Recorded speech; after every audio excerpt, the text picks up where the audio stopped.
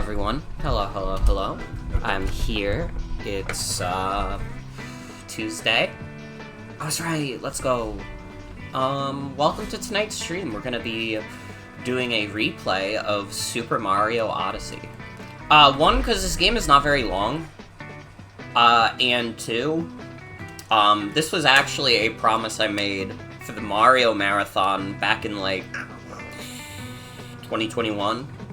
That I would be performing, or I would at least be attempting, the wet nut jump in Super Mario Odyssey. Now, I have looked up how to do this, and I looked at it, and I was like, wait, this actually doesn't seem that hard. I just have to get good at the timing. So I think we can do it. But I'm still holed up in the house with COVID. I took a test today. Literally, like, right before the stream, is still positive. Whoops. I hope you're all doing well. Hope you're all having a good Tuesday. I think we're just gonna get right into it.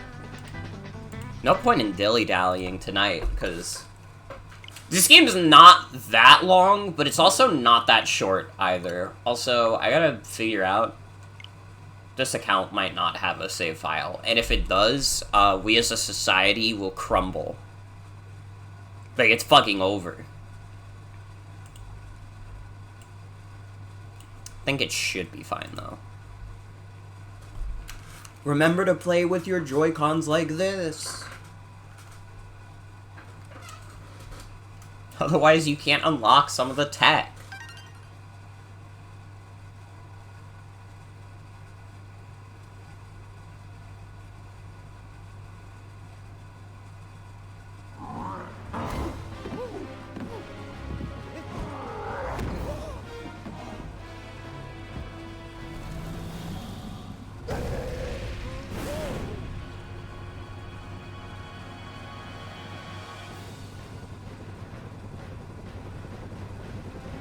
Why is Bowser so dressed up already?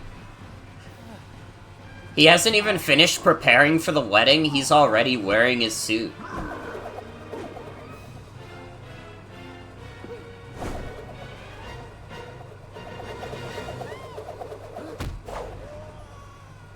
Mario dies.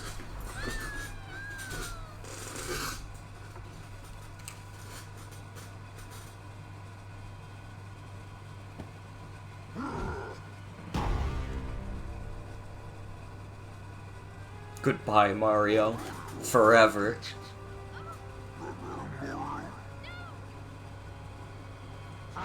No, Mario would never be jealous. Stop it.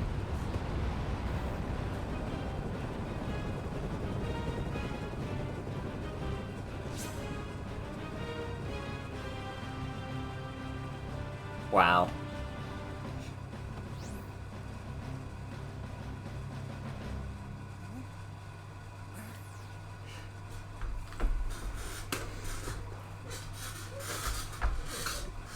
Yeah, I have... It's been a little bit since I last replayed Super Mario Odyssey, so maybe this won't be as fast as it could be. I probably won't pay that much attention to the story or dialogue. I mean, it's Super Mario. These are not story-based games to begin with.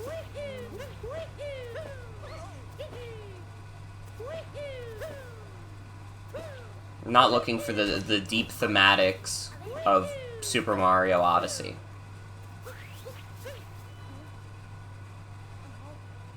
Yeah, this is our friend. How soon did we all forget about Cappy?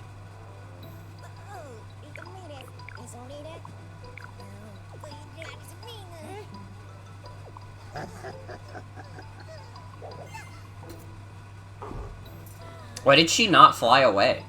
Is she stupid?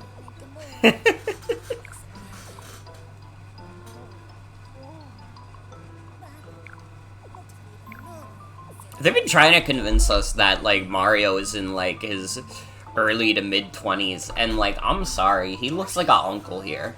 And, I mean, you can be, like, a 20-year-old uncle, but, like, he looks like an older uncle. Like, I don't know. And, like, maybe this is me, like, saying this, because, like, a little bit of this is kind of in the Mario movie. He's, like, the uncle that, like,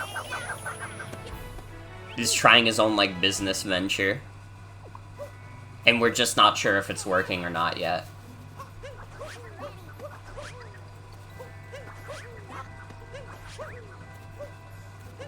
Yeah, I remember the hat jump.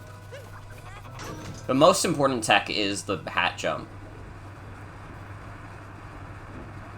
I mean, that's what's gonna get us through the game fastest.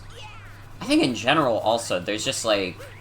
It is not that hard to clear a lot of these worlds, like, super fast. If you know where to go... I mean, granted, if we're trying to go fast, we're gonna miss out on a lot of coins and stuff. This is also not a speedrun. I'm not actually trying to do a speedrun, because I'm not that crazy.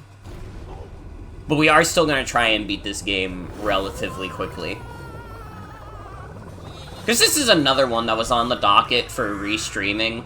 Specifically because I knew I would have to do the wet nut jump at some point. It was one of the Mario Marathon incentives. And, like, it's a good video game. I think this video game is quite fucking good. It is not my favorite 3D Mario, not by a long shot, but, like... The worst 3D Mario is still, like, better than, like, a lot of, like, 3D platformers. Like, yeah, I'm not a huge fan of, like, Sunshine, but, like, Sunshine is still, like, leagues above a lot of, like, mid-tier 3D platformers.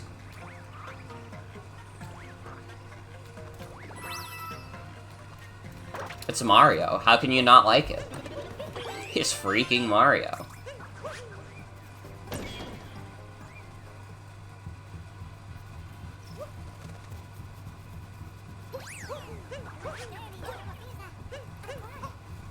You gotta keep an upper brim. Do be careful. I'll do my best. We got a spin dash in this game. Not as good as Sonic Adventure Spin Dash, but what could be, really? These fucking guys. Honestly, in terms of boss fights, I don't mind these. You know, my boss fight philosophy is like, listen, if you're not gonna make it, like, an amazing, like, boss fight, you gotta make it short. Nobody wants to do a long boss fight that also sucks. Alright, this is the complaint that everybody has about, like, Sonic Superstars, like... And, like, that's a big thing. Like, Sonic bosses are rarely ever good, but at the very least, most Sonic games are good about making them brief. Which Sonic Superstars is not. Sonic Superstars is, like, most of the bosses take, like, 3 minutes for no reason.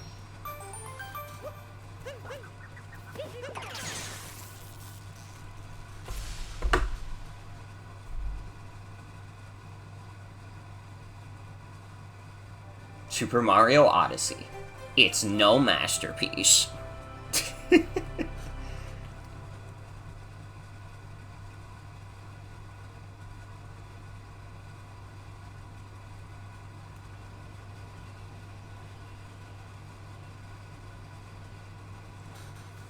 Also, some of you may have remembered me posting in the Discord server that, like, my sinuses were killing me today, and they were.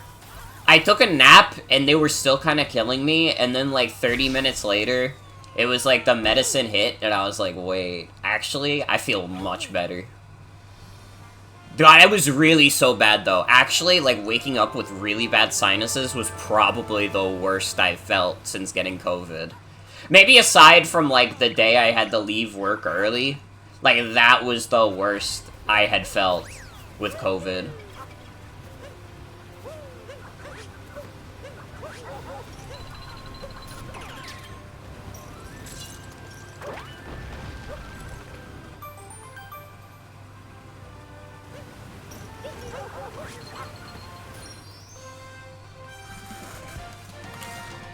Thank God for the medical field.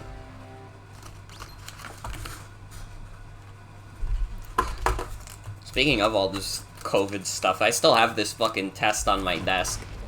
It's not gonna change. It's still gonna be positive. It's not just gonna decide, you know what? Actually, I changed my mind. You're negative now. God, I fucking hate doing the fucking swab tests, too. Like, I know that everybody's already complained about the swab test, but I swear to God, like, if you want, like, the most consistent way to make me, like, tear up, just, like, put a fucking swab in my nose, because every single time it's, like, the most painful experience ever. I've done it so many fucking times now, and it never gets any easier to put the damn swab in my nose.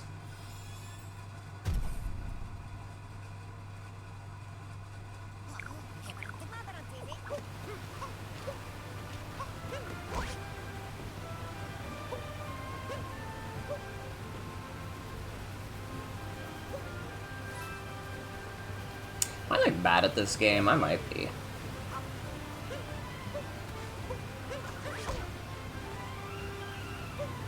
Yeah, I think I'm ass at this game. Alright, we'll go the intended route. We'll be mature about it.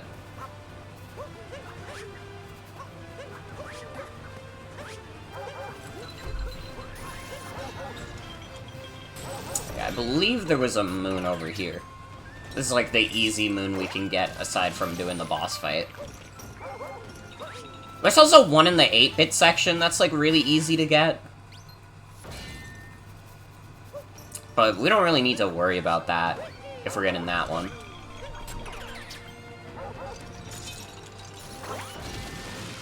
But yeah, again, we're not going to be dilly-dallying. We're just going to be going through these worlds as fast as possible.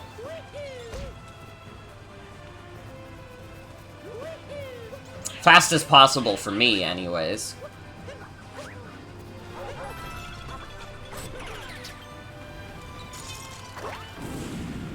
Because we gotta get to the funny world where we can try the wet nut jump.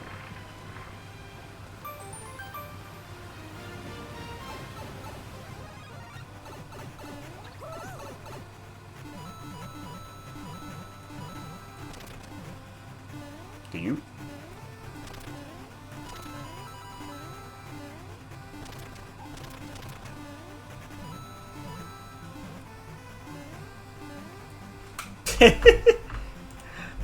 Hello, Bingo. So the wet nut jump is a specific Mario Odyssey glitch where there is a giant nut that you can get later in the game, and if you submerge it in water and let it fall all the way to the bottom of, like, a water pool, it will make you do, like, an infinite jump, basically. And that's the gist of the wet nut jump. It has practical uses in speedruns. I don't think I'm gonna figure out how to practically use it in a speedrun, because I'm, like, dumb as hell. But it was a Mario Marathon incentive all the way back in 2021 to try and do it, so I'm gonna try and do it.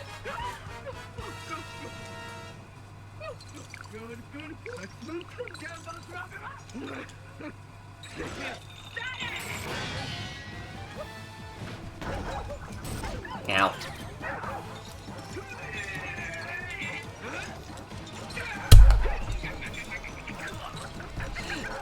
Thank you, Bingo. I'm gonna try my freaking best.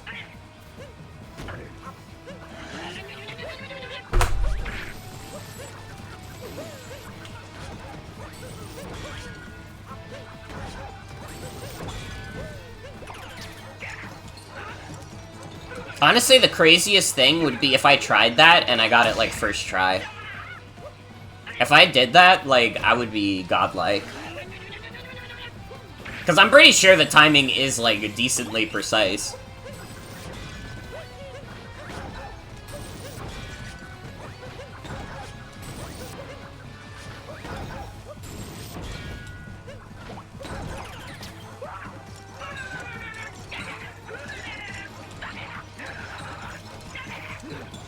There's, like, a lot of random, like, YouTuber, like, stuff going on.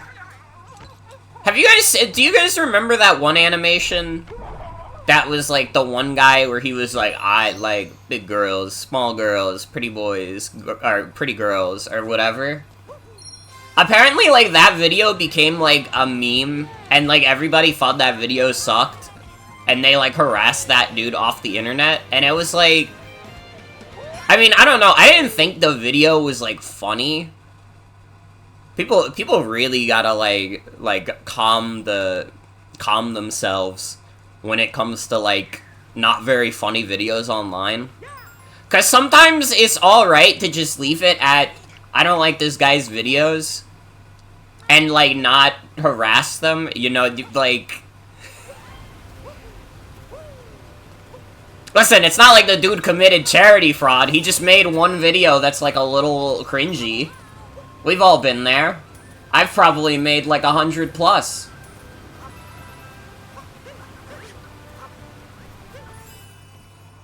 But it was, like, very bizarre, just, like, hearing that guy announce, like, yeah, I'm done. Not doing this YouTube stuff no more. I was like, damn, people were really not happy with that one video. And, like, again, like, it's, like, I don't know, it's, like, a little corny, but who cares this much?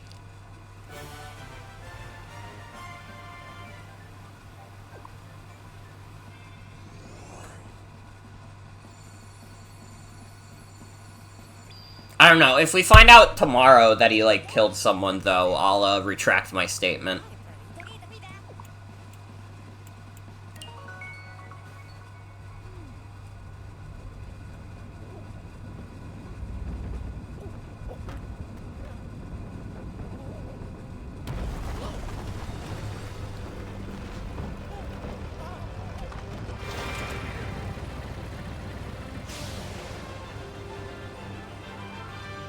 Wow.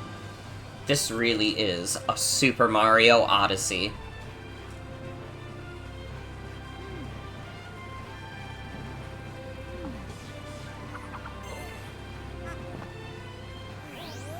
Plus Ivy, welcome. Welcome, welcome.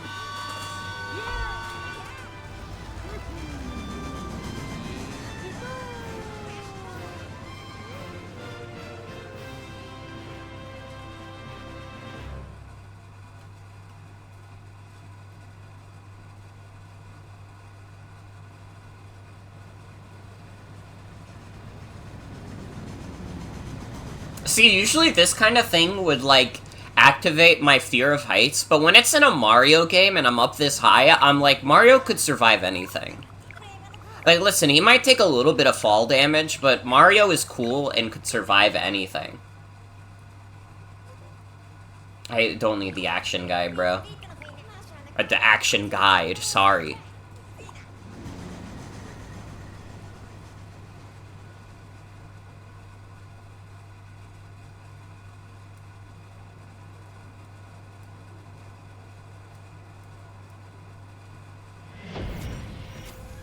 I'm trying to think what is the fastest way to get all the required moons. I don't even know if this is one where you actually have to do all the objectives to get all the moons. So we might not even do, like, all the story stuff here. That is one nice thing about Super Mario Odyssey, is that you really can just decide to skip the story if you want for some reason. I mean, usually the story objectives give you more moons, but I don't think they're always the fastest way to do them. In fact, if I had to wager a guess, it might never be the fastest way to do them.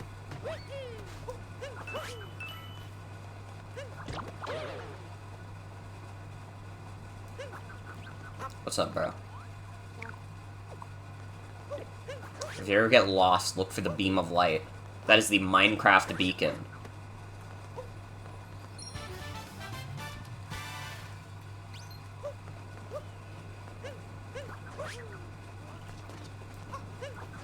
I don't think I have enough coins to buy the moon here. Let's get some coins real quick. Not these coins, but, I mean, I'll take them anyways. You need, like, 100 coins in each world to get a moon from the shop. Which, I've been skipping over a lot of coins, so I don't have that currently.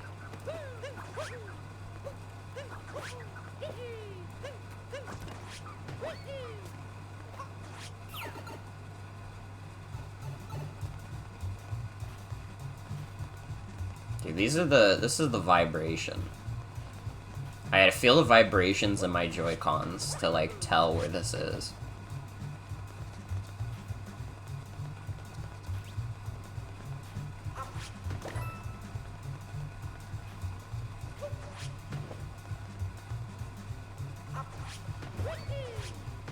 This gotta look so fucking dumb.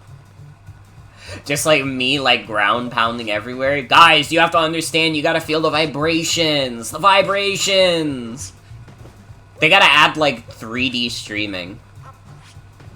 Or, like, 4D streaming, where you too can feel the vibration of my controller through Twitch. See, that's the technology they need to be inventing. Instead of, like, oh, we need to, like, create, like, new lighting engines to get the greatest lighting in any video game ever. No, you need to, like, make a technology that lets, like, other people in the room with you feel the vibration of the controller. Or, like, over Twitch.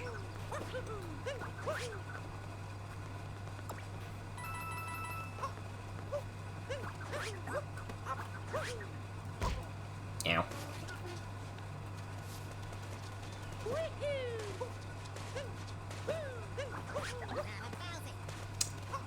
Is there a moon up there?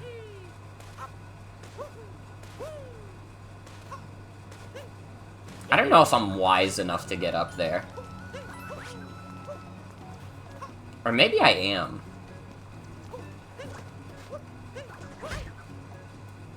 No. It feels feasible. It feels possible. Mario Odyssey is very good about rewarding you for being good at the game's movement. I mean, at least if you think that Moons is a good reward, which, I mean, it's the main collectible. So, a little bit. A little bit for me. Man, I fucking suck balls at this game. Damn.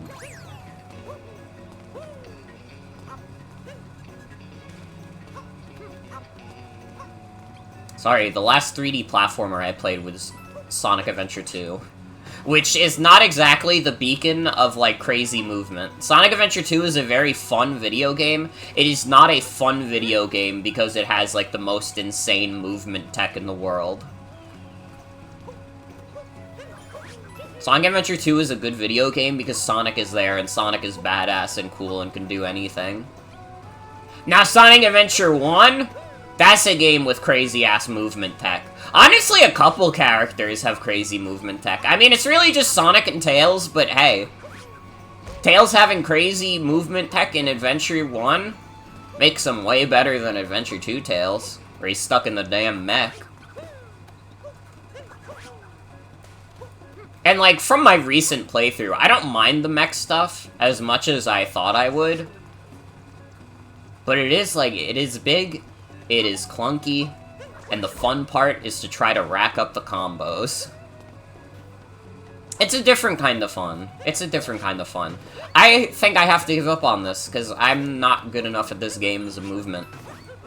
But I want to. I want to, though.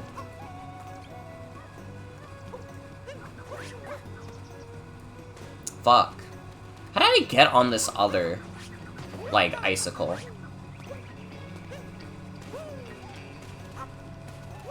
It's probably, like, going from this hill, then doing that.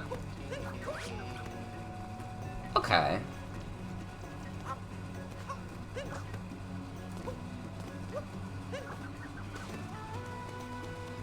There has to be a way to do this. I refuse to believe that there is no way to get up here this early.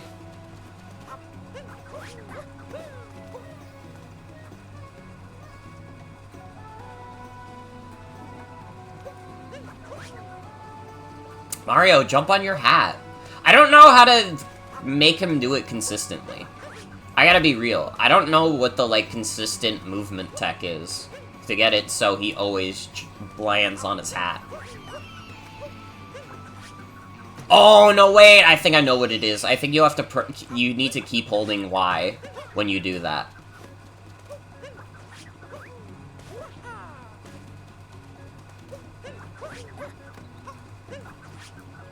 Fuck. Although it kind of just feels like I'm button mashing when I do that. I gotta be honest, it does not make sense in my brain yet. I'll get used to it. I was like decent at it in the past, but right now, the old movement tech has not come to me. All right, we'll just keep playing the fucking game. I've been doing this for like 3 minutes.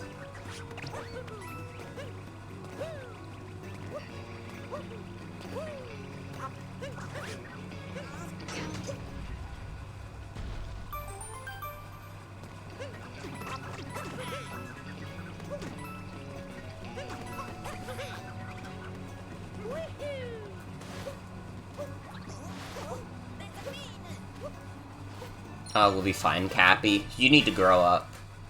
See, I wasted all that time trying to get the one above, and then there's just one here that's, like, free. I guess that is part of the problem with the Moon reward system, is that even if you do some insane movement tech, sometimes you just get, like, handed out moons for, like, not particularly finessing anything.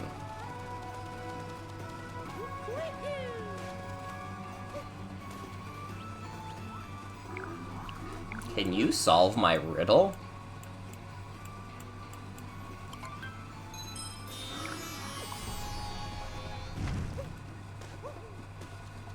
That literally wasn't a riddle.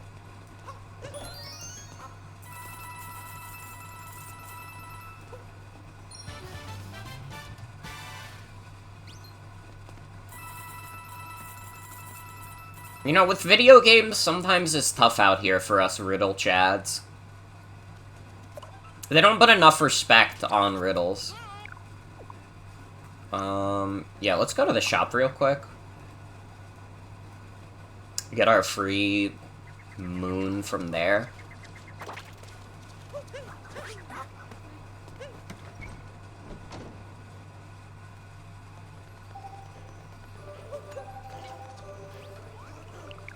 Oh shit, wait, there's one behind the counter. I forgot about that one. I think this might be one of the only shops that has it, like, behind the counter. What the fuck was the entrance to get in here? It's, like, somewhere around here. Oh, is it encased in ice? No, it isn't. Let's go.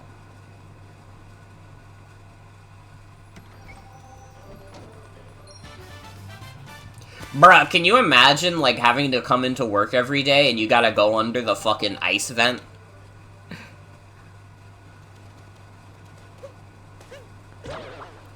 Because, I mean, Mario's already gotta crouch down, and these dudes are, like, probably as tall as Mario. Yeah, no, they're, like, and they're, like, definitely wider. So, like, it's gotta be, like, a little nightmarish for them to get to work every day.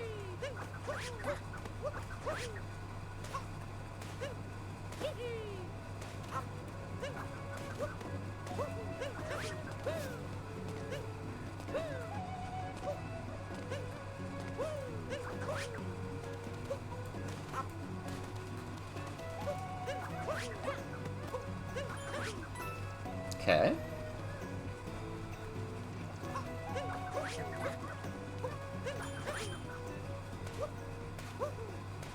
I think I'm getting it. You know what it was? Part of why it felt, like, really weird to pull off was that I was trying to do it with ZR, and just, like, that does not, like, register as easily in my mind as pressing ZL. It's, like, basically the same thing, but, like, it's also not. It's a psychological trick. ZL feels better than ZR. I'm not even a lefty.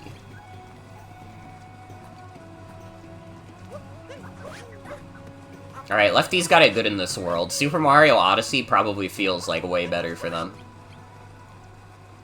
That's not true. I'm just saying shit.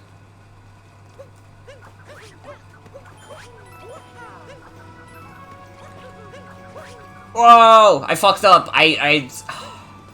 That was so good, too. That was, like, the perfect attempt of that. Until I got, like, nervous.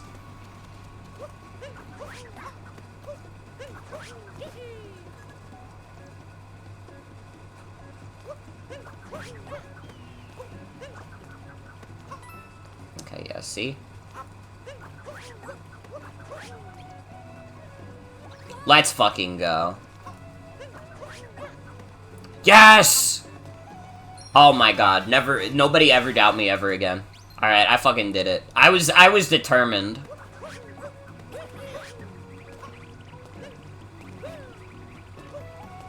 I really can be a stubborn motherfucker when I wanna be. Okay, this one?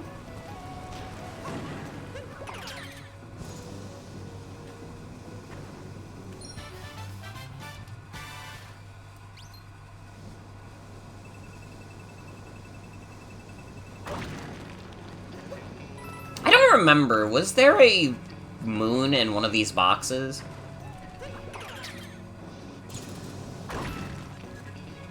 I really do. I try my best every day to live up to the name Motherfucker Morgan. Yes! Okay. We're doing good. We're doing good. Not a crazy amount of moons left. We might have to do one of the story objectives here, but, I mean, other than that, we might be getting out of here in a good time. Even though I wasted a lot of time trying to get that one moon. Again, this is a game that you can beat very fast if you know what you're doing. I want to say, even, that, like, the speedruns have gotten this game to, like, under an hour.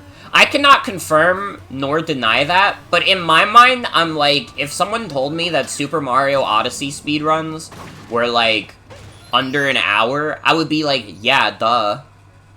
Super Mario speedrunners are crazy. They're really good at that shit. How do I get out? Okay, it's Zio.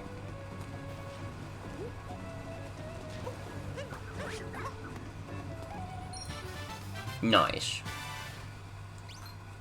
Got 6 more. That shouldn't be too hard to do. How you guys doing? How's your day going? I had like a crazy dream when I took a nap today. Like, it had to be some, like, fucking medicine-induced, like, dream. Because it was so vivid, and I remember so many details of it, and also, it was just fucking crazy.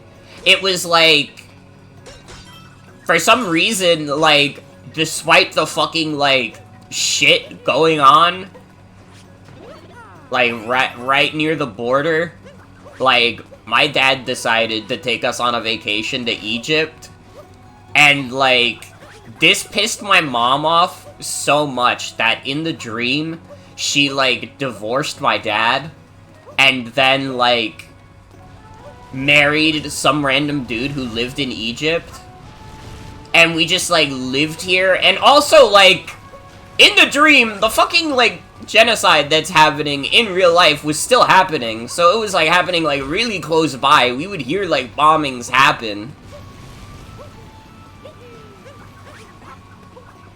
And, like, I just remember, like, I would have to travel between Egypt and the United States to, like, visit my mom and then, like, be at home with my dad. And, like, my mom had 2 new dogs, because she couldn't bring the dogs from America with her. And also, her new husband had, like, a PS3 and a PS4. Not a PS5, though. Also, in Egypt, they had an early screening of Spider-Verse 2, and I thought it was one of the most visually stunning movies of all time, which is really funny, because it was a bunch of flat shapes with flat colors.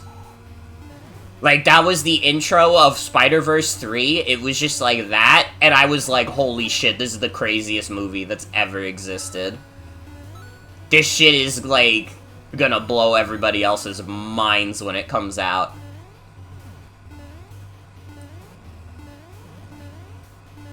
But yeah, that was my dream that I, like, remember, like, a lot of random details about. Because it really was just, like, it was so vivid. It was so vivid. Like, I remember the fucking ground quaking when, like, bombs went off.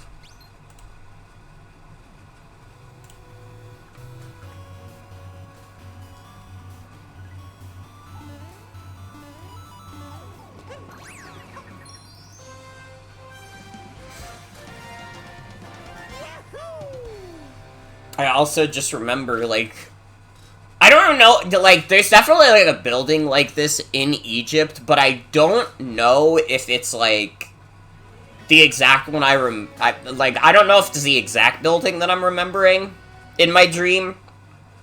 I'm pretty sure there is literally, like, a Denny's or something in Egypt where if you, like, look out the window, you can literally, like, see the pyramids. I don't know if it was, like, a Denny's or, like, an IHOP, or maybe it was even, like, a McDonald's or some shit like that. But I swear to God, there's just, like, a restaurant in Egypt where, like, if you look outside of it, you'll just, like, literally see the pyramids.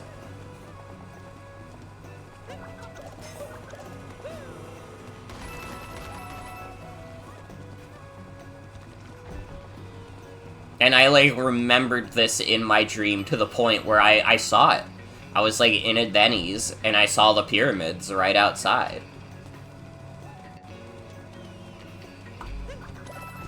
What even is the point of that platform, all the way at the left?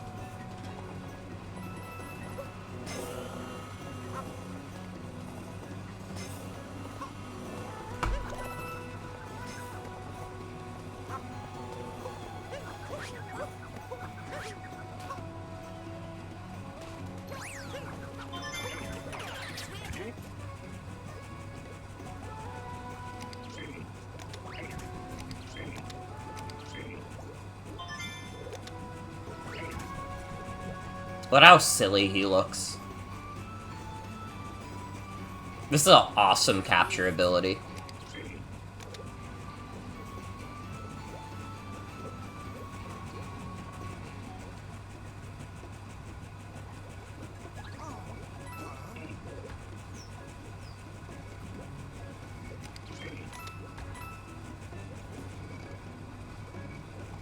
That is a good point. Where was he heading? Oh, I guess he was heading that way. I thought that we, like, ran out of a trail of Bowser's footsteps, and I was like, wait. What the fuck?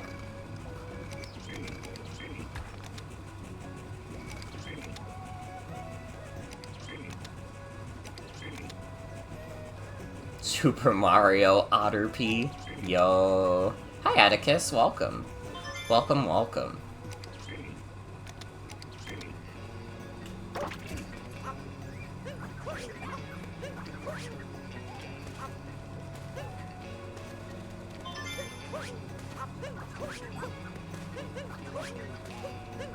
Atticus, I remember the other day when you were on, like, one stream doing, like, a Final Fantasy XIV raid. Like, with, like, a streamer who, by all accounts, wasn't, like, that popular, but, like, that's, like, mean to say. I just realized, like, I didn't need to call him out like that, but I was just like, wow, my friend's going places. My friend's doing numbers. Listen, I'm not a popular streamer either, so it's not actually an insult, it's just, like, it's looking in the mirror. I like when I see my friends other places. That's your pal, Violet? Mm-hmm.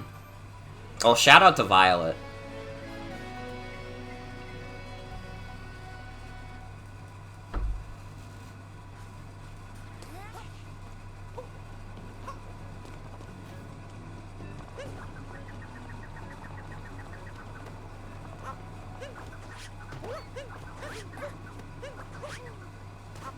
One of the 2 healers in your raid group? Mm-hmm.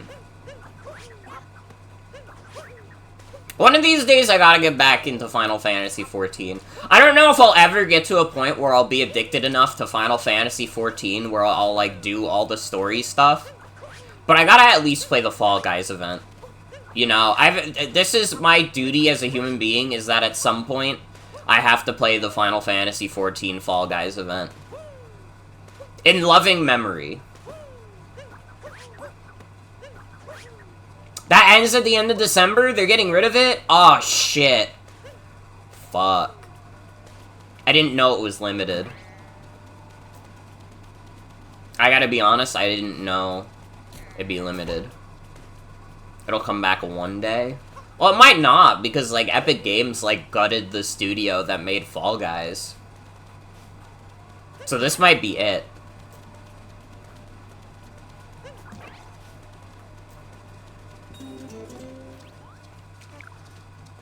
Oh, 3 of them? I'm not getting 3 sheep. That's a waste of my fucking time.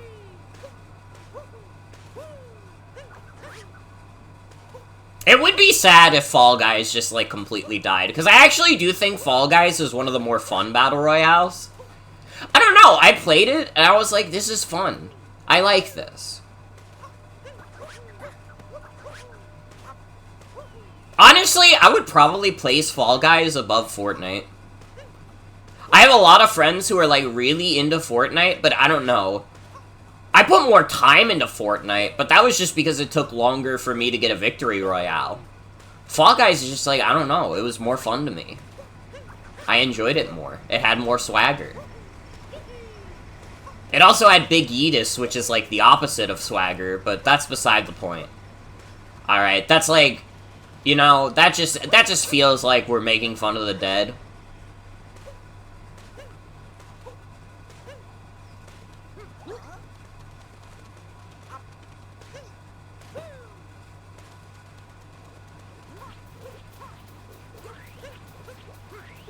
I gotta find the fucking Jaxie. Should be one around here.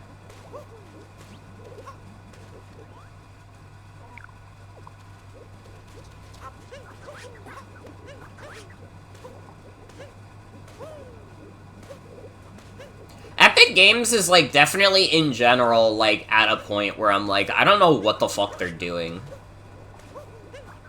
Like, it just seems like, even on, like, random stuff in Fortnite, they're just, like, losing money. And, like, the Epic Games Store is still losing them a bunch of money, and it's like, listen. Like, what the fuck is the future of Epic Games?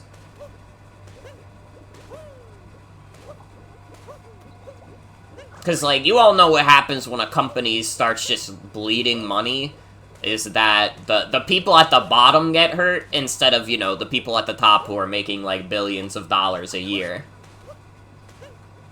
You know, they can't take the pay cut. They gotta get their mad bucks. Look at this moon, at least. Where the fuck is the Jaxie? Why do I not remember where this beast is?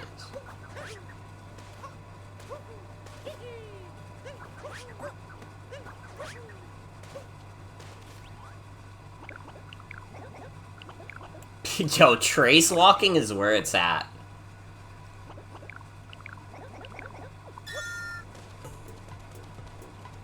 I definitely fucked up already.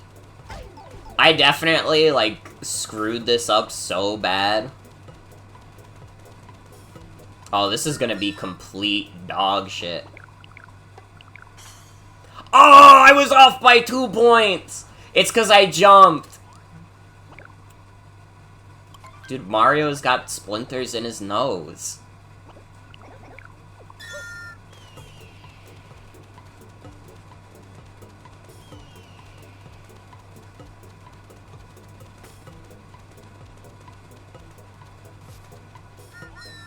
Okay, that seems like that was much better. Yeah, that was like 10 points better. That walk was serious business.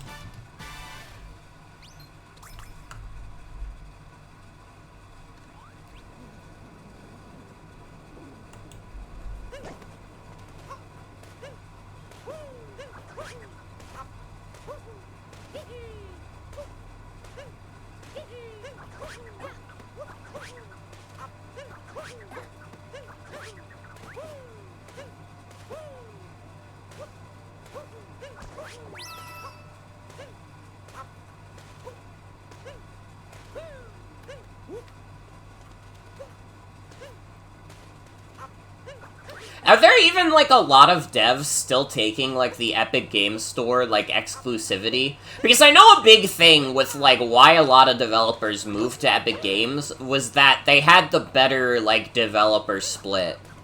But I think just, like, over time, like, that, like, more generous split just was not cutting it compared to the sales that they would get on Steam.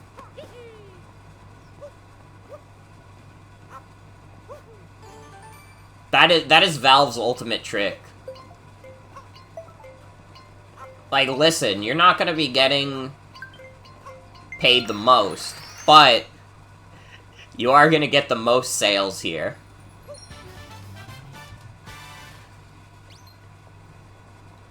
And, like, I don't even really support, like, Valve having, like, a complete monopoly over the PC market. Like, that's not me. But, like, also, I just kind of wish if any of these companies were attempting to make their own PC platforms that they, like, tried a little harder. I mean, honestly, Epic Games Store is, like, the closest anybody has gotten to matching Steam, and it's still just not that good. Because like, it's still just, like, why would I want to use Epic Games Store over Steam? It's like, if you're gonna open your own storefront, you kind of just have to have, like, an insane library already to, like, match Steam, I think. I think otherwise it's just too hard to, like, compete, because Steam has been around for almost 20 years. You know what I mean?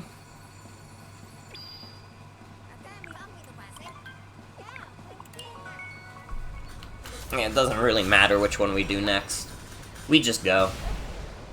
We just do it.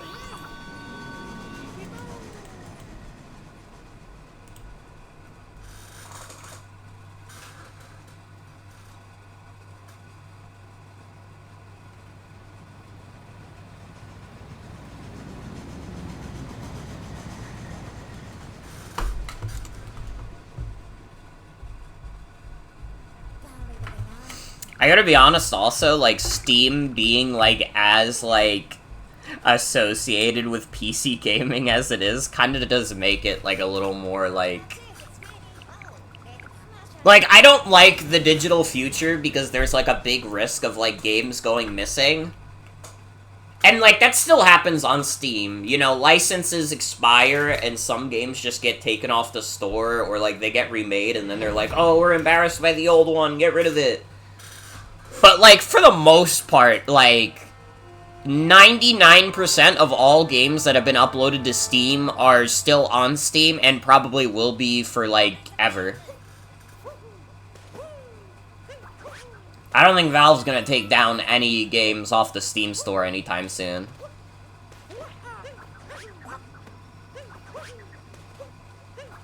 Hey, Mason, thank you for the resub. 5 months. Thank you, thank you. I love the big yellow Nidoqueen emote. It's so good. I gotta watch. I think I haven't actually watched the latest Big Yellow Pokemon Silver VOD. I've been enjoying those.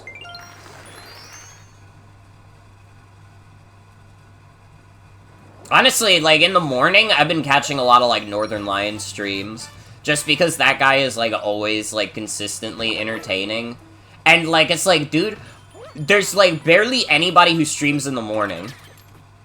Like, honestly, like, Big Yellow is one of the few that does stream in the morning. But, like, Big Yellow doesn't stream, like, every day. Northern Lion streams, like, 5 days a week. And, like, also, like, starts around, like, noon. So it's, like, easier for me to catch him. Big Yellow always starts, like, crazy early.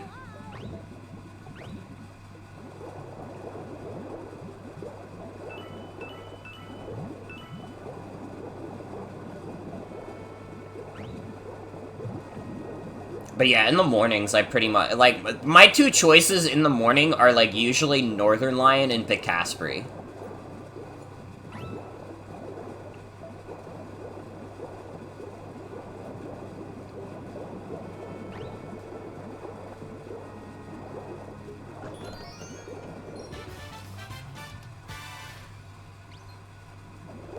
too many moons required in this world. This is not one of the bigger kingdoms in general.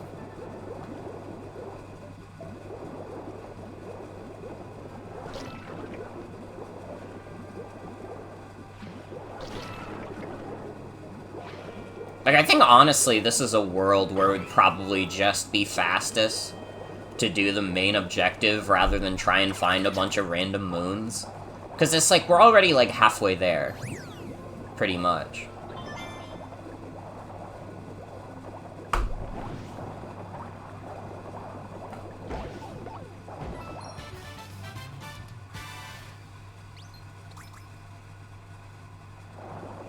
By the way, guys, I didn't get to say it last night, but we did hit the scary number. We hit 666 followers. So I hope you guys are ready. Vileplume 666 the game, it's finally coming out, baby. Let's go. And it'll feature all your favorite characters. Coach Z Vivo is coming back.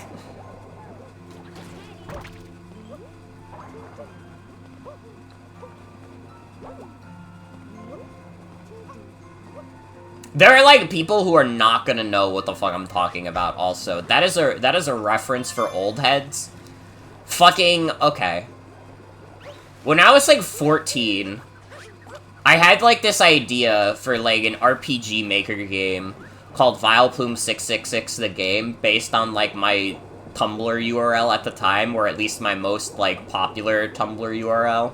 Because I was, like, changing my URL all the goddamn time on Tumblr. So I came up with this idea where I was like, yo, what if I made an RPG Maker game where, like, all the bosses are, like, my different URLs from over the past couple years?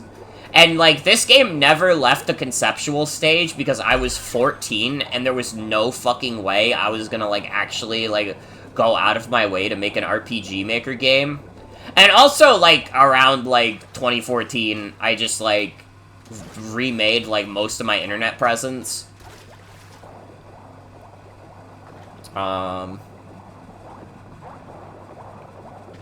You know, the internet wasn't as kind to people like me in, 2015, so I was, like, you know, I was not as open about my identity and stuff. Nowadays, I don't give a shit. I'm, like, fucking whatever. There are, like, trans people online with, like, millions of subscribers, so I'm, like, good, I think. I don't know, if someone weird, like, comes up and says, yo, what the hell's wrong with this person? I'll just be like, dude, the battle's, like, already over. Like, it's not over in, like, a law sense, but it's like, you've already lost the PR war. You're gonna have to get over yourself one of these days.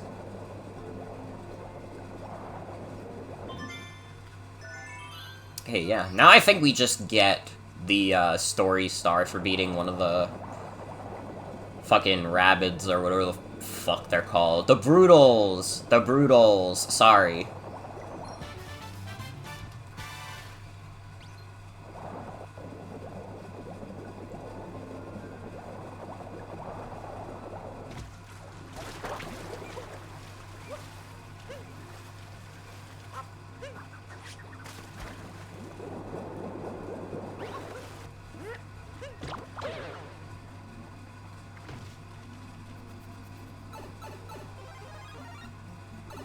Oh no, I don't care about this. I only want progress.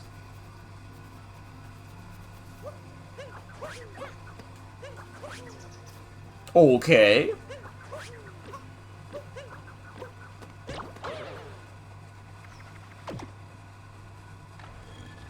I'm, like, pretty good at this game, I think.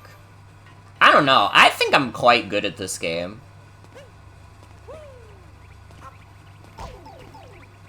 Do you guys think I'm gassing up my gaming skills too much recently? I don't know, I kind of did get a little owned playing Mario Kart. I think my Mario Kart skills, at least while I'm sick, have gotten worse.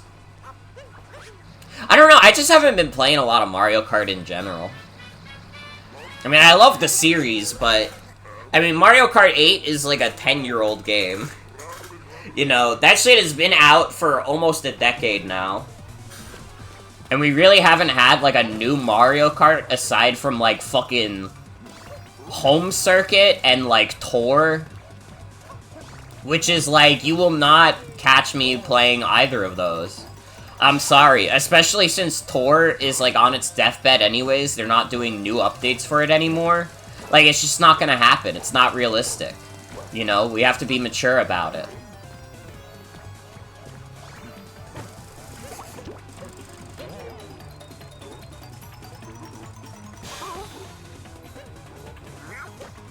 Do you like the sound design for this fight?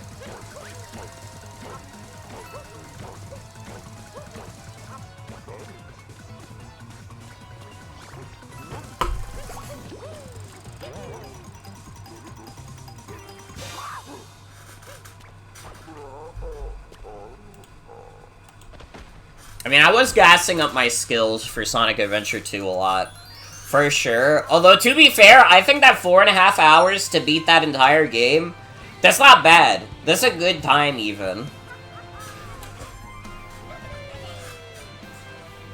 Maybe I could even beat Super Mario Odyssey that fast. I don't know. You know, you just have to find out.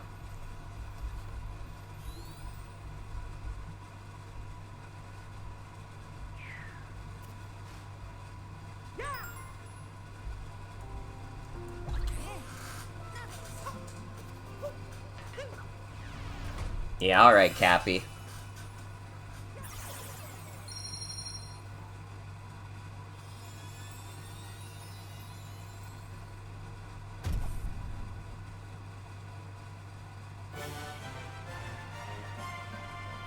Nice.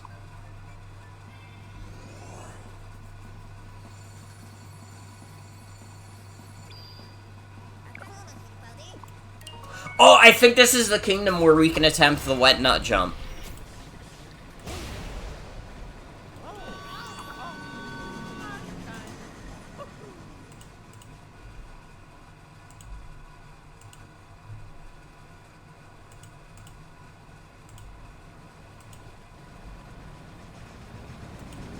Wait. Wait, actually?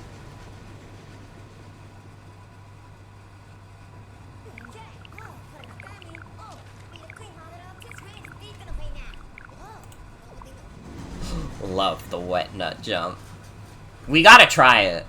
Alright, people donated for that. They donated 2.5 years ago.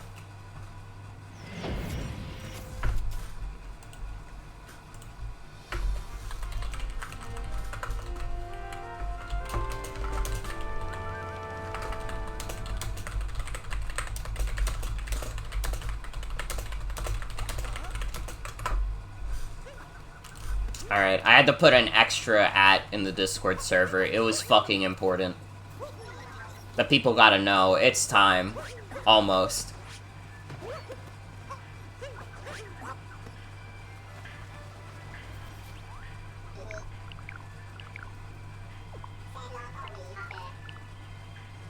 Well, let's get a free moon real quick.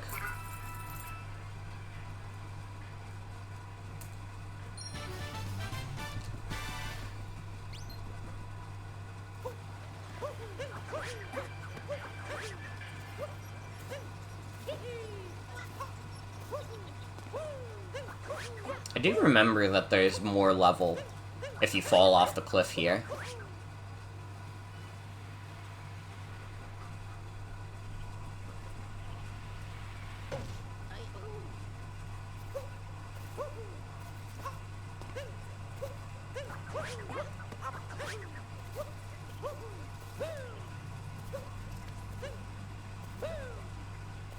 I'm trying to think if we have any gaming news to talk about.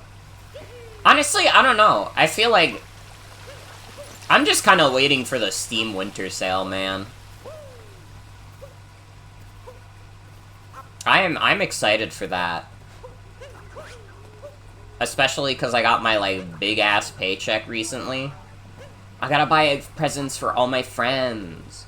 You gotta understand, I gotta buy all my friends a Steam game.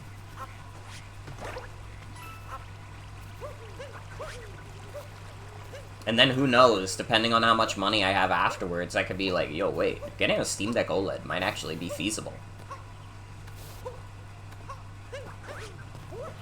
Went nut jump hype! We're not quite there yet, but we're in the world to attempt it.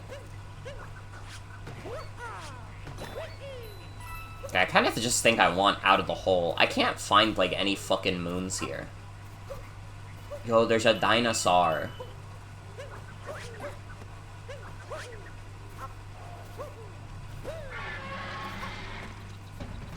Yeah, I think he found me.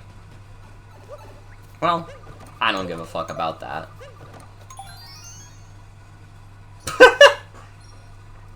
I did that accidentally. I didn't know that was the trick of this room. Who's better than me?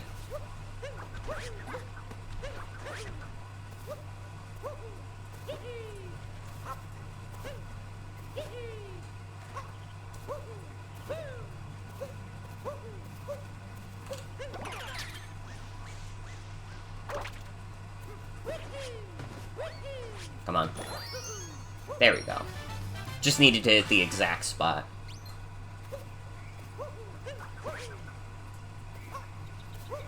Yo, I bet the speedruns, specifically for getting to the true final level of this game, kind of go crazy. I mean, that feels like that would take much, much longer, but it'd be kind of cool to see. Dude, I'm realizing that we're not that far off from Games Done Quick. I mean, I'm a big Games Done Quick enjoyer. You know me. Have they uploaded the schedule for this year's Games Done Quick yet?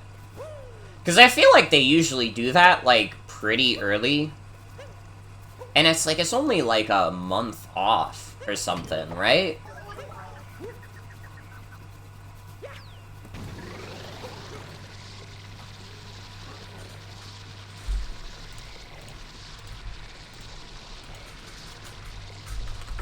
Games Done Quick, 2024.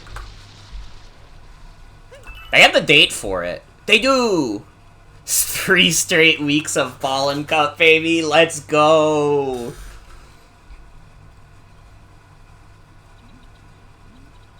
Aw, dude, this day 1 is kind of stacked.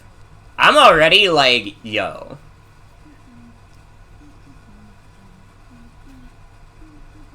Wait, actually? Could be pretty cool. Cassette Beasts in 45 minutes. Can you actually beat that game that quickly? I thought that Cassette Beast was like a whole long RPG. I bought it on Steam because I was like, oh, it's like a monster collecting game.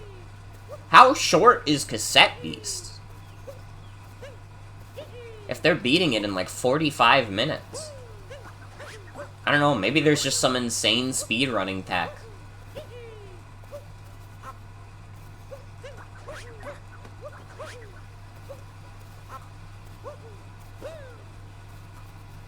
Look at the gray cube.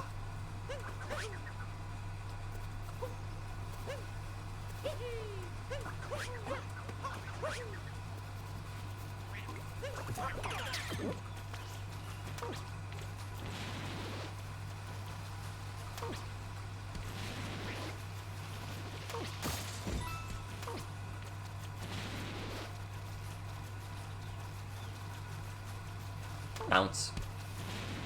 See, this is another I love the sound design of this game moment. I love the little hop sound. Oh, I love the crunchiness of hitting into the nut. Wait, hold up. Whoa.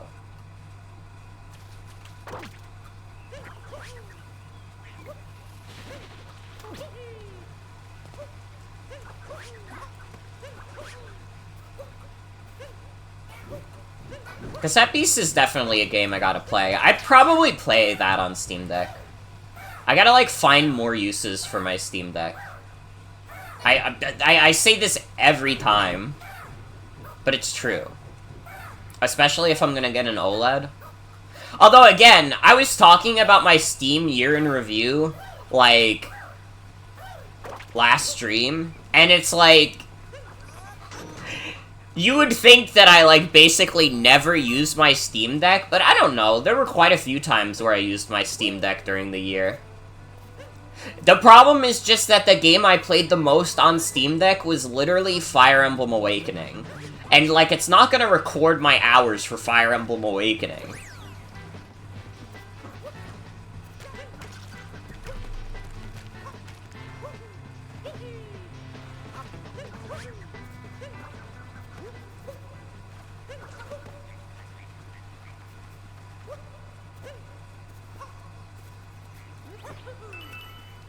I think it should, though. I think it should let everybody know that my most played game was Citra. And I mean, I also played Emerald Rogue, I did a couple playthroughs of Kid Icarus Uprising, I got some good usage out of it. Honestly, it's still kind of funny that the now best platform for Kid Icarus Uprising is just the fucking Steam Deck, because, like, the control scheme that, like, fans made is just, like, way better. Yo, wait, do you drop a nut? No, you don't. There's like a nut you can get around here.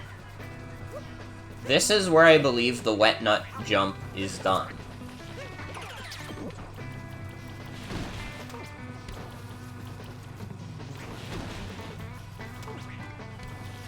The question is, where is it?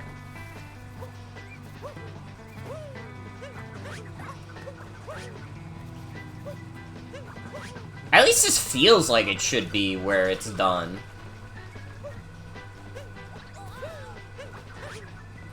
Just leave that poison to me. I'm always saying this.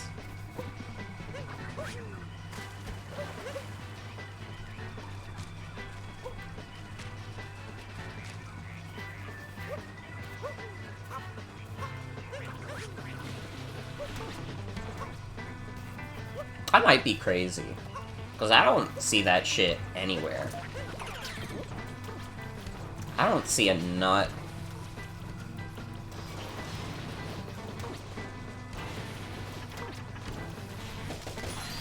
Only the crackable ones. Which is not what I need. Nut round the corner. Yo, hold up. Actually, though?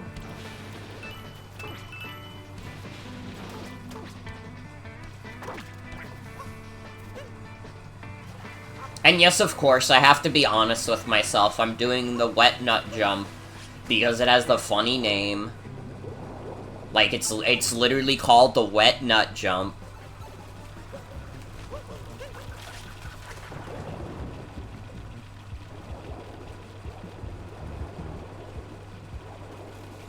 I'm trying to think, what were some other random funny statistics from my Steam year in review? I mean, the fact that Cookie Clicker was my most played game, and it was literally just because I left it open for a week to collect my cookies. I don't know, it was fun for that week. But I mean, any game like that is, like, not gonna have a crazy amount of longevity, because it's like, okay, so I have to leave this open and not play any other video game during that. Like, I mean, if I was playing the browser version, I could, but then I wouldn't be able to get the Steam achievements. You gotta get the fucking Steam achievements for Cookie Clicker. Otherwise, what the fuck is the point? What are we as a society even doing this all for? I'm not even an achievement hunter. But it doesn't mean I don't like getting achievements. You know, if Steam gives me, like, a little notification saying, hey, good job, buddy, you killed, like, 3 Blorbos, I'd be like, fuck yeah. I love doing that to the people of Tumblr, killing all their favorite characters. Like Eggman and Bowser. Like, that's the kind of shit I'm looking for. Not for the sake of completionist standards, but for the sake of loving when a number goes up. It's an innate human desire to like when number goes up. And if you're gonna try and tell me, like, oh, I don't really hunt for achievements, so I don't care when achievements come up, you're lying. You love when the little noise happens. Alright, I do too. And I don't even care about hunting achievements. It's just a normal human desire to like when a noise plays and a number goes up. Alright, we need to not be ashamed of it. We have to normalize this. Normalize loving numbers.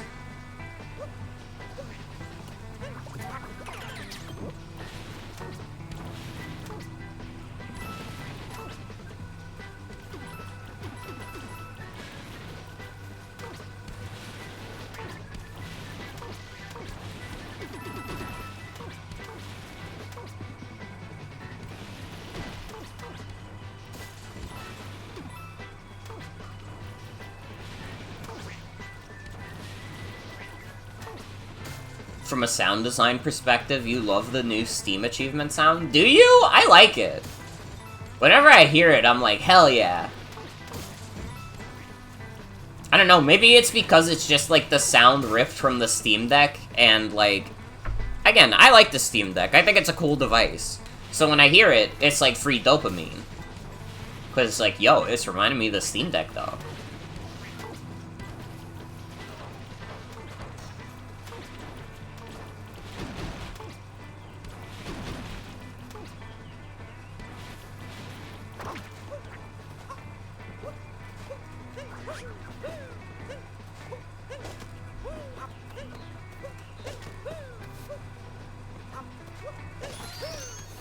Kind of obtrusive and at a weird fidelity.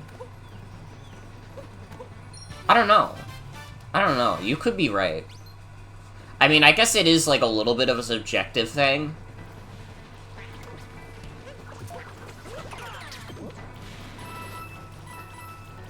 I mean, maybe that's part of it also, is that I pretty much have, like, no, like, other, like, Steam UI sounds on. Like, I have my Steam on Do Not Disturb, so I never get notification noises, except for when I get achievements. So it's, like, awesome to me.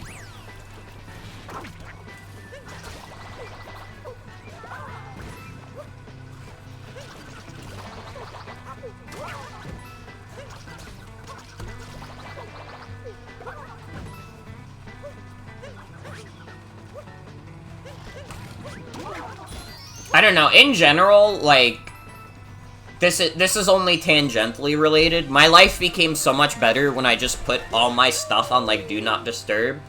I think that notification sounds in general are just the devil. Like, dude, I don't know. It was like... Like, nowadays I don't get nervous when I get a Discord notification, and I don't think that's because I, like, am medicated now. I think it's literally just because, like, the Discord noise is fucking annoying.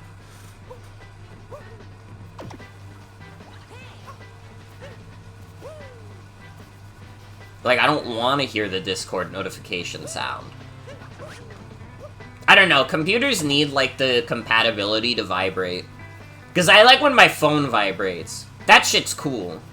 But, like, hearing a ringtone, that shit sucks. Nobody likes that. It's 2023. Every time you hear your ringtone go off, it's like, oh, I guess I get to look forward to whatever fucking spam call this is.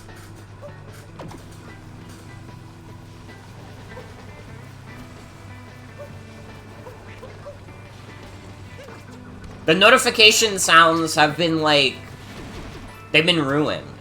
They were supposed to bring us dopamine, to be a reminder that, like, hey, somebody gives a shit about you and wants to talk to you. But because of the way of the world, it's not that. It's all gone to shit. We've really ruined the sound economy.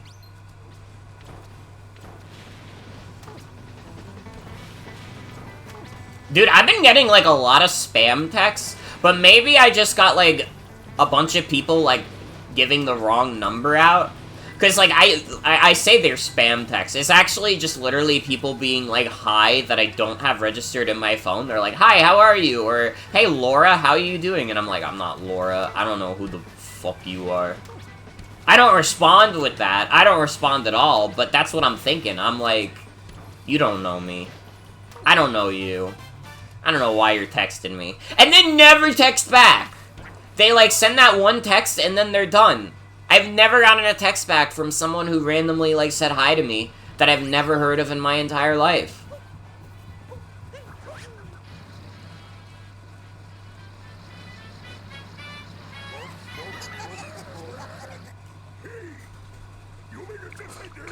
Keep getting people trying to say they have a job for you? Well, you're in England, so they might have thought that they got James Bond's number and not just like some random dude. You know, you might want to forward that, just like dial 007. And then I think the people will get who they want.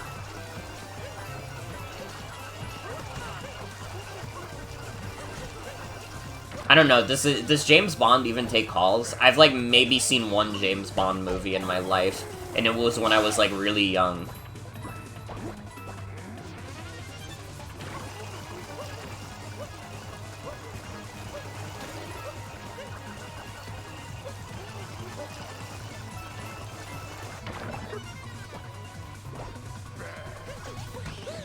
Bro, he thought the triangle was enough to stop me? Come on. Let's be mature.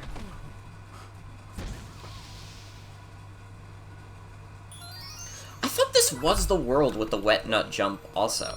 But I have not seen, like, a nut that we can pick up yet. Aside from the ones that were in the deep woods, but I don't think the deep woods have water.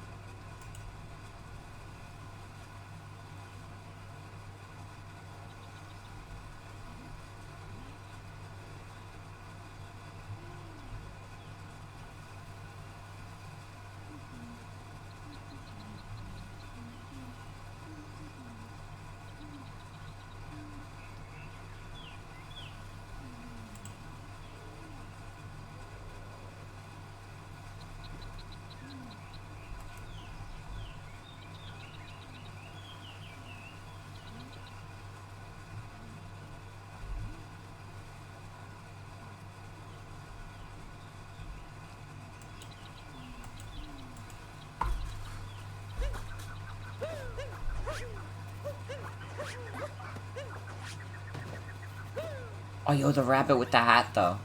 Can I get a moon from this guy?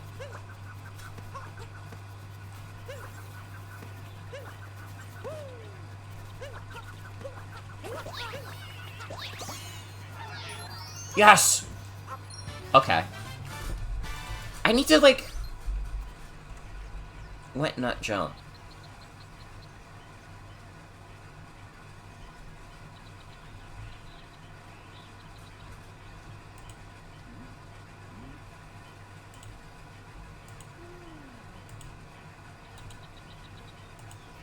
Hold on.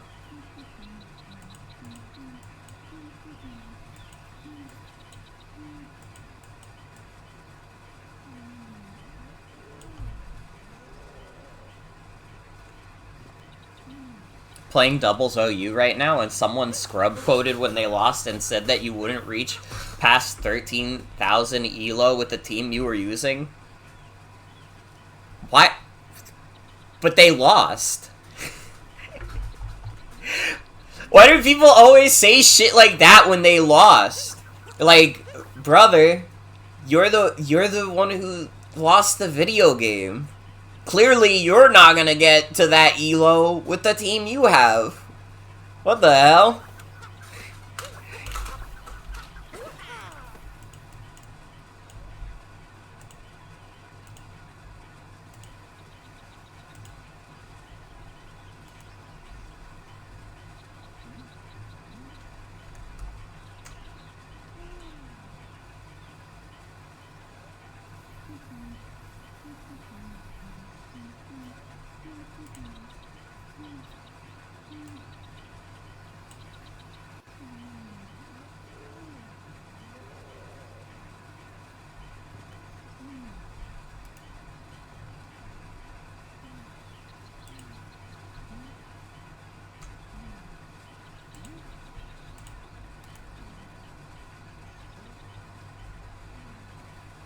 Sorry, I'm still trying to figure out how to get the wet nut jump to work.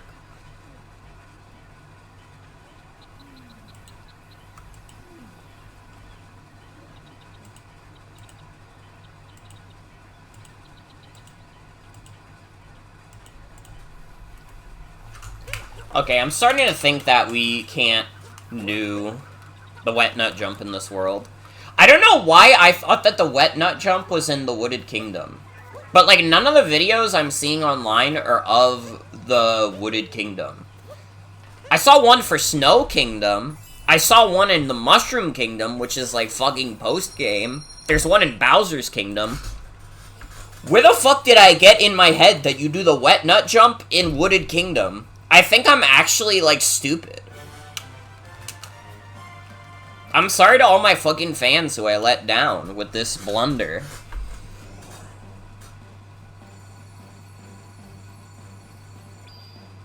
It's wet here, there's nut creatures. That might be it. Is it really Metro Kingdom already?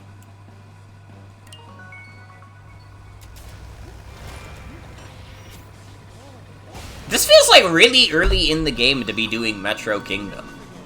I thought, like, Metro Kingdom was, like, near the end of the game.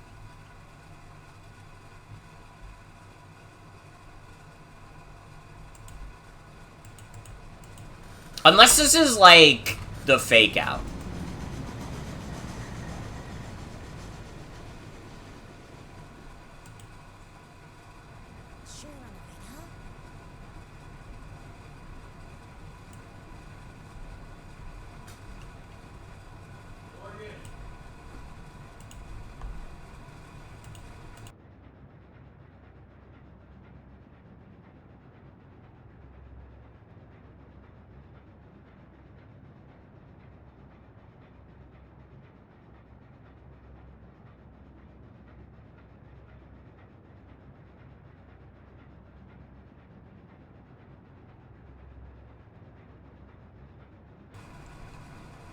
Oh, sorry, I accidentally enabled my garlic bread filter.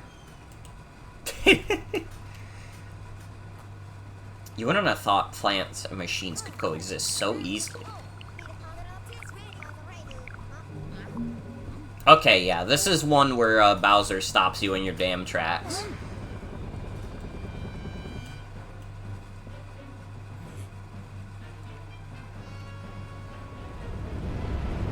You were so confused about my garlic bread filter?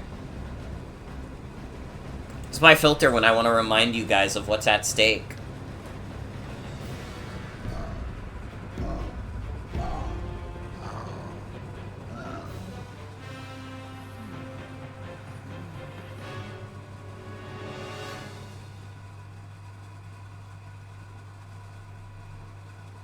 The Nimbus Arena. Okay, the only thing to do here is to beat up Bowser.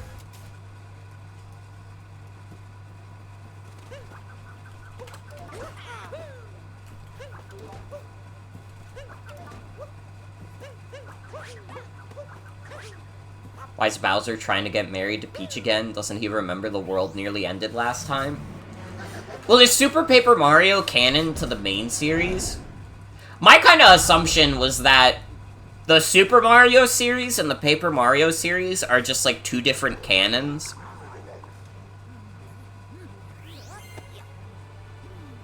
I mean, honestly, in general, it's kind of hard to justify the main series Mario games even being that connected, other than Mario's there, Bowser's there, Peach is there, sometimes Luigi is there.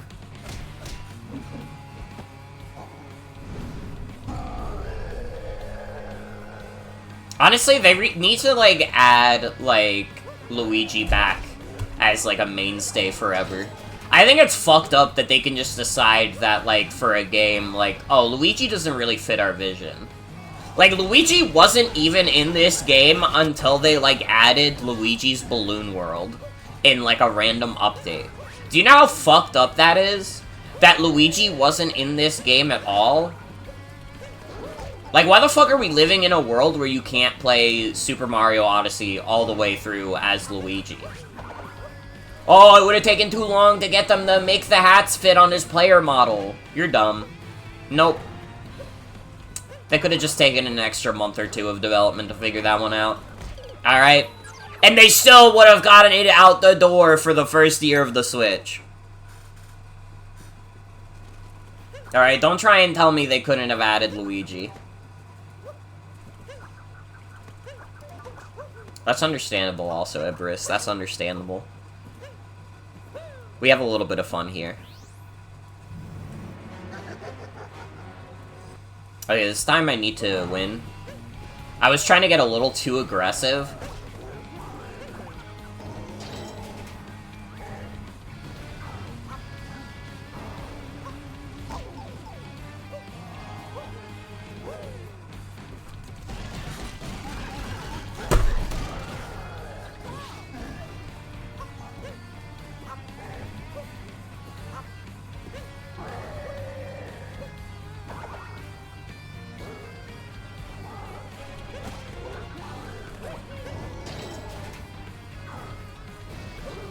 I'm not gonna lose again. I might lose again.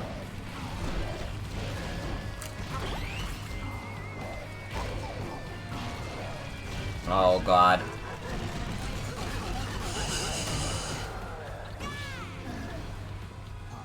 Why does he even set up spikes around here? Has, like, Bowser not learned his lesson from Mario 64?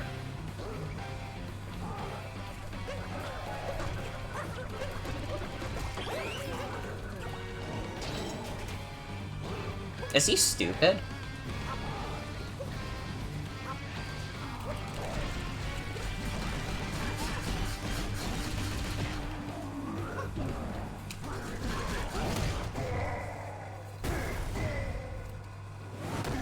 How does he even get hit like that?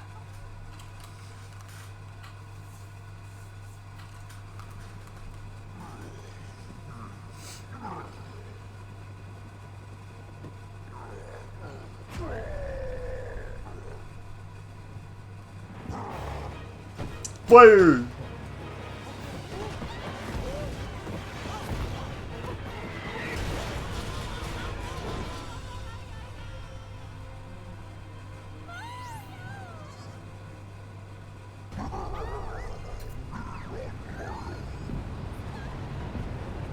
This is maybe the Mario game where Mario gets owned the most, right? Like, this is the second time in a row already that Mario has lost. Like, yeah, you could argue he technically won the fight, but he did not win the war. He definitely did not win the war.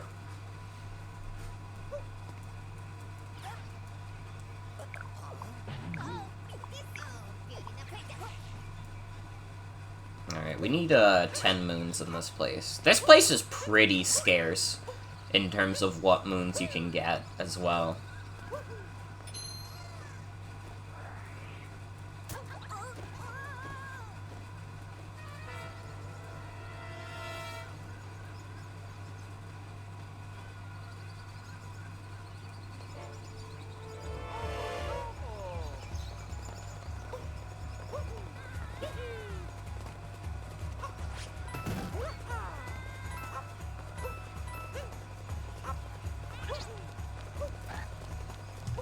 Guys, wait, hold up. Do you think we could get Super Mario Odyssey DLC, though? Remember when, like, that was, like, one of the, like, Nintendo Direct predictions people would do every fucking time? Was just like, yo, wait, what if they actually do that, though? I mean, to be fair, they eventually did Mario Kart DLC, but, like... Mario Kart is also, like, a multiplayer online game that, like, people were, like, continually playing. It is, like, much less likely that people were gonna revisit Super Mario Odyssey for, like, new DLC, because, like, it's unlikely that they were still playing in the first place. You know, a lot of people got their fill already. Not to say that nobody, aside from me, is playing Mario Odyssey currently. I'm sure there's quite a few people. But... I don't know, it was just one of those predictions that everybody was so fucking confident in. And just, like, I don't know. Mario Odyssey is the kind of game where I feel like, I don't know, they kind of did what they wanted to do with the game already. And anything more that they would want to do, like, I don't know, they would probably just expand in a sequel like they did with Galaxy 2. Like, Galaxy 2 is a game that you could argue could have been, like, paid DLC, but, like... Well, it really couldn't have been because the Wii was not powerful enough to have, like, paid DLC. That would have been too much file size, to be honest. But, in general, like... I think, like, that would be more likely, and even then, I feel like if we were getting a Super Mario Odyssey 2, it would have happened already. I am, like, dying a lot trying to get this, Also,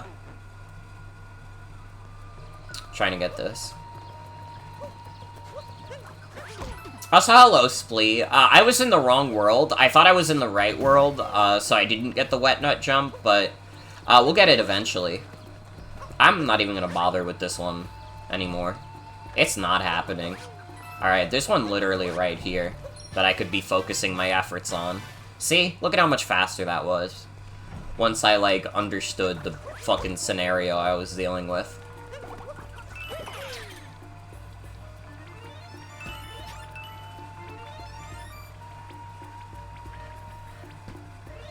I like these caterpillars. These are like funny wigglers.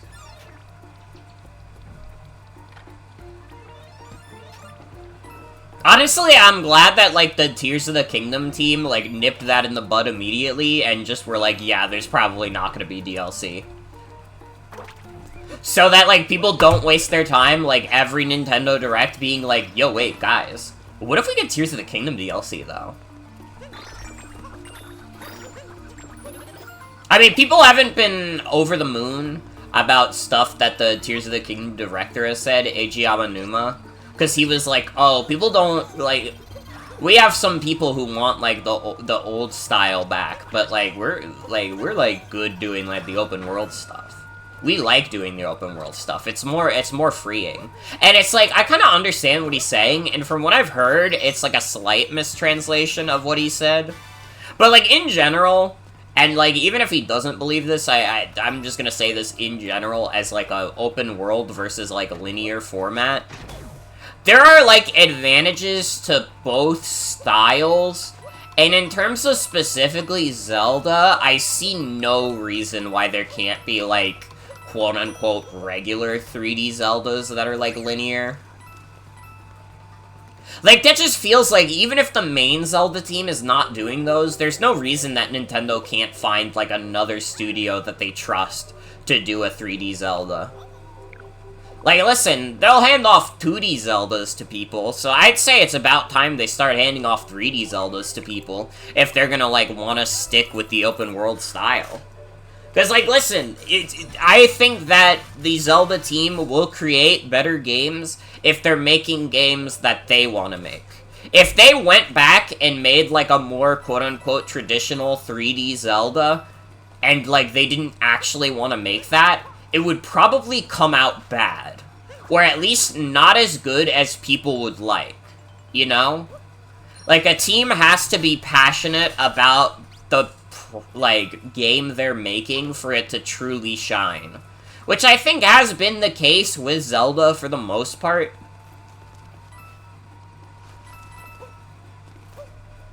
I mean, they fucking stuck to their guns multiple times when it's come to Zelda. I mean, they fucking made Wind Waker. Even though everybody was like, yo, they showed the E3 demo and it looked so badass and realistic, what the hell?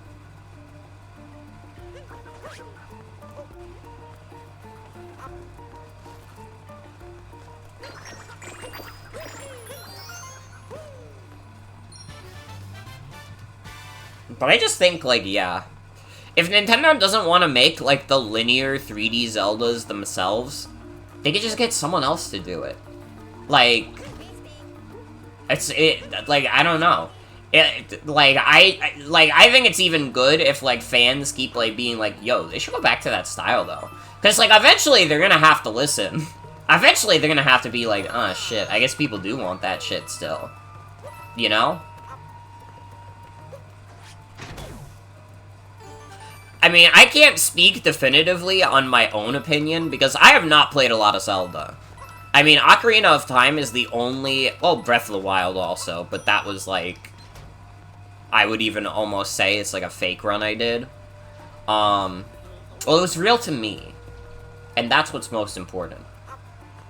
Fucking side tangent. Anyways, the only one I've really beaten is, like, Ocarina of Time. To be fair, though, Ocarina of Time is pretty awesome.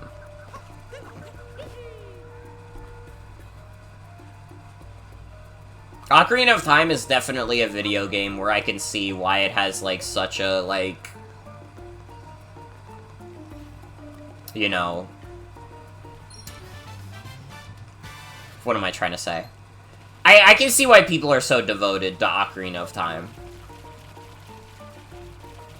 Like, it's just an all-timer for them.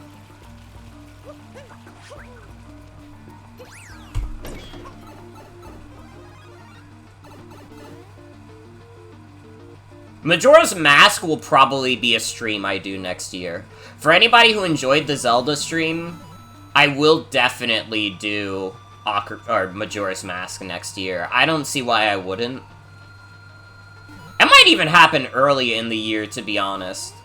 Earlier in the year is probably when I would want to get, like, you know, stuff out of the way that would be harder to do when a bunch of shit is coming out. Because, like, dude, nothing comes out in the first few months of the year. All the stuff that comes out early on in the year that I'd want to play is, like, not coming to PC. Like, it's pretty much, like, FF7 Rebirth I want to play, but, like, I don't know when that'll come to PC. You know when it does, though. I'm picking that up immediately. Like, that will be, like, a stream.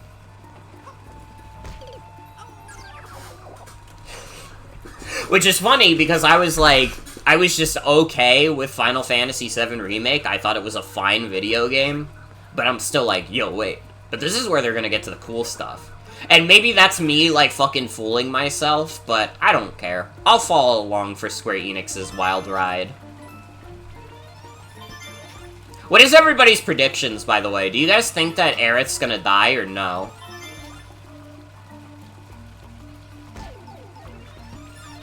It's like, it's dicey for me, because on one hand, I feel like it would be fucking hard to imagine Final Fantasy VII's story without, like, what is, like, really just its, like, most impactful moment. But also it would feel, like, a little weird in the, like, remake, like, timeline. She blows up. Yo, wait, that would be badass. I'm on board with Aerith still dying if she blows up, though.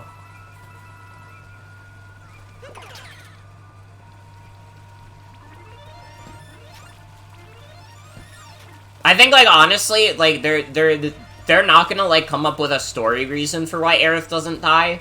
Square Enix is just gonna, like, record a video that's gonna be in the game, and when you get to the moment where she would die, like, Square Enix's CEO says, "We're sorry for always killing women in our games. Today, we are making up for the fact that we kill a lot of women in our games by making Aerith live.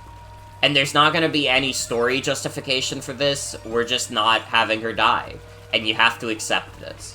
Thank you for sticking with Final Fantasy VII Rebirth. Back to the video game."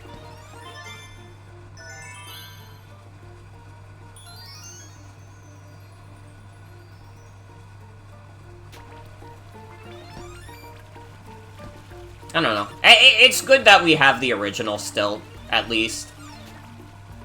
I'm excited to see more interactions between all the characters, but at the end of the day, I think the best FF7 media is always just gonna strictly be, like, the original FF7. And, like, that's not even me being, like, the pretentious type where I can't enjoy, like, the side stuff, because I enjoyed Crisis Core. I thought Crisis Core was cool. I probably enjoyed Crisis Core more than I enjoyed fucking Remake. But, you know. I'm not, like, over the moon about Crisis Core either. I think Crisis Core has some, like, fucking bizarre aspects of it.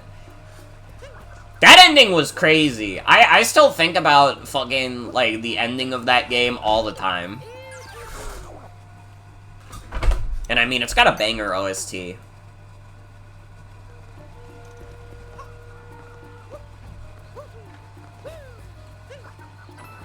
It should make Strangers of Paradise 2. True! I gotta play that. I have that. It doesn't run on Steam Deck, though. Which is so sad, because I would want to play that on Steam Deck. I should just stream Strangers of Paradise. Does anybody know how long Strangers of Paradise is? Because that'll determine, like, if that could happen, like, fucking in, like, a month or two.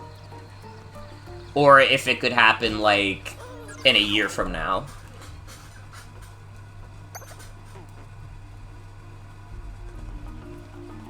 Because, like, a 20-hour video game is, like, the perfect sweet spot for, like, a longer stream.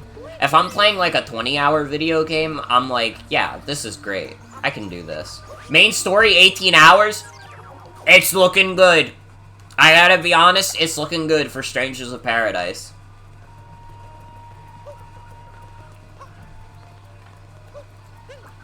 Although, it would not happen next month. Because the Codename stream will be happening.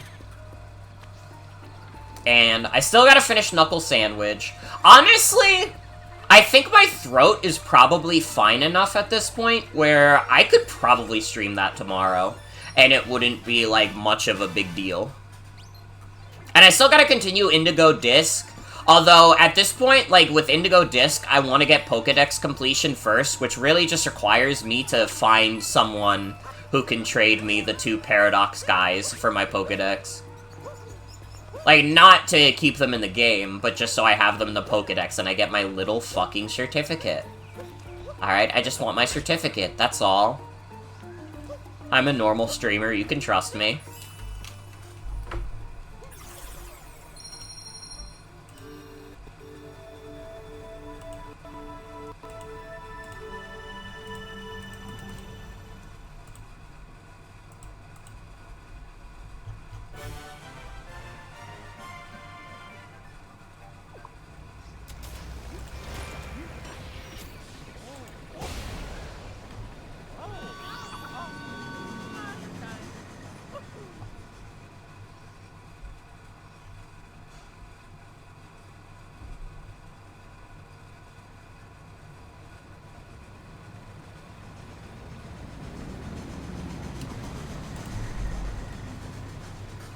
There's, like, a bunch of stuff that I'm looking forward to doing next year. I got into Pokemon Black and White 2. Can you believe that, like, I did not get to that this year? I thought that was gonna be a shoo-in this year for sure. But we'll definitely get to Pokemon Black and White 2 next year. I think at this point, also, I gotta be honest, like, I'm not gonna do the post-game for that game either. I've, like, skipped the past few post-games, and at this point, it's just, like... I understand now. I understand why everybody hates Desmumi, because it really did fuck up emulator development forever. And now it's like, we have Melon DS, but Melon DS is like, it's a good emulator, it's not all the way there yet. Melon DS is a good emulator, it's not quite at, like, you know, perfect DS emulation yet. I really thought this was, like, way later in the game, also. This is, like, the 6th or 7th kingdom? I mean, this is definitely the longest kingdom. I remember that much. So you gotta get 20 moons. Hi, Pauline. God, her character model in this game is so good. Her in the fucking suit.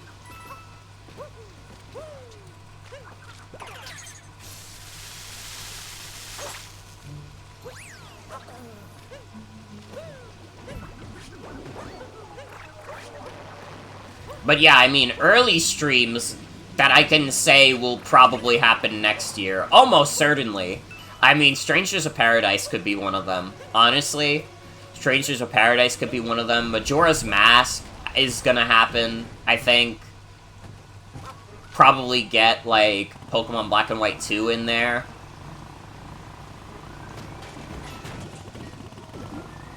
Oh man, I forgot that Paper Mario The 1000-Year Door comes out next year, too. That's gonna be a big one.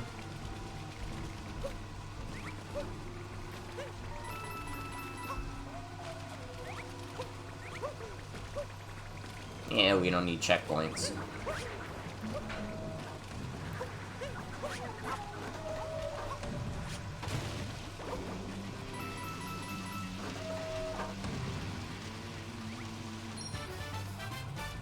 I think you can get all the moons during the nighttime. I just think it's, like, hard to do. So I'm probably not gonna bother trying.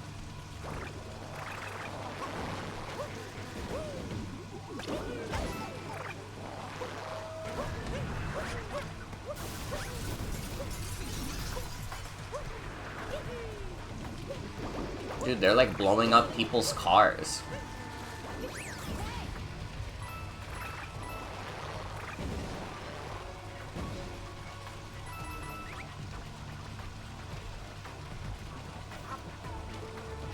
Bowser kind of looks awesome in these pictures, though.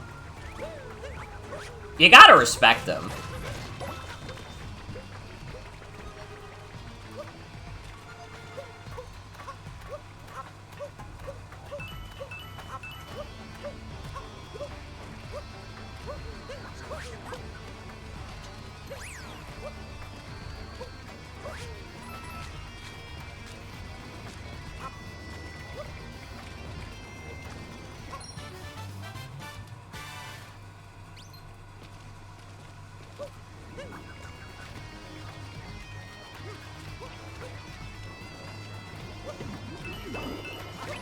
Oh, and of course, next month will be the Codename stream.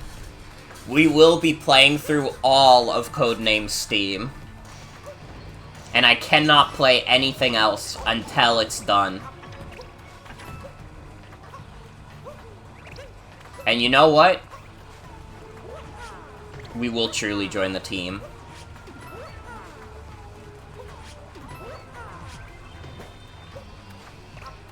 I think Tomodachi Life will continue into next year also. I've been quite enjoying our, like, revisit of Tomodachi Life.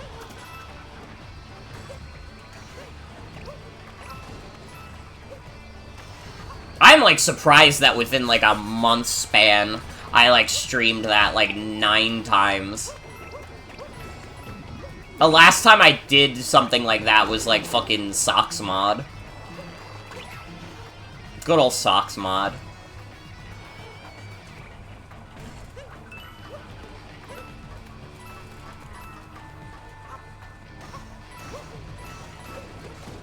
Man, I would love to be a part of another Minecraft thing at some point. If you guys ever start another Minecraft thing, like if anybody in chat starts a Minecraft thing, you have to invite me. And I might say no, but I could also say yes. You know, don't you want to find out?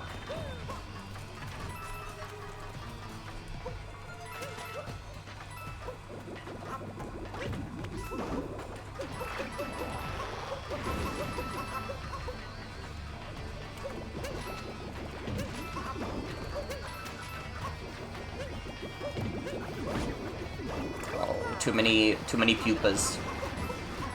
Too many poopas.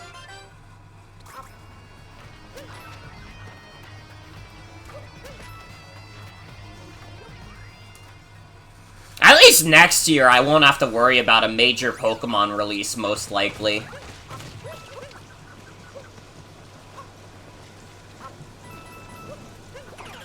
Field of Koopas? Field of Poopas.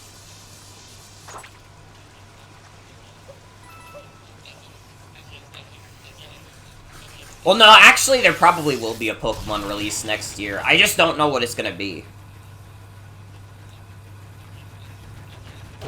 Because, like, they did the DLC this year, so we'll probably have something next year that we'll probably learn about during Pokemon Day. Or maybe during Pokemon Day, they'll be like, alright, guys, we listen. Gen 10 is coming in, like, 30 years. Alright, we'll give you guys a break.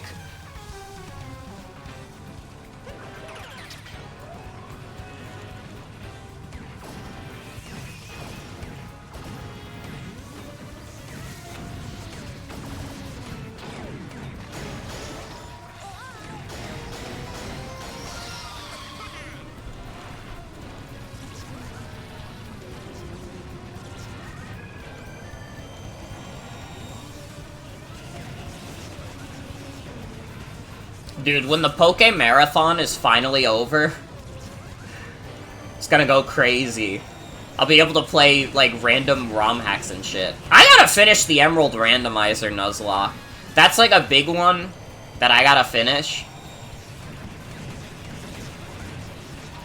I mean, I think, like, I could probably, like, do that after I finish Knuckle Sandwich. It's just, like, finish that off. Because we really don't have that much left in that game. We have, like, 2 gyms left and then the Pokemon League. So it's not, like, we're, like, that far off. It's just that, you know, it's long. But the way I was doing that randomizer, that shit is long. So I needed, like, a little break.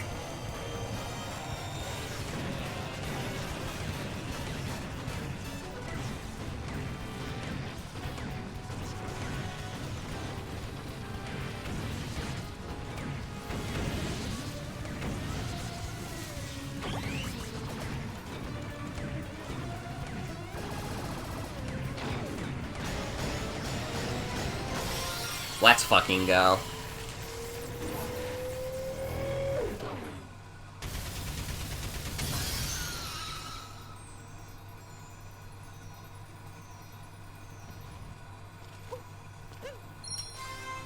And we still have 15 more moons to get.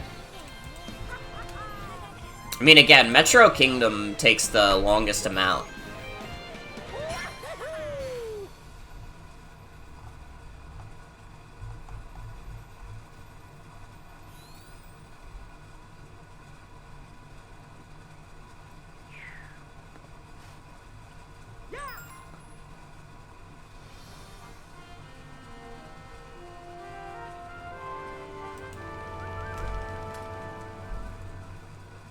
Fresh new start for New Dawn.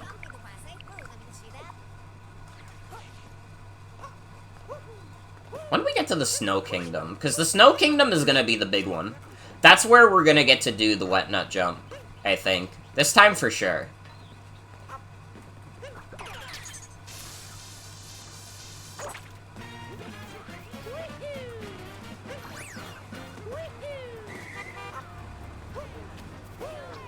I wish that this game had proper voice acting, but only for, like, the humans of New Donk City.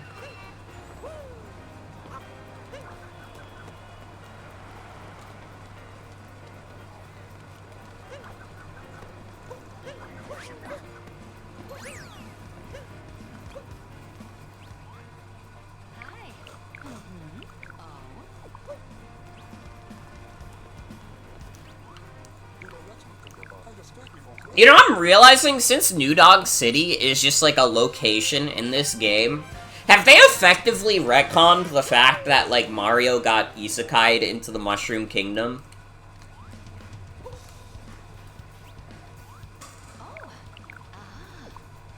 Because, like, I mean, it's New Donk and not New York, but, like, they definitely just, like, all exist on the same planet now, I think.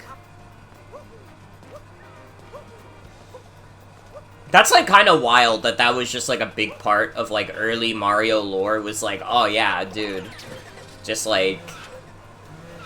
Just, this shit just takes place in another universe entirely.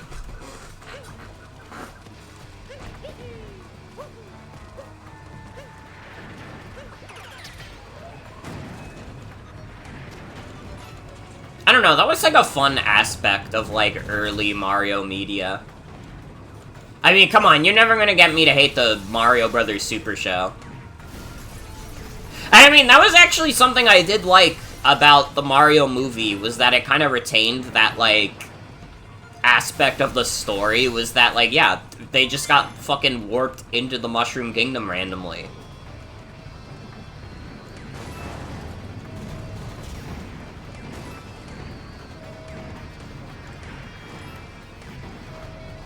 So I don't know, that's more fun to me than just like, oh, the Mushroom Kingdom just exists in the same world that Mario comes from. Why does it have to?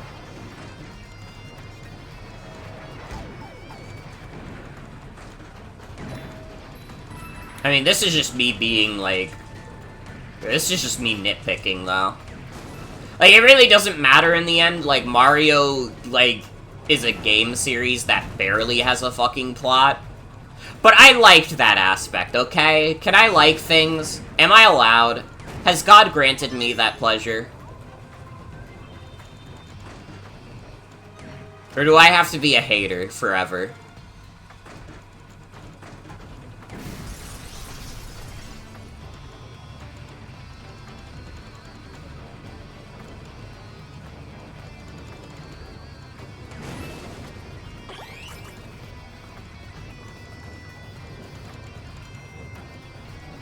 Have to be a hater and make YouTube rants? Aw, fuck. Okay.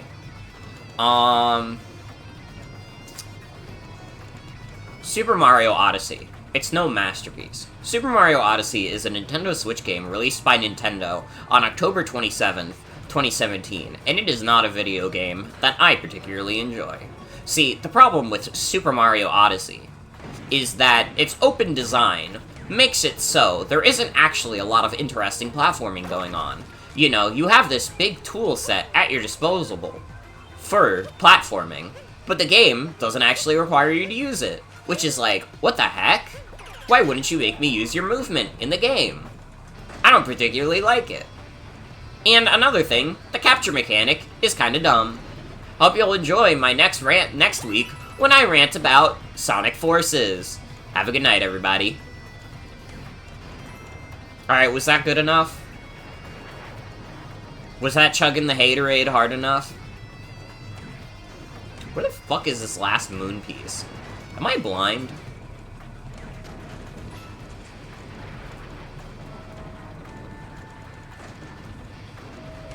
Pretty good, but 3 hours too short? That is a good YouTube video essay impression.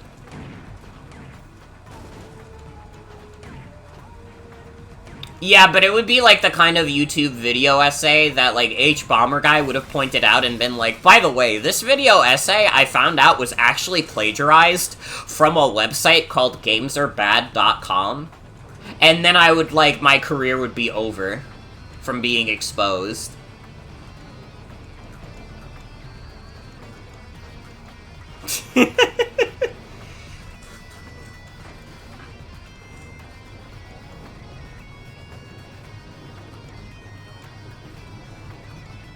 You know, I gotta say, I actually do respect H-Bomber Guy for, like, not wanting to, like, make money off of that video and, like, donating the proceeds that he makes off that video to other places. Because, like, I gotta be honest, if I was the bitch who was, like, calling people out for, like, plagiarism, I'd be like, yeah, I deserve all the cash in the world for this. I take a lot of pleasure in this.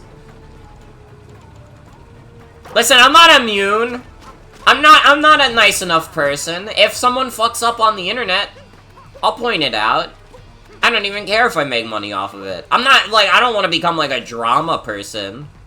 But also, like, I don't know, if I get to be the hot scoop to completely, like, destroy someone online, then, like, fucking, I'm gonna make some bucks off of it. Like, I understand why you wouldn't want to make bucks off of it. But I would, because I am not a good enough person. I simply am not, like, a nice enough person like H-Bomber Guy is. Alright, he gave this, like, grandiose, really nice speech about how, like, art is really important to him, and plagiarism only really, like, proves to, like, silence people who are, like, very talented and have, like, really interesting thoughts about our world. And I'm just like, I agree with him wholeheartedly, 100%. But also, like, hey, listen. If James Somerton was making a bunch of money off of, like, a bunch of random people, I'm making a bunch of random money off of him. Actually, no, wait. I think H-Bomber Guy actually said he was donating the money to, like, people who had been plagiarized. So, actually, I take this whole rant back. I thought he was just donating it to random places, but now that I'm remembering the end of that video more, I think he was actually donating it to the people who were plagiarized, and I'm like, actually, that makes sense. That's, like, the right thing to do, even.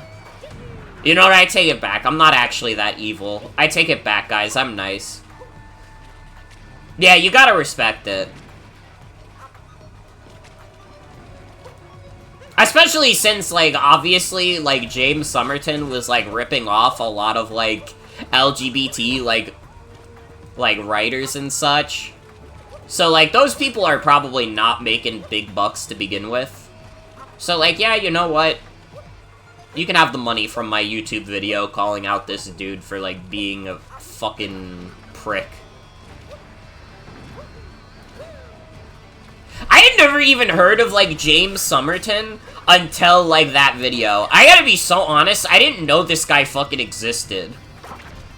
And he had, like, 300,000 subscribers? I feel like back in the day I knew every YouTuber who had that many subscribers. But there's just too many YouTubers now.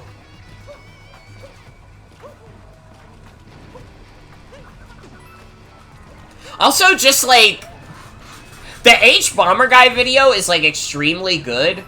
James Somerton is, like, more insane in ways that, like, he does not discuss in that video. A lot of what I, like, thought was, like, more insane about the guy was, like, from, like, the Todd in the Shadows video, like, talking about his misinformation. And listen, it wouldn't have made sense for his, like, you know, video essay about, like, plagiarism to include, by the way, James Somerton is, like, a guy who, like, unironically believes in, like, white supremacist propaganda. But, like, learning that is, like, that's the crazier fact to me. The fact that he's, like, a fucking hack who rips people off, you know, that's normal to me. That's, like, yeah, whatever. He's, like, a dumbass. Him saying, like, you know, Americans were really jealous of German bodies back in the 1940s. Like, you know, American soldiers always felt embarrassed about how ripped the Nazis were. And I just hear him say this kind of shit, and I'm like, what the fuck is this guy talking about? Is he fucking insane?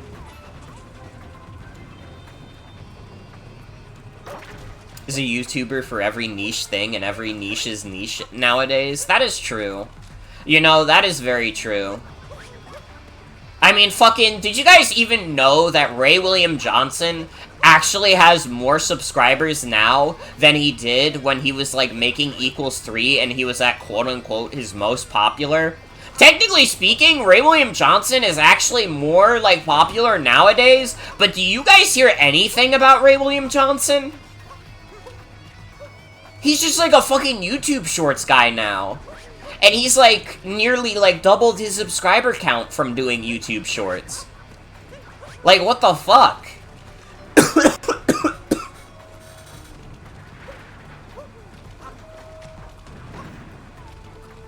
Oh, yeah, I was talking about, like, just, like, random, like, the most crazy thing that, like, James Somerton was, like, talking about. Like, that shit was just, like, he cannot be saying shit like this. He cannot.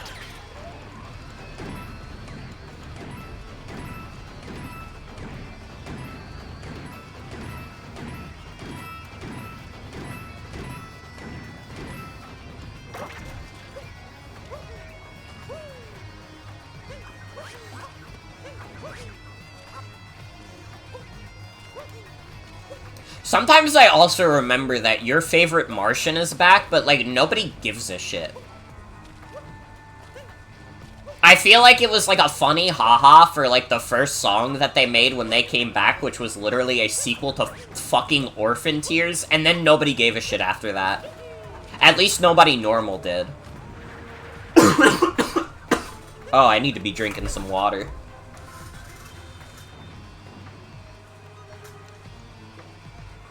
Uh-oh, they weren't letting you say shit, Atticus?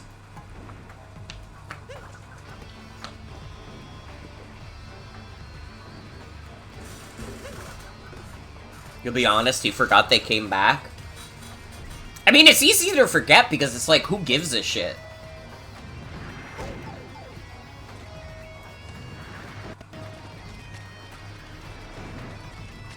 I still think the funniest fact... Hey, Atticus, thank you for the resub. 21 months. Thank you, thank you. I still think the funniest fucking fact is that, like, And, like, I cannot confirm this. Or at least I cannot confirm the reason why he did this. Ray William Johnson turned his main YouTube channel into a music channel because he has, like, another band outside of Your Favorite Martian called, like, the Upside Downs or whatever the fuck. And, like, my running theory for why he did this, and, like, I do not have confirmation of this, so do not take this as fact, but YouTube, when you convert your channel to a music channel, people can no longer sort your channel by, like, oldest videos. Like, they can't just, like, click a button and be able to see your oldest videos. And you know what all of Ray William Johnson's oldest videos were? Fucking equals 3. So, like, my, like, fucking insane YouTuber conspiracy theory is that Ray William Johnson is trying to bury equals 3. Cause, like, nobody has ever listened to Ray William Johnson's other band, and it is not what's bringing him in the YouTube views. So I'm, like, pretty sure that Ray William Johnson is just trying to bury equals 3. Also, I'm giving up on this area. I cannot find this extra moon piece. I've been in that area for, like, 10 minutes. I cannot find it. It is very bizarre. I don't know why YouTube does that.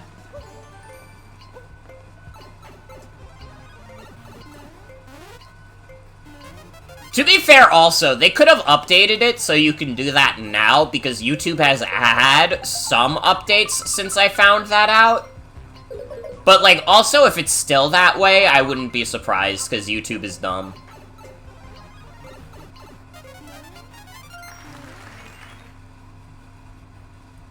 You know, I don't ever think I've done this moon in my life. I don't think I've ever been in this room.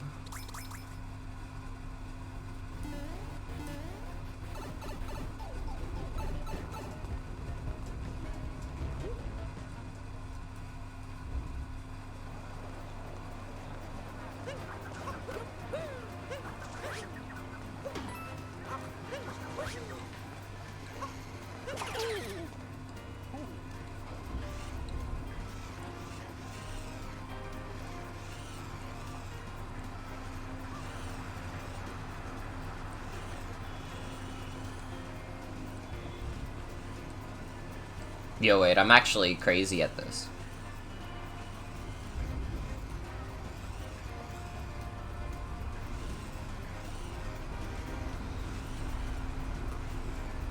Never mind, I'm kinda ass.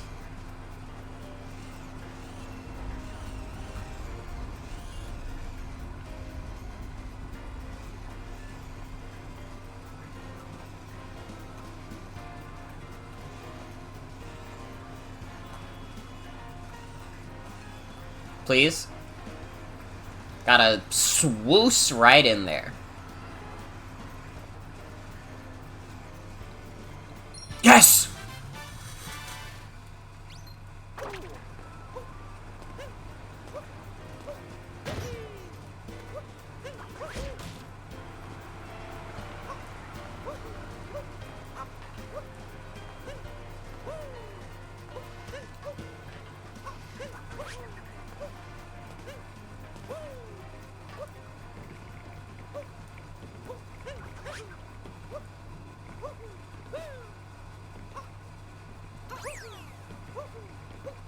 I love being at the construction site.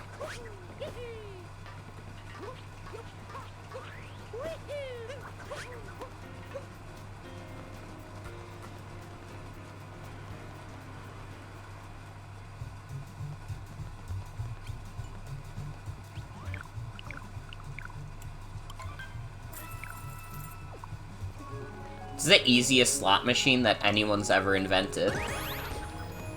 Whoops. I fucked up. Right as I No, but wait. It's actually really easy, though.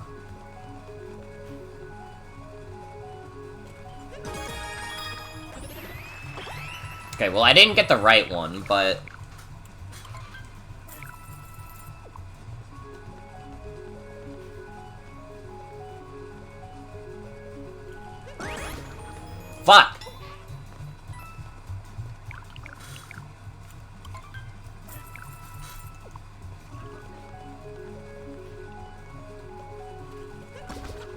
Fuck!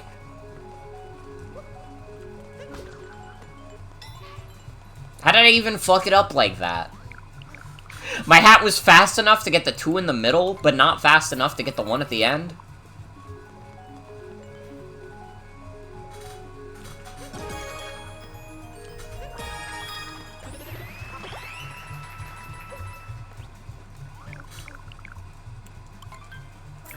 Why am I, like, ass at this? This is literally one of the freest moons in the game. And it took me that long to do. Bro, I am rusty. It's honestly a miracle I've gotten this far in this amount of time. I couldn't even find the last moon piece in that fucking random area I was in.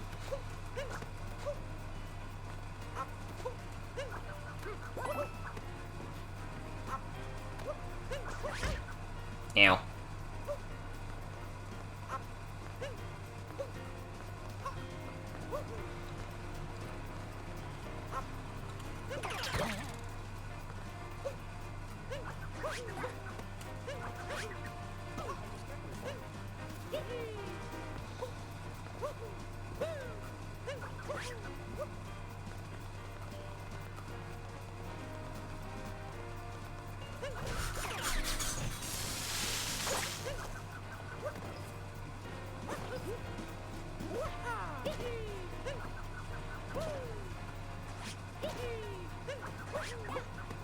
Dude, I love the roof party. You know, I was gonna say I want to be in New Donk City, but I just kind of realized that's a dumbass thing to say when I literally live in New York.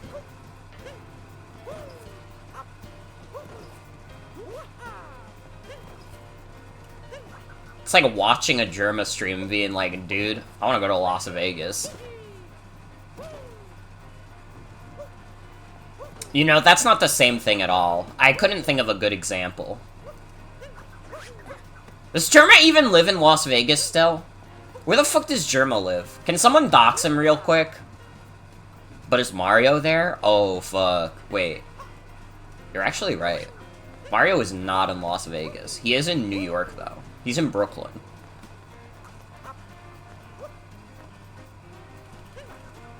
What if I looked into a random window in this game and saw a live feed of my room? I wouldn't even get freaked out. That would be normal to me, because it's like, oh yeah, I live there. Duh.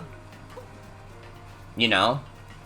It'd be like if you were playing, like, I don't know, like Windows Flight Simulator, and you found, like, your house on the map, and you were like, whoa, what the fuck, they got that in there? And it's like, yeah. Obviously, they got everything in there. Why are you drawing attention to it? You just doxed yourself on stream.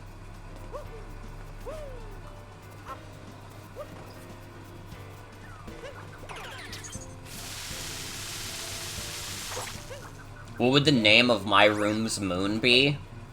Oh, shit. That is, like, maybe one of the greatest questions I've ever been asked unironically. To the point where I'm like, I'm gonna have to contemplate that, because I don't want to give a shitty answer. I want the answer to that question to be really good.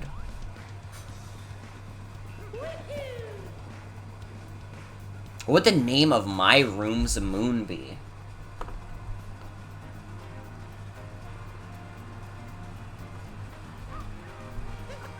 So I'm trying to think, because I have a lot of shit in my room. You know, I got a lot of video games, I got a lot of plushes.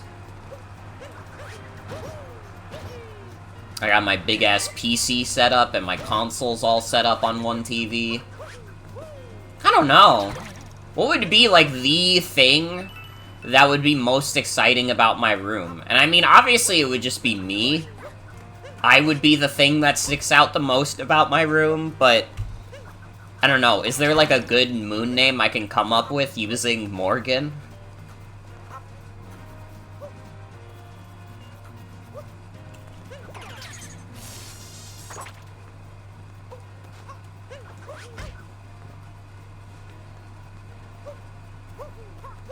I don't know. If we wanted to go by my stream name, we could probably just make the moon called Be Right Back. That could work. That's like decent enough, I think.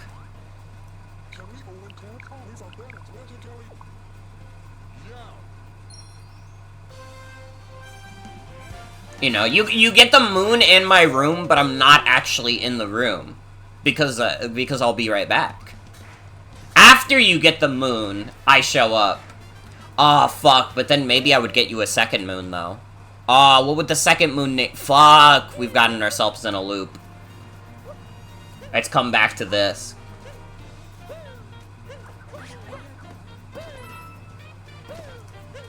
Okay, second moon's name is just called I'm Back.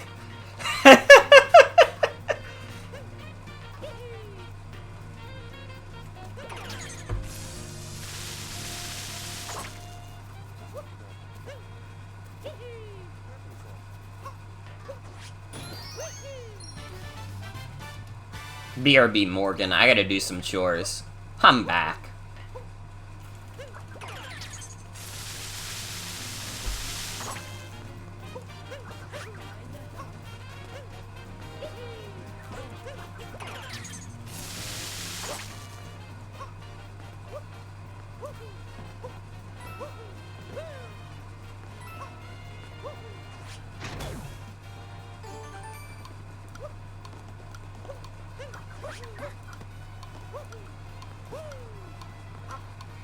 We gotta instate a new chat rule where if you have to do chores during my stream, you have to, like, name them to me. You have to tell me, like, hey, Morgan, I'm gonna do the dishes.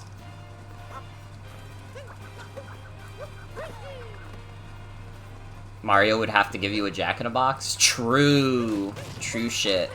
Hello, Splee. Welcome. Welcome, welcome. Oh.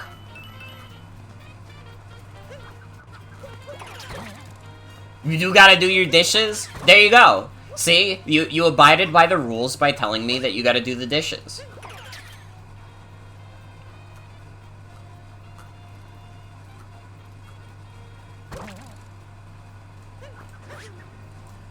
Oh. I was hoping I would bounce on top of that.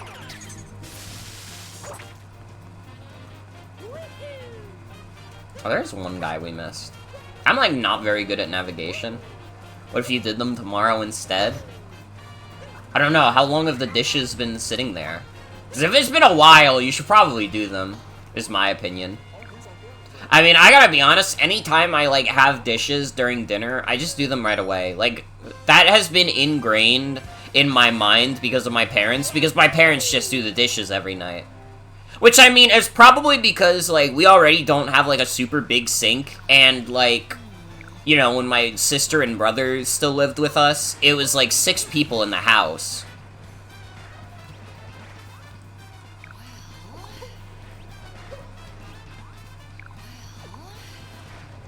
Need to start doing it, it would be a lot easier. Yeah, like, if you just do the dishes, like, immediately, then you don't have to worry about it later. And I mean, honestly, like, I'm, like... If I'm, like, feeling particularly lazy, and, like, I'm like... Man, I really don't want to do the dishes tonight. Like, I don't want to have to do, like, any dishes. I'll just be like, dude, I'll just eat something that I can, like, heat up in the air fryer, and then, like, put on a paper plate. You know, there are some meals that you don't want to put on, like, a nice dish. Like, I'm not gonna bring out, like, some nice silverware for pizza. That's not gonna happen. I'm not gonna do that. Just put it on a paper plate. And then, like, all I have to do is throw out the paper plate. You know? I don't have to think about it. There's nothing I really have to go out of my way to clean. Like, I mean, eventually the air fryer itself will have to be cleaned from having shit in it. The tray will have to be cleaned at some point, but in general... Like, it's pretty free. You know, some nights you're just feeling a little lazy.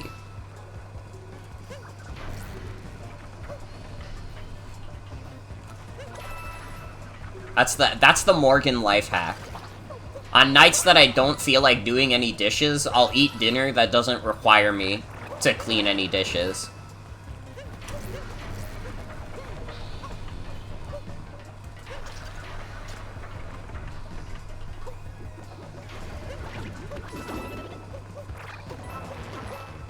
And I mean, I don't make dinner for my night, for myself every night anyways, but on the nights that I do,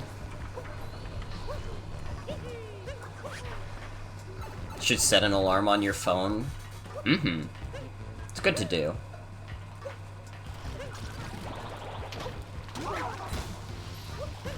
I don't remember. Is this only one moon, or do I get the triple moons from this?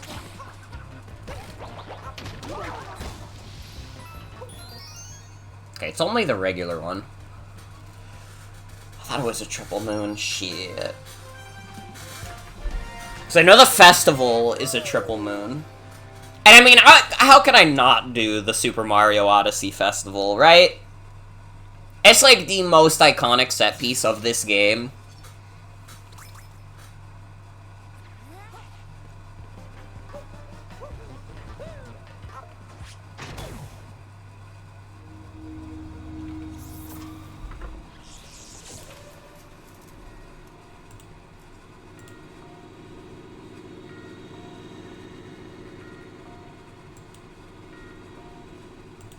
Boop, boop.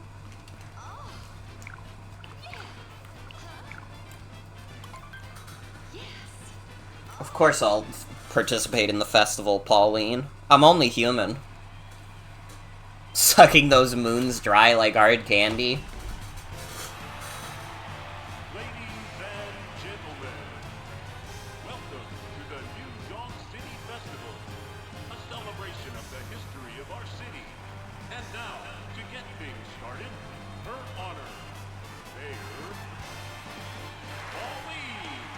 You know, I actually forgot they had an announcer for this part.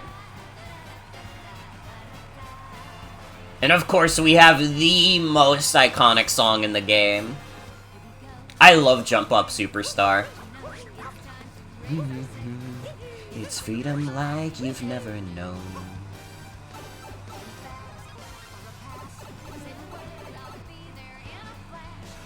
They needed, like, cheesy vocal themes in Mario for a long time. It really does slap. Like, listen, I'm a Sonic the Hedgehog fan. I eat up cheesy, like, vocal songs in 3D platformers like it's fucking, like, dinner. I'm like, fuck yes, thank you for the meal.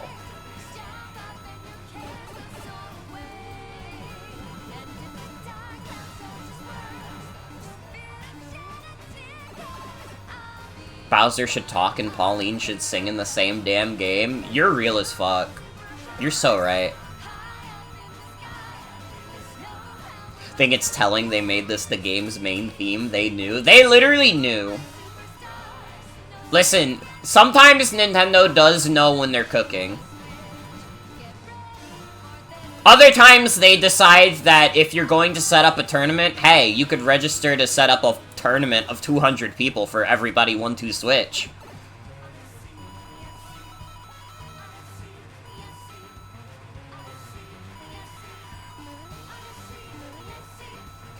Sort of the same with Gusty Garden and Galaxy's credits.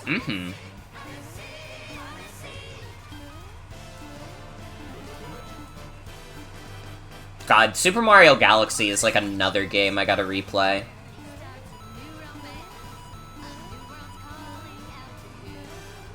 You wanna talk about a freaking all-timer? I don't know if that would be a revisit that I would try and do in one stream. It might be fun to try. I would have to see how long, like, my Galaxy playthroughs are. To see if that's even feasible.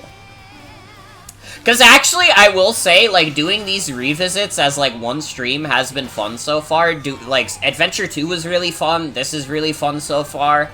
I would be down to do more revisits of games and try and beat them all in one stream.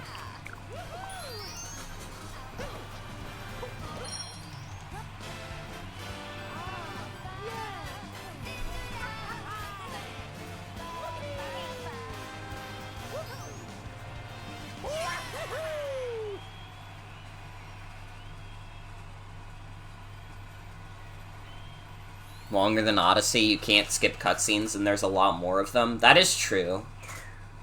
And I mean, it's more linear in general than Odyssey is. Odyssey, if you know what the fuck you're doing, can be a lot shorter than Galaxy.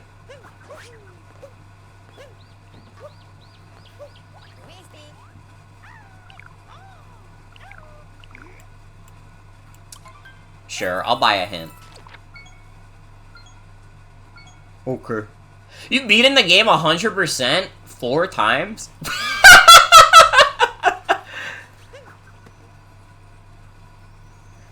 Bro is like, here, I'll give you a hint. It's right in front of you, jackass. Fuck this guy. We spent 50 coins for that. What the fuck is his problem? How do I feel about the charm inconvenience of the observatory? I mean, honestly, like, if I'm playing Galaxy, I don't mind the observatory. Thought I was laughing at you? No! No!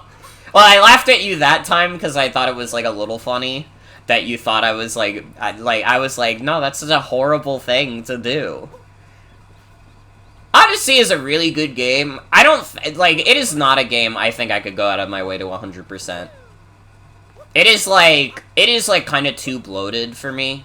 But I think it makes for a hell of a any percent playthrough. I think this has to be one of the best any percents in the series.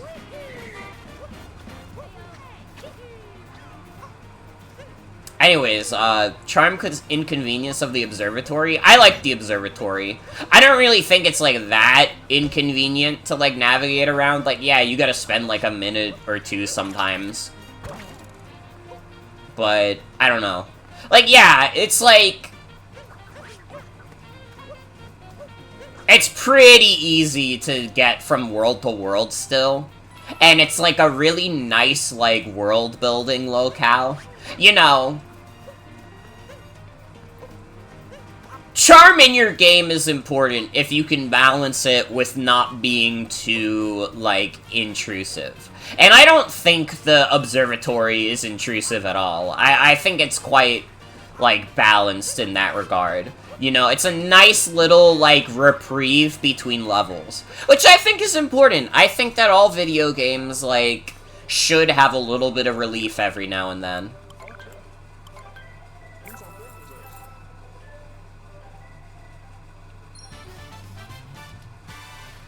Tried revisiting Galaxy 2 not long after Galaxy 1 and it felt too optimized.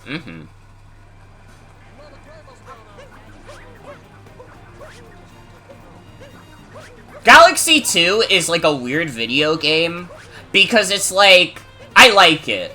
It's a good video game, but it's also like, if I want to play a Galaxy game, I pretty much always just want to play Galaxy 1. Even though, like, Galaxy 2 has, like, some fantastic fucking levels, it's like, I don't know, man, the vibes of Mario Galaxy 1 are just off the charts. Like, Mario Galaxy 1 is just, like, it feels good. You know?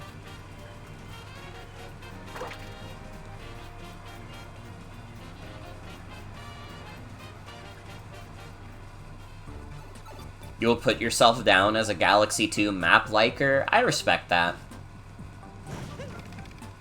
It really does. It, like... I mean, part of the thing about Mario Galaxy is that it feels almost unlike Mario in a lot of ways, in that it allows itself to, like... Obviously, Galaxy doesn't have, like, a super deep story or anything, but... It's got more, like, world building and lore to it than the average Mario. And it's, like, really commendable for them to try something, like, so different in a well-established series. Because, like, listen, they're not gonna do anything crazy with, like, how you, like, navigate through levels. Mario is, like, basically already perfect in that regard. So just, like, doing, like, weird things with, like, the setup, like, really helps enhance the vibes of the game. That's why, like, Mario Wonder is such a good video game.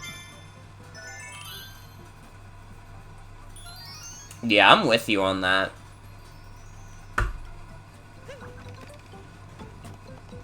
Galaxy 1 is, like, 100% just, like, a vibes game.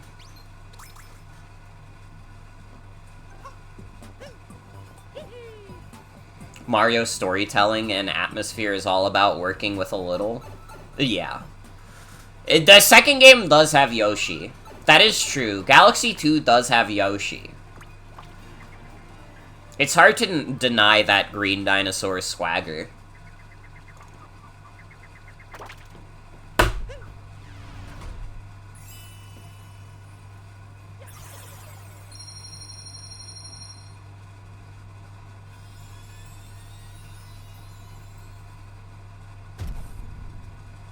He does go up. We love little Yoshi Soar.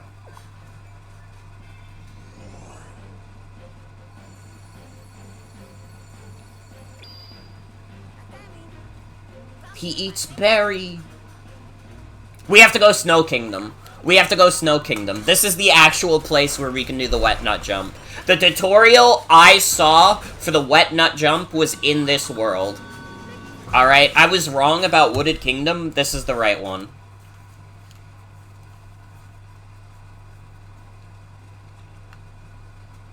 Honestly, I gotta say, in general, since I've, like, enjoyed this, like, playthrough, and I enjoyed, like, Sonic Adventure 2, if you guys could, like, recommend, like, games that I could beat in one stream, like, a 5 to 6 hour game that I could, like, put on, like, on a night where, like, you know, I only have work, I don't have work at all. 2023, or 2024, you could probably see a bunch of, like, random one-offs. Because, like, I'm quite enjoying doing this kind of stuff. It's the kind of thing I've wanted to do for a while. How good at Celeste am I? Good enough where I could beat it in a day, for sure. That is a game that I would not mind re-streaming at all. That was another 2019 game that ended up getting split into multiple streams. And it's like, I could definitely do that in one stream now. I didn't have the dexterity back then. I don't know, it's definitely something I've been thinking about doing, is trying to do more, like, streams that I can do as, like, one-offs. Because then it gives me more time to do random shit during, like, variety hours and stuff. It gives me more time to do the variety stuff. I guess it's just also one of those things where as I get older, I really do value, like, shorter games more and more. I do enjoy some good replay value, man. Oh, shit. I could definitely stream Metroid Zero Mission, because that is a game I actually have played, and I think is quite good.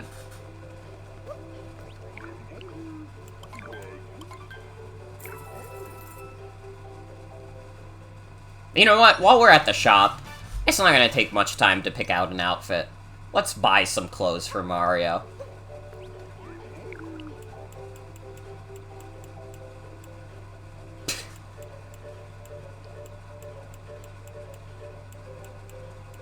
No, he's gotta be fashionable.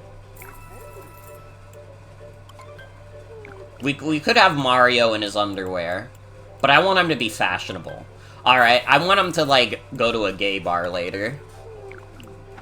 And, I mean, he could go to a gay bar in his underwear, but he would probably be, like, outed as, like, a pervert. Turning medium-length games into arcadey games simply from knowing them so well always rules, literally.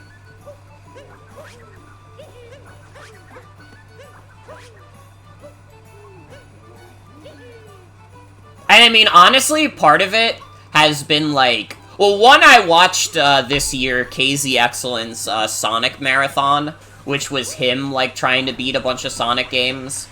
And, like, each Sonic game would get, like, one stream. Very rarely did they get another. And also, it's, like, partially inspired by, like, dude, do you guys remember Game Center CX? Game Center CX was fucking awesome. Follow KZ, too. KZ does some good stuff. I like catching a KZ Excellent stream every now and then. But his death streams were definitely like, yo, that seems like really fun. And obviously I wouldn't call them death streams. In fact, honestly, at this point, I've done so many playthroughs that are just one-offs that it's like, those aren't death streams. That's just the average Morgan stream.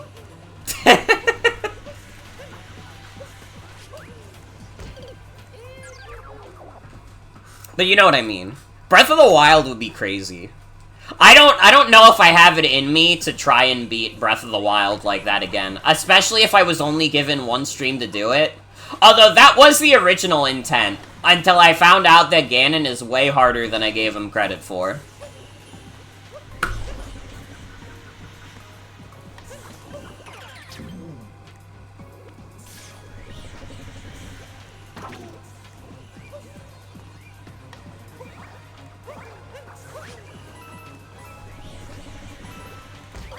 If I like the death streams, follow Gigaboots, they do them all the time, and KZ used to be on their podcast? Interesting.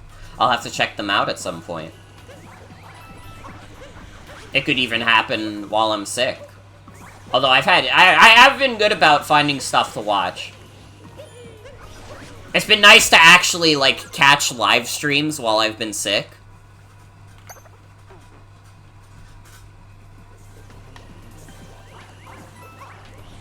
I mean, I said it earlier in the stream, but I've been watching so much fucking Northern Lion because he's, like, the only person who streams in the morning aside from, like, Picasbury.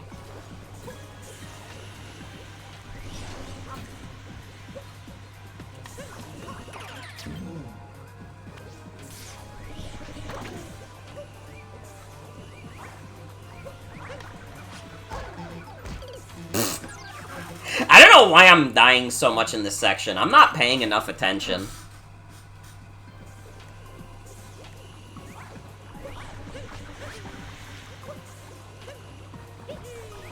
But yeah, Celeste is definitely something that I would restream.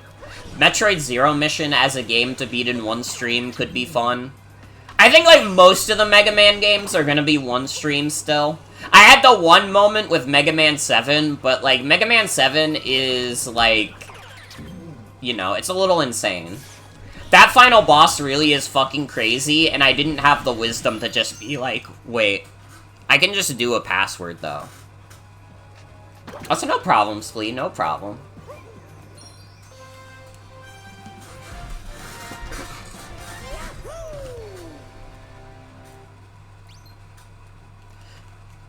I think also at this point, like, pretty much any stream I did in, like, 2019 is, like, prime for me to just, like, redo. Because, like, it's been long enough, and, like, the way I stream has changed so much. Like, I don't know, I kind of, like... I like the new era of Morgan, where I'm, like, more chill. I'm not really, like, farming for, like, epic, funny gaming clips. Not that I don't try and be, like, a little funny sometimes, but... I'm not as dedicated to the bit. I like having chill vibes, I like having cool talks. I like being a fucking geek on stream. That is the most honest version of myself, is being a fucking nerd.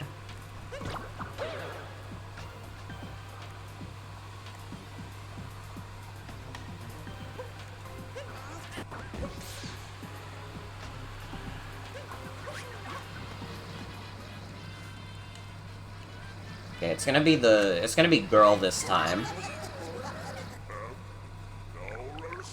Oh wait, no it's not. It's the hat guy again? Dude, I just fought you. I haven't fought girl yet.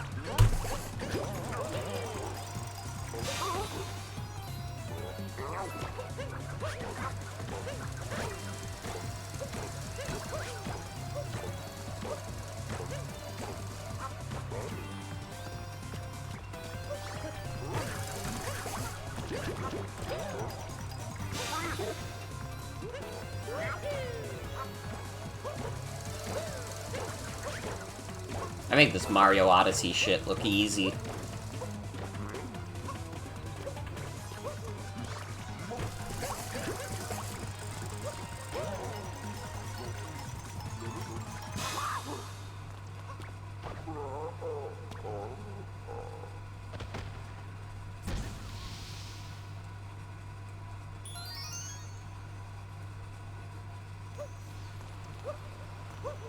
Honestly, with this, it doesn't even matter to look out for, like, moons right away, because, like, I want to do the main objective anyways, because that's how I'm going to be able to do the wet nut jump.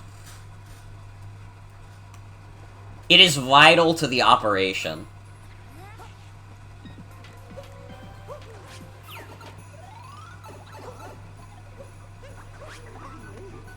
Thank you, Cappy. I wish there was, like, a way to tell other than, like, keeping track in your mind. Wet nut percent run. Literally.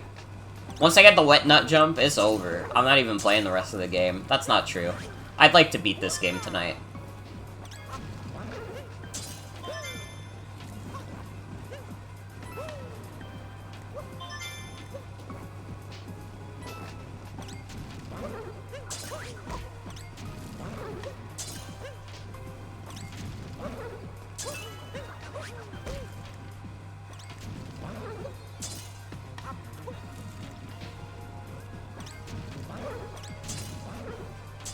Can you?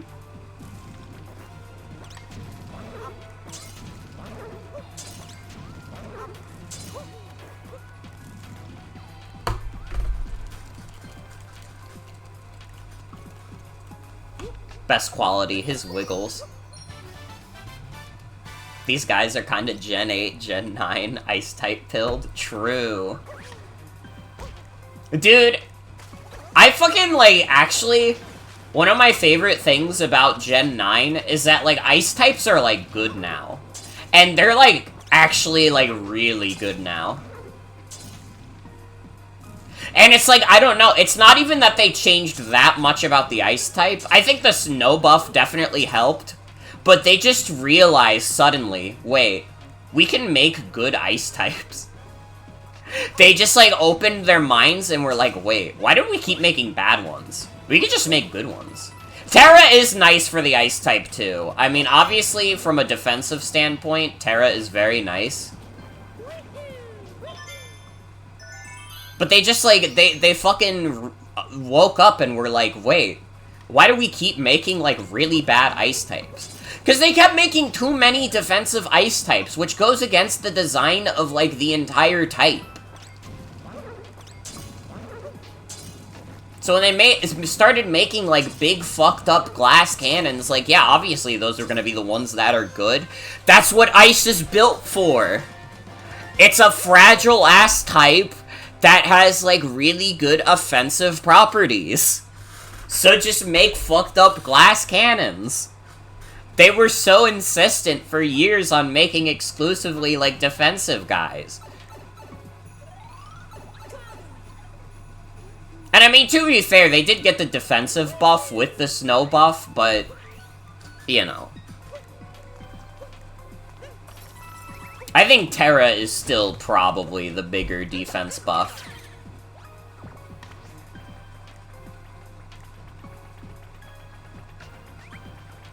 I mean, it is just extremely funny to say that one of the biggest buffs for Ice types is that they don't have to be Ice type anymore. But it's, like, literally true.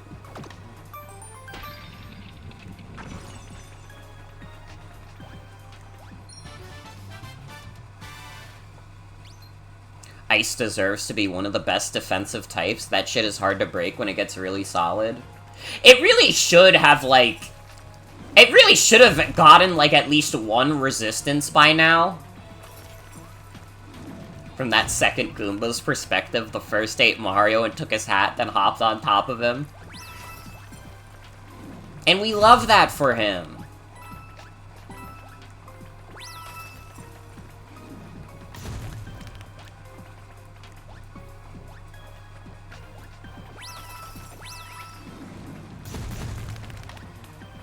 I don't know.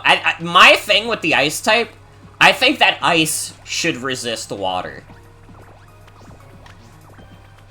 That's just, like, my own thought. But it's, like... It's an honest reflection of my heart, is that I think the Ice type should resist water. I'm also down for that, I think.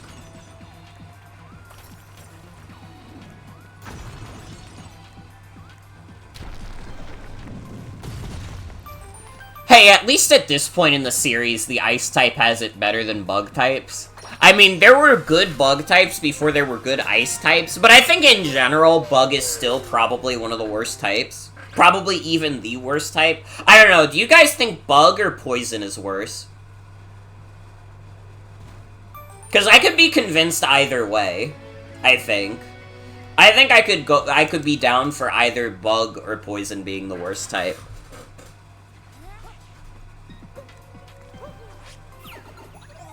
Although, actually, I don't know if you could justify Poison, because Toxic is pretty good. Bring back Poison and Bugs and mutual super effectiveness? True.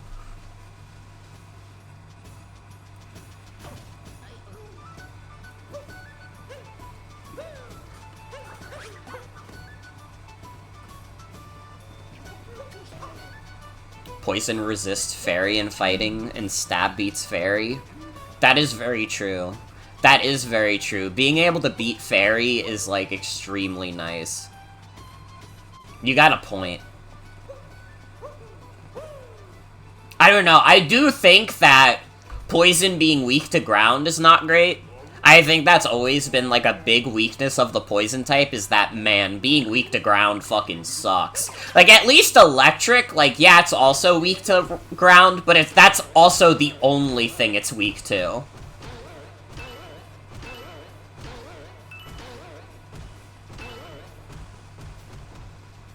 Bugs slurping up poison faster than it can hurt them rules? Mm-hmm. Whenever you play singles, you end up using Terra Poison a decent amount on some mons. That's respectable. I've definitely, like, I feel like Darkrai is an extremely good Terra Poison mon. Especially because you just get Sludge Bomb on that fool, and, like, he completely, like, he just starts killing, like, fairy types. Which would otherwise give him shit. I'm actually, like, they were genius for unbanning Darkrai, because I actually really like what Darkrai does for the game.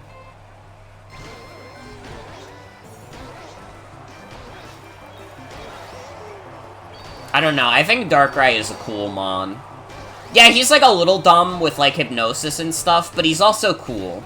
You have to respect. Listen, a fucking Alolan Ninetales was running Hypnosis at some point, and I think Alolan Ninetales is a more dishonest Pokemon than Darkrai. IMO. Darkrai is definitely better than Alolan Ninetales, but Alolan Ninetales is less honest. You know, Darkrai is a reflection of its user.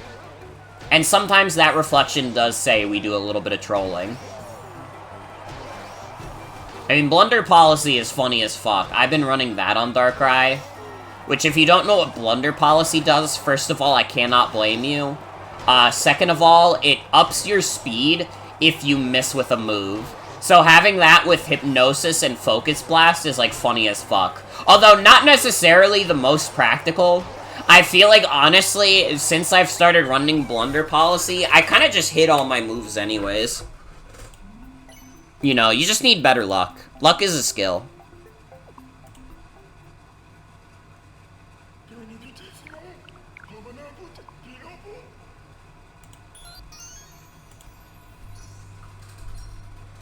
Yes. This can't be happening. I lost to Super Mario.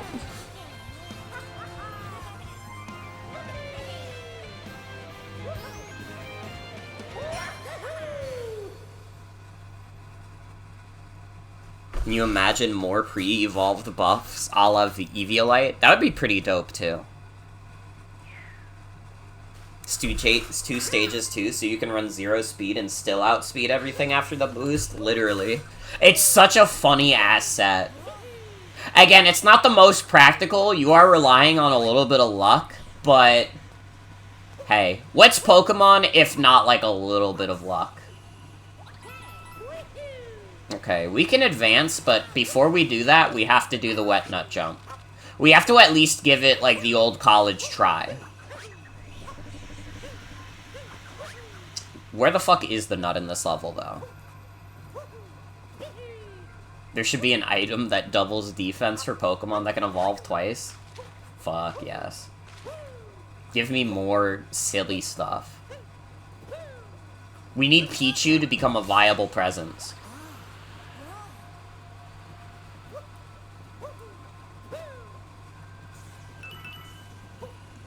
Here's how Togepi can still win, literally.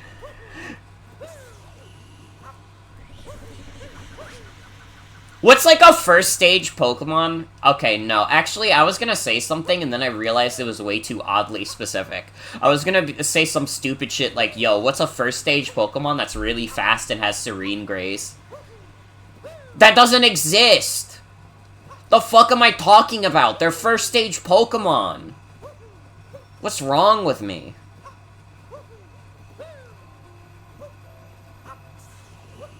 There's not even that many Pokemon that have Serene Grace to begin with. Oh, here we go. Alright. So, What we have to do, from what I remember, is we have to throw the nut in the water. We have to let it sink to the bottom, and then we have to pick it up.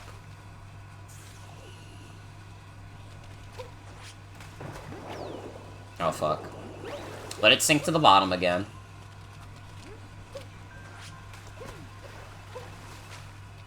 And then what we have to do is throw, hat throw. I fucked it up. Hold on. Let me watch the damn tutorial again.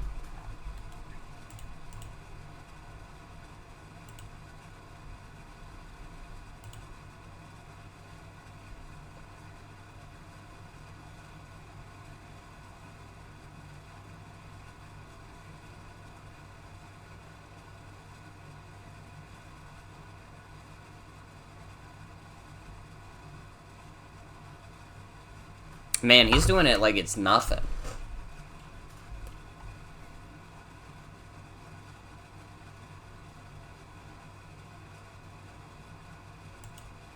Okay, so it's jump, then you throw nut.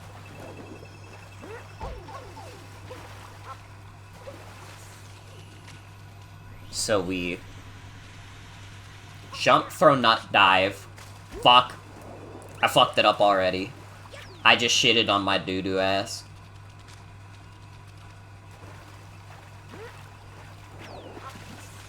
It's gotta sink to the bottom.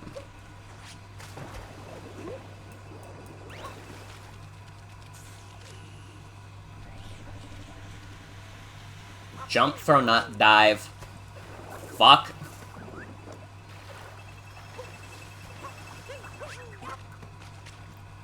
Man, I suck balls at this.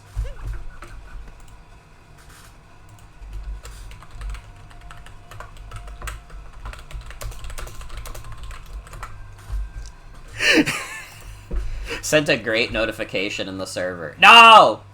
Why not? Fuck, I don't remember where I got it now. Oh, it's up there. Okay, get the nut again.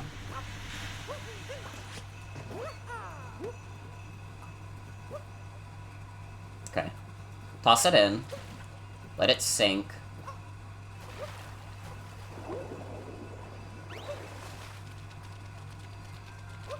Okay. Throw. Fuck. It's like a really simple process. No joke here. Dude, what is that emo? What? Socks added to jerking off emote? They're crazy. They're crazy. Yo, Socks is the first masturbating streamer? This is fucked up. And hi D, welcome. Welcome, welcome. Wear the castle outfit on your me in Mario Kart 8 because you're always bricked up. Most sexual streamer? That was supposed to be me! That was supposed to be me! This sucks.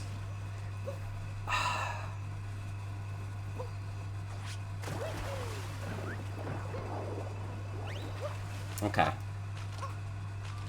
Try it again. It's... Why did he throw it? I didn't press the button. Why did he throw it? Mario, you're being a little silly right now.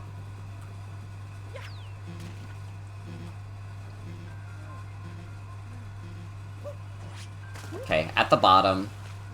Grab the nut. It's... jump.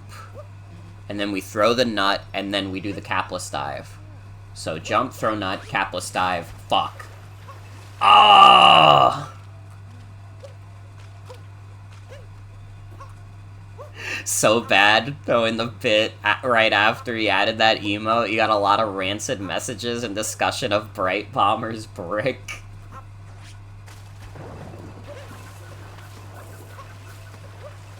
That sure was a notif I posted. I'm being honest! You have to watch me nut live. I'm trying to do the wet nut jump. I'm nutting. It is worth it for the funny. To be fair. Honestly, if Socks doesn't remove it, I could see, like, Twitch trying to remove it. Because, like, Twitch doesn't even like, twerking emotes. They made their bed and they gotta sleep in it? Literally. Okay. So it's jump, throw nut, dive. I fucked it up.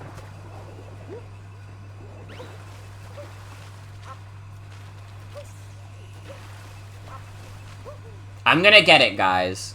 We're gonna make a night of this. Okay. Jump, dive. Fuck.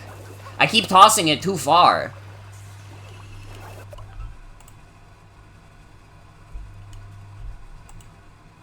Okay, it says do not touch control stick until you fail the jump.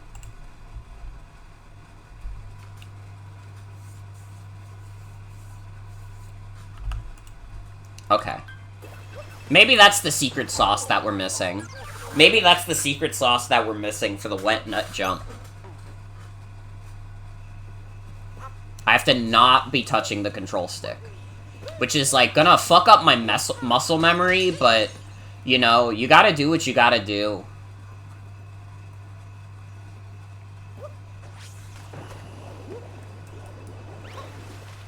Okay.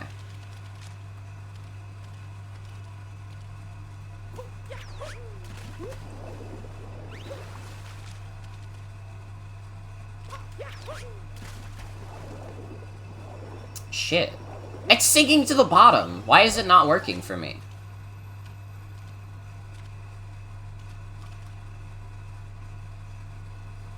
Jump up.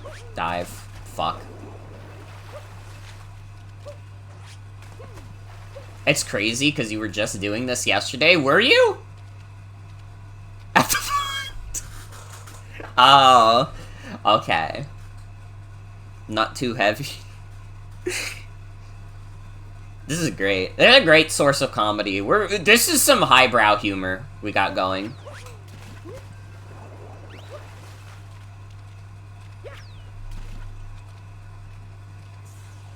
Okay, let it sink to the bottom. Pick it up. Okay, now we throw a nut. Fuck. Fuck!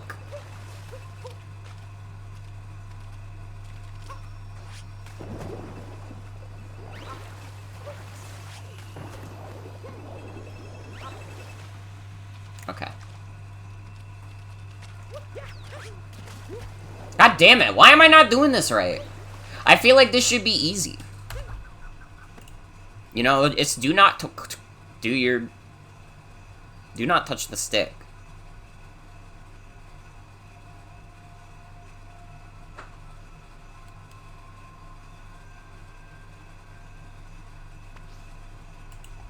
Fuck.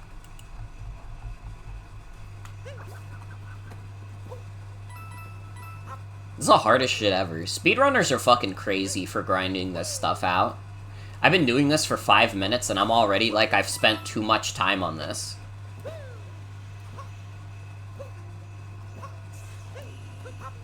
But I feel like we're so close already to making it happen, you know? I feel like we're already so close to the wet nut glitch. The wet nut jump.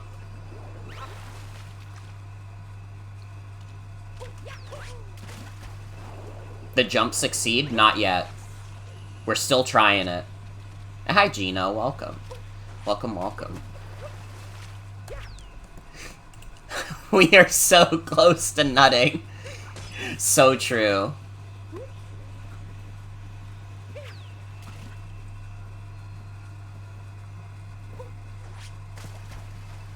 They made you celebrate this after posting that? They are shaming you for it?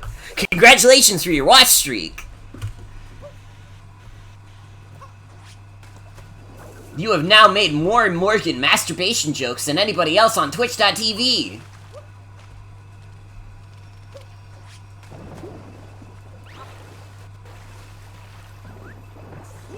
Gotta get the nut before it disappears. What do you win? You get the robot that jerks you off. Congratulations. Oh, I just fucked up the cap dive.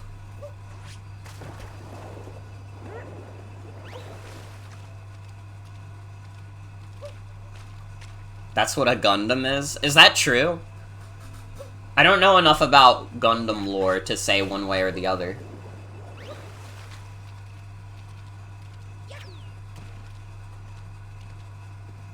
You're the lore expert? Well, then I trust you. I fucking trust you.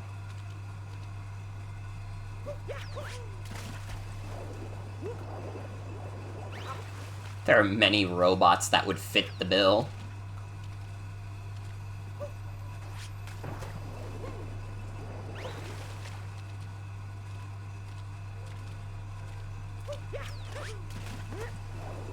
Damn it. Is this not wet enough? Is the problem that the nut isn't wet enough?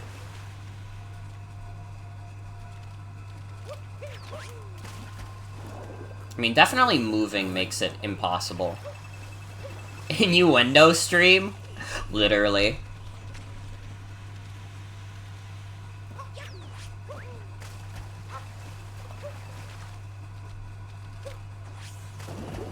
This is like the most mature Morgan stream, though. Honestly, this is more mature than the average Morgan stream. God damn it. Why is it not working for me? First 35 plus stream. I just checked stream discussion and saw Ray say, I can't be getting notifications like that on my phone. You must pay taxes to watch this stream. Thank God. Honestly, that's how I always wanted it to be. If you're the kind of motherfucker who doesn't pay taxes, like, you're not mature enough to watch my stream. Okay, you can go back and watch my old ones when I didn't have to pay taxes, but I pay my fucking taxes now, okay? That makes it sound like I did have taxes to pay, but I just didn't pay them. I just meant that I didn't have taxes to pay. Okay? Heart. Please don't report me to the IRS.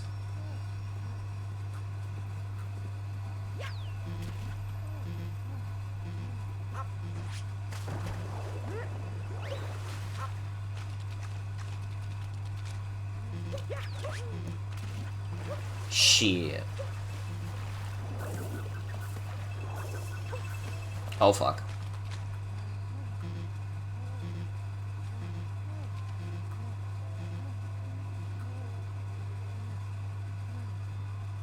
I don't like this. I don't like this image. I really don't like this. Oh! Sorry, I got distracted by the horrific Mario.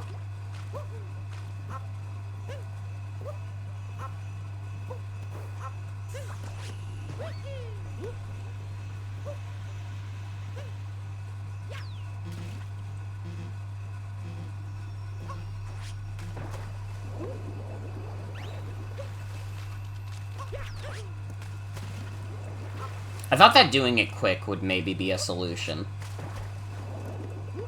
I'm gonna try and do it quick anyways.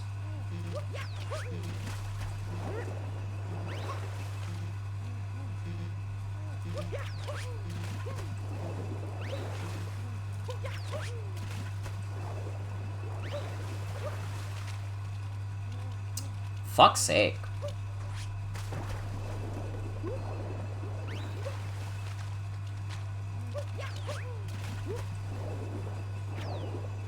Why is this so hard? Bro, who invented this shit? How did somebody even find this out?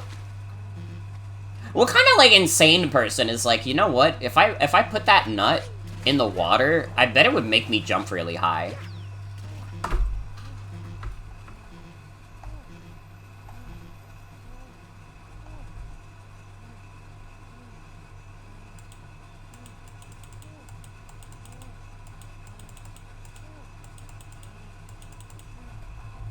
Leaked from Miyamoto's most innermost secret files.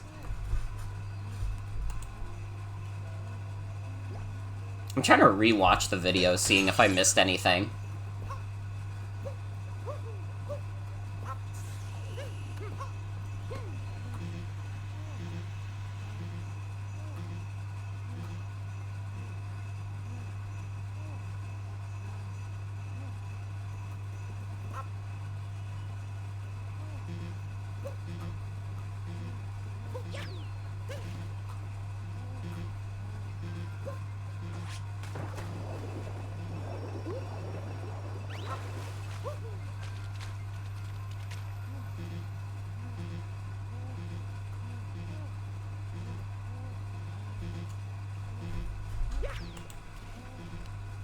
Why did he throw it? The fucking motion controls, dude. Okay. I think I might have an understanding.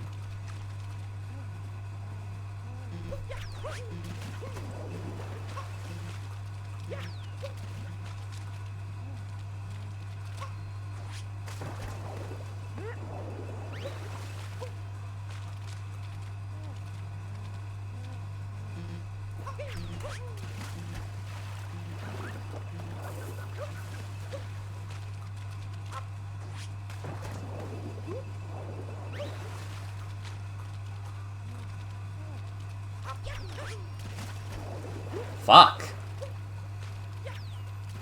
Did they patch this out?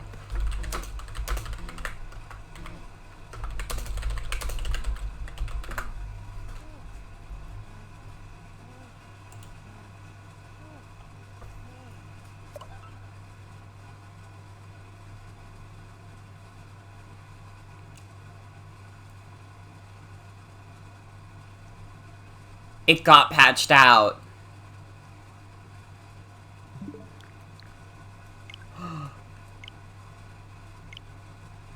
I have too new of a version of Mario Odyssey.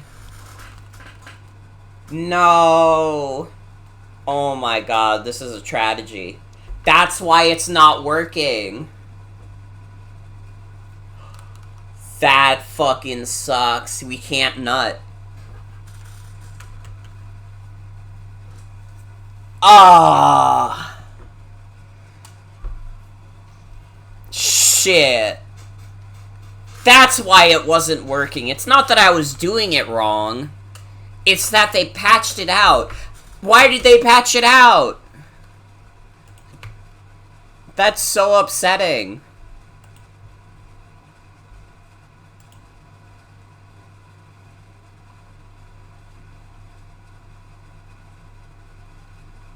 Nintendo doesn't want you nutting in their game?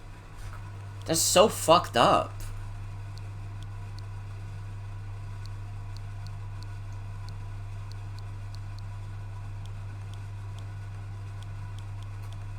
Dude, I'm fucking pissed.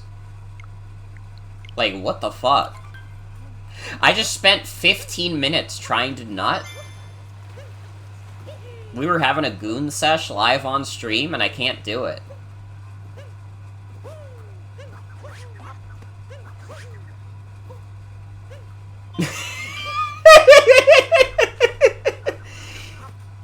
Alright, I'll go back to playing the video game as normal.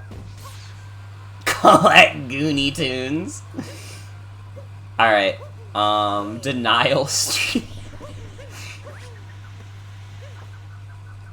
Alright, well, one of these days, now that I know that it's feasible, I will actually do this. I just have to, like, I don't know, I guess I have to, like, emulate Super Mario Odyssey on an earlier version at some point. Not that I would ever emulate, but theoretically, if I did, that would be the easiest way to get an older version of the game.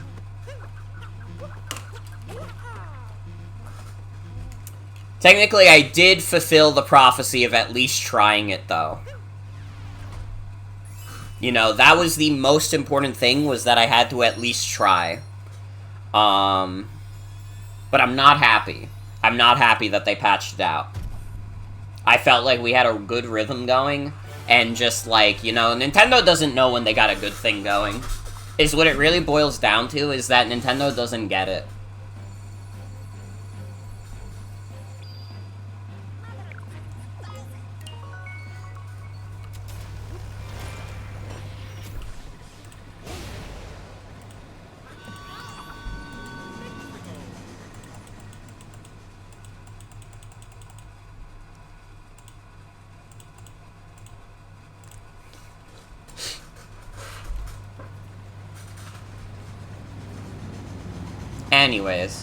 Anyways.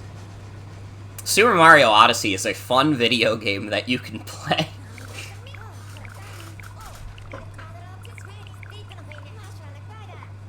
I guess we are actually closer to the end of the game than I thought. Is Super Mario Odyssey even shorter than I remember? Because I'm like, man, what fucking kingdoms are even after Seaside? There's like the Ruined Kingdom and Bowser's Kingdom, and that might be it. I mean, obviously the moon, but like, that's like one level. That's like not like a whole world, really. What's on the top of the fancy goblet? Don't worry about it, bro. Well, if I still wanted to be, like, inappropriate and fill this stream with innuendos, I could be like, dude, it's like the cum chalice that Yandere Dev had. Man, it's fucking crazy. Again, I talked about that one guy who made, like, the one animation that's like, I like big girls, itty bitty girls, that got, like, bullied off the internet. How the fuck has Yandere Dev not gotten bullied off the internet? Like, that guy, like, actually sucks, but he still remains. Like, as far as I can tell, Yandere Dev is, like, still doing shit. Is Yandere Dev still Twitch streaming?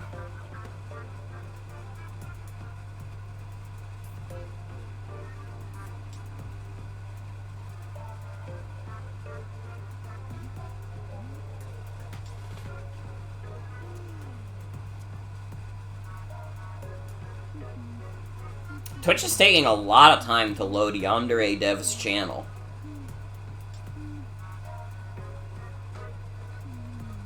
Something went wrong. The channel you're looking for might...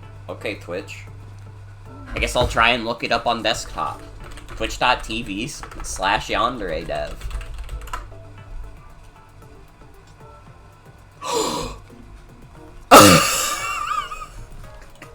He got banned from Twitch! When did Yandere Dev get banned from Twitch and nobody said anything? You guys didn't tell me that Yandere Dev got banned from Twitch?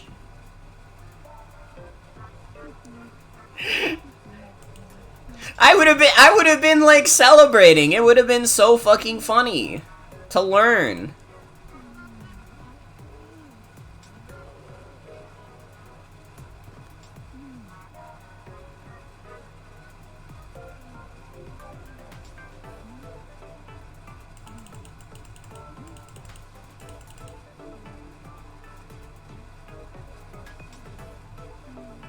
We have, like, jobs and shit? Well, that's true. Wait, actually, I take it back what I said about Yandere Dev. He said in his recent blog that he's getting therapy, and you know what? I can't shit on a guy who's down on his luck and trying to do better. Actually, you know what, Yandere Dev? Listen. If Yandere Dev wants to, like, have a redemption arc, who am I to deny him of that opportunity? There's one video you like where Yandere Dev decided to play Skullgirls and like a dozen competitive players decided to beat him up.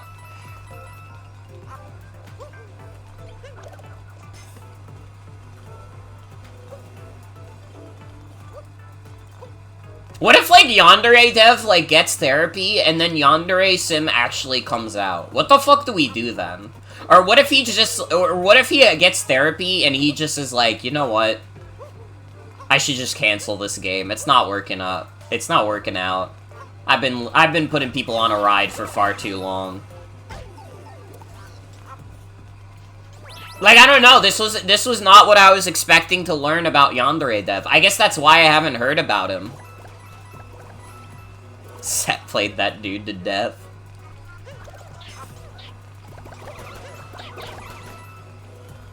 I don't know, now that I learned that the dude is, like, trying to get therapy for, like, his self-destructive behavior, I'm like, well, now I don't want to make fun of him. Even though he's done, like, crazy-ass shit online, because he's, like, trying.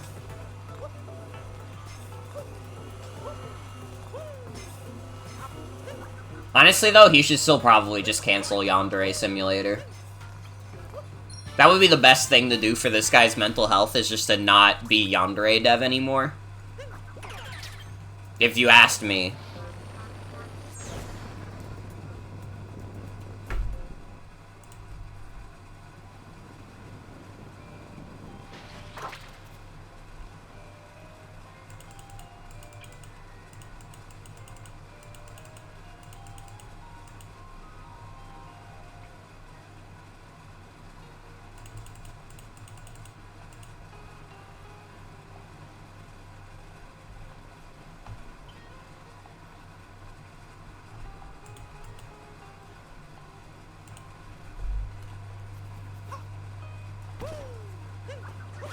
Damn, I guess, like, maybe the bottom line is that, like, maybe harassing people is never the move. Because at the end of the day, we're all human. We all have our own problems, our battles to fight. Man, oh man, has Yandere Dev made a lot of money off of people, though.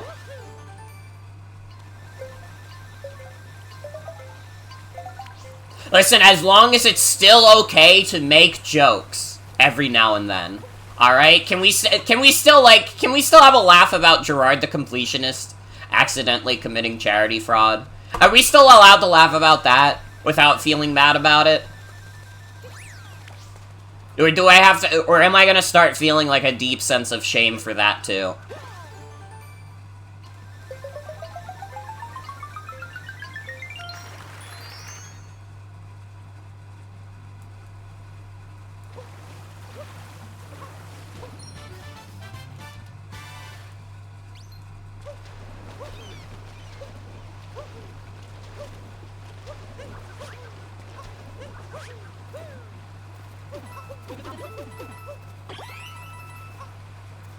I don't know. That was not what I was expecting to find when I looked up Yandere Dev. I just gotta be honest.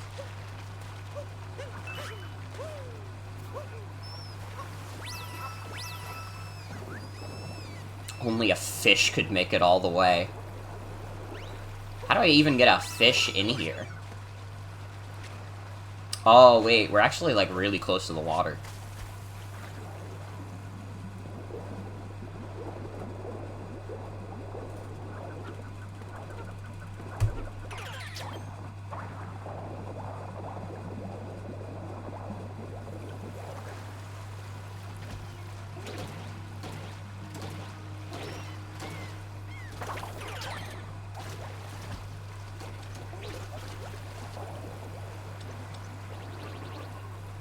Into the tube I go.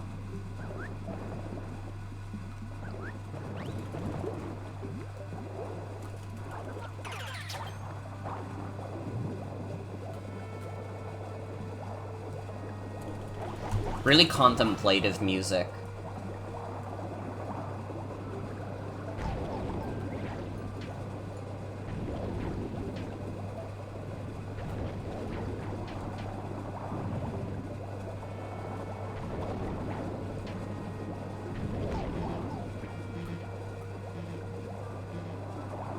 Man, these eels are, like, too OP. They're simply better at this game than I am.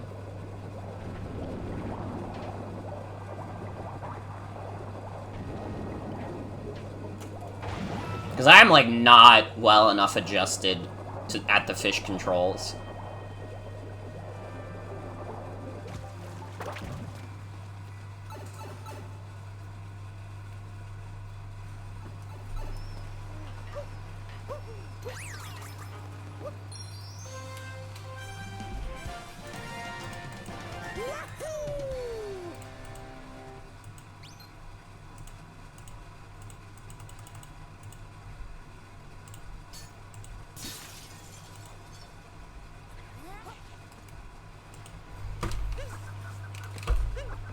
Alright.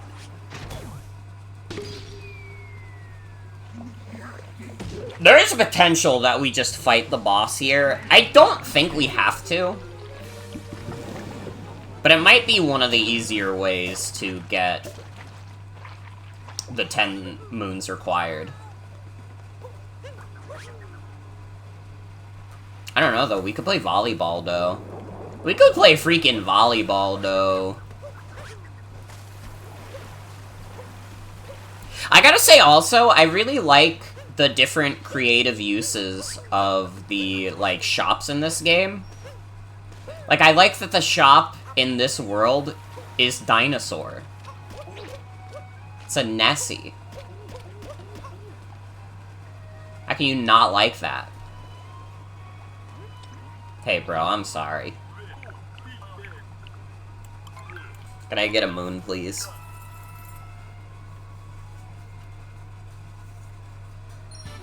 Thank you.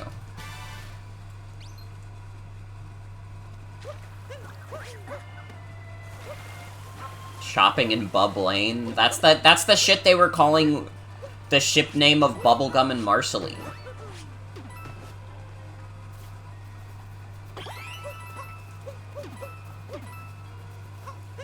That's all I got for this one, everybody. I hope you enjoyed that one.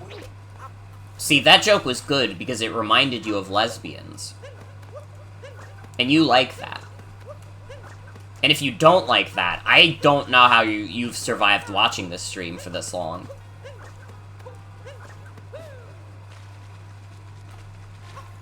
Hey, I need the fucking... I need the squirter. I need the squirter.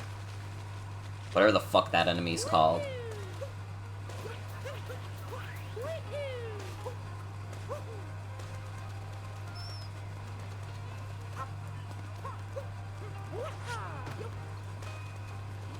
Oh shit, I can't even do volleyball right now.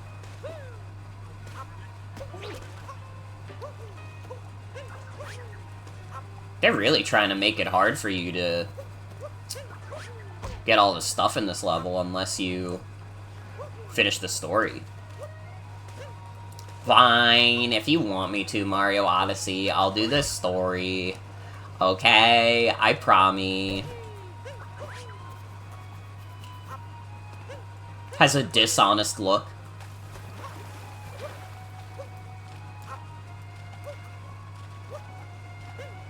I gotta start just saying my emotions out loud. You know, the kind of faces that I'm pulling. Because otherwise, how is anybody supposed to know that I'm lying? You can't tell it from my tone.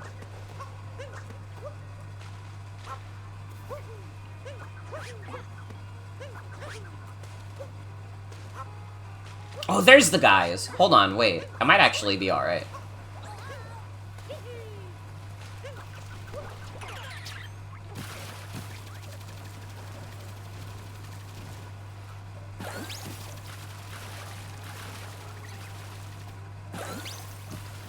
These guys are a little nasty.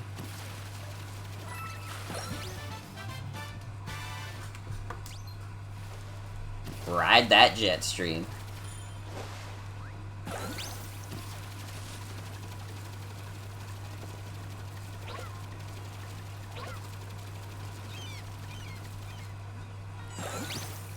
Did I do it? Did I jump with that nut? I have some very bad news. I thought that I could do the wet nut jump. It turns out that at some point, they patched it out.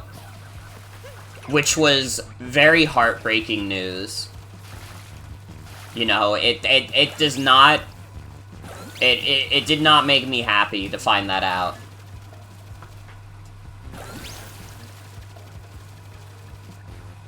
No, it's okay. It's not your fault. I probably should have figured that, like, if I was watching a video from, like, 2017, there's a good chance it was patched out, considering Luigi's Balloon World was 2018.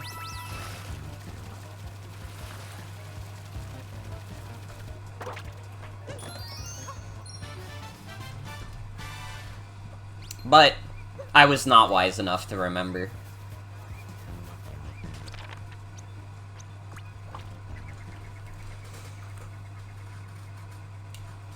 Even if it's a more recent video, a lot of Odyssey speedrunners play on 1.0 for that reason. That is true.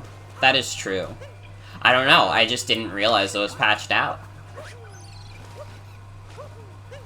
One day, though, One day, though, because it seems, like, completely feasible for me to do, even if I don't do it in a practical way, like, at all. Like, it seems, like, perfectly, like, fine. You know? It's one of those things where one day, I'm really gonna do it.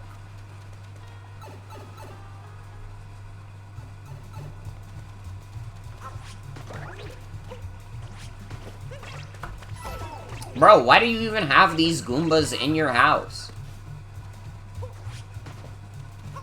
Hey, Will, thank you for the raid, Donkey Kong. I hope you had fun playing Tropical Freeze. That's an all-timer. I hope you had a good time. And thank you for the resub, Will. 7 months. Thank you, thank you. Tropical Freeze fucks severely? Fuck yes. That's what I like to hear. Tropical Freeze is one of the all-timers. Yeah, you missed the wet nut denial. Where I found out that I can't do that on this version of the game. Yeah, shout out to user Tropical Freeze. It's a good-ass video game. Do I have the game physical or digital? I have it physically.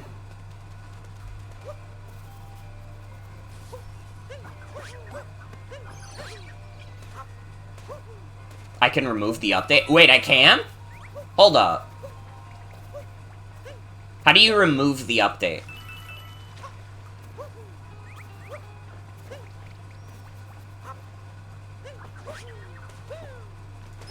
Destroy DK December.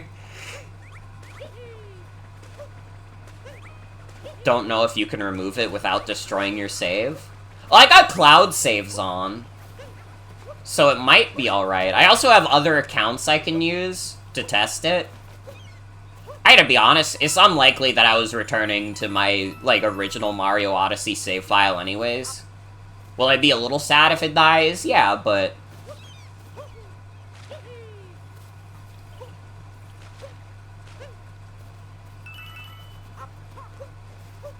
Aw, shit, wait. Even if I did it, though, even if I removed the updates, what would probably happen is that I couldn't get further in the game, because it's like, oh, you played this with an update, but you don't have that update currently, so we can't start your game.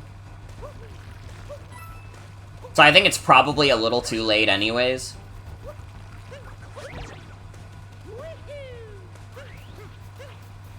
Hold on, I can get some Goombas over here.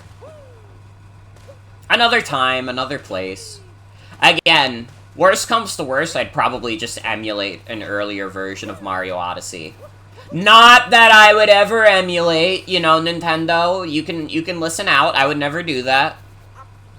But it would probably just be then.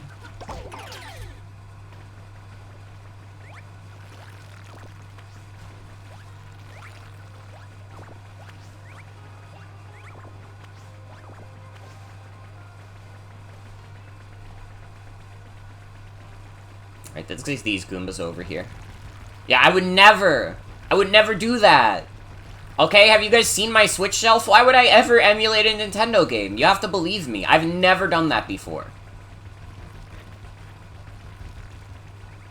Yeah, I'll emulate it at a later date when it comes to Nintendo Switch Online in 2040 for the Nintendo Switch 2. Because honestly, at this point, at the rate the Switch is going, I wouldn't be surprised if the Switch 2 lasted that long.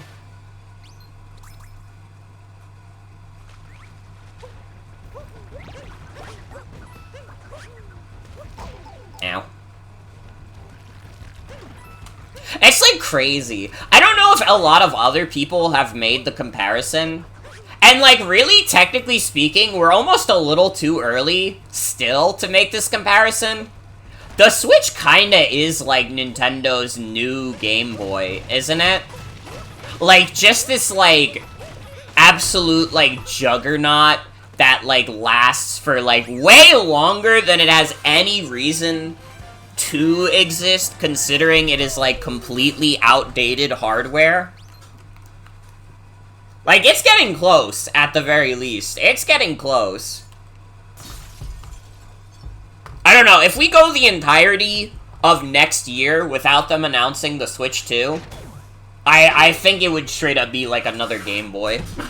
Because, like, they are still making games that sell like crazy and help sell, like, consoles.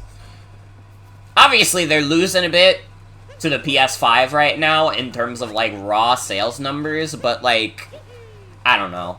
I don't think they're gonna lose to the PS5 overall. I don't know if the PS5 is selling any better than older PlayStations did.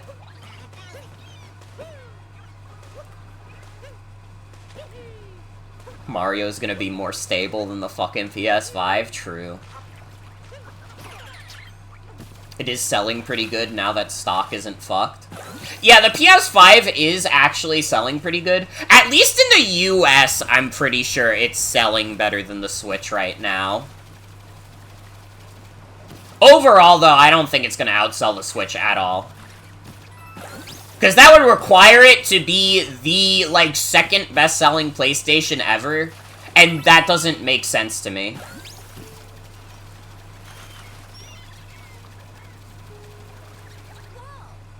PS5 is just running off of graphics hype and, like, older kids, older gamers, but Nintendo has that family market on major lockdown.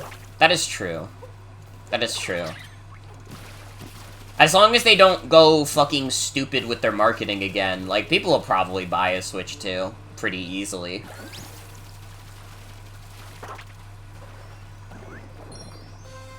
Okay, we can get out of here now. We don't need to fight this fucking octopus. We can just leave. Goodbye. Sayonara. Yeah, I mean, like, Spider-Man goes a little crazy. I gotta play those games one of these days. I played, like, 1 hour of the original. And that was it. Dude, actually, you know what's crazy? That was actually big gaming news, is that there was a huge, like, Insomniac leak. And I'm not gonna talk about it too much, but it's like, listen, I gotta be honest, I'm the kind of person that when a company's games get leaked, I have to be honest, I kinda don't give a shit. Like, not in terms of, like, oh, it's not, like, interesting, but in terms of, like, people who are like, oh, leaks ruin, like, video games for people, it's like spoilers, and it's like, I don't care. Now, what I don't like is that a bunch of people's personal info got leaked because of this, like, leak. Apparently, in the Insomniac leak that came out, a bunch of, like, employees got doxxed. That's not good. I don't like that. Listen, if people are gonna leak games, it's whatever to me, but, like, please do not include people's personal information in there. Did watch some of the Wolverine footage, but it seems pretty easy to avoid if you don't want to see it. Mm-hmm.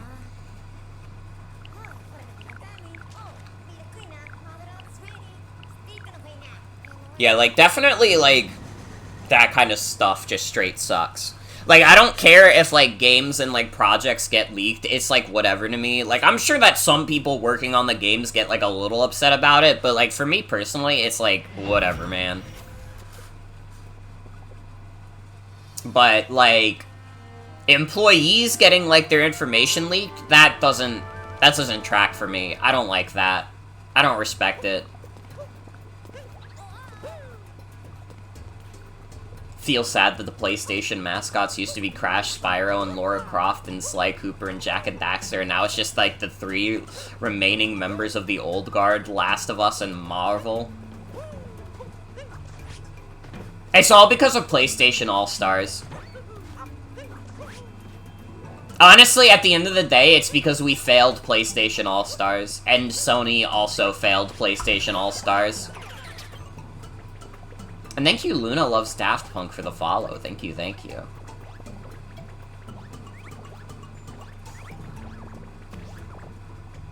Because I feel like a big lesson that Sony took from, like, PlayStation All-Stars was, like, man, we don't have a lot of, like, brand cohesion.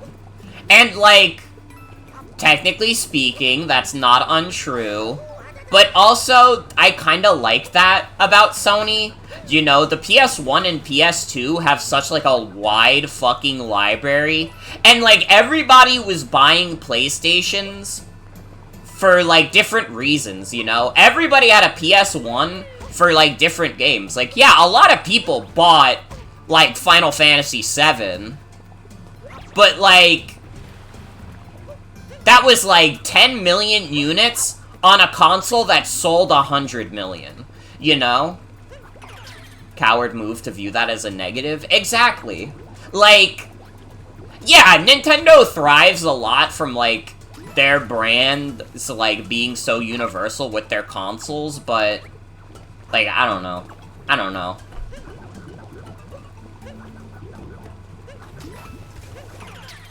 Don't think it was all about PlayStation All-Stars. You think they just saw their blockbusters doing really well, and, like, movie studios, it decided everything must be big budget in response? I mean, yeah, obviously.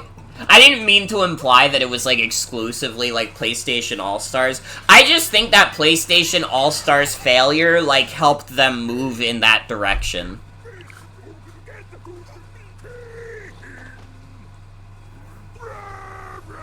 PlayStation 1 and 2 had such a big variety of stuff on there. You can get a lot of good mature games on Switch as well as Mario nowadays from how much indie and third-party support they let on there. Yeah. Honestly, like, someone said it on Tumblr, and, like, the Switch really is, like, the only current machine that feels like it is, like, or, like, current console that feels like it's for everyone. Like, there is, like, if there is, like, games for fucking anybody on this fucking system. And not everybody's gonna love the Switch still, you know, it's not gonna literally, like, track for everybody, but for the most part, like, if you like a certain kind of game, you can probably just find it on the Switch, you know?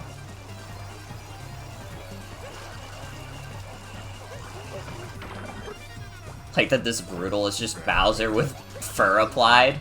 You know, I never thought about it that way. You're kind of right.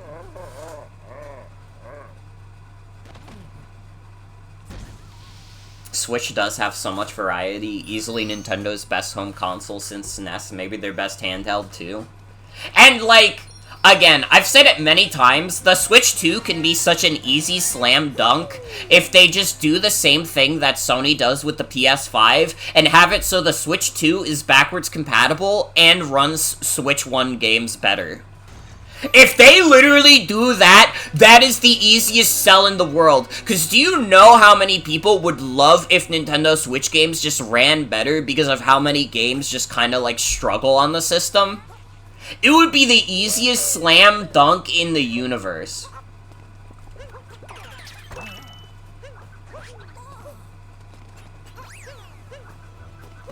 Bowser's Fury at a steady 60? Literally. Dude, people buy Steam Decks just so they can play games from the Switch in, like, a better frame rate. You know how easy it would be to sell people on a Switch 2? If they did that? Glad they weren't beaten like a dead horse, but you also missed the Brutals. One or two of them would have been nice to see in Switch-era spin-offs. Yeah, it's kind of weird. Have none of them been in, like, any of the Mario sports games? That's kind of wild. Pauline has showed up again, but not any of the Brutals. Shove all four of them in the same cart? You're kind of spitting. Cappy 2! Yeah, that's, like, fucking crazy. People loved Cappy when this game came out. I knew multiple, like, Cappy fans.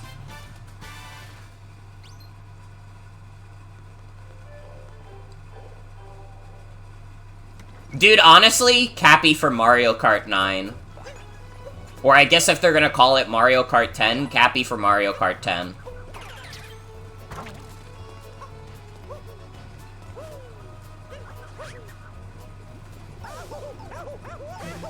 Whoops. He's the most robbed character that is an EGAD. It's fine, you'll get to see EGAD in Dark Moon HD when that comes out. Actually, really funny that they've gone back and renamed that game to just be, like, Luigi's Mansion 2. Like, why did they even call it Luigi's Mansion Dark Moon in the first place if they were just gonna change it back later? Right?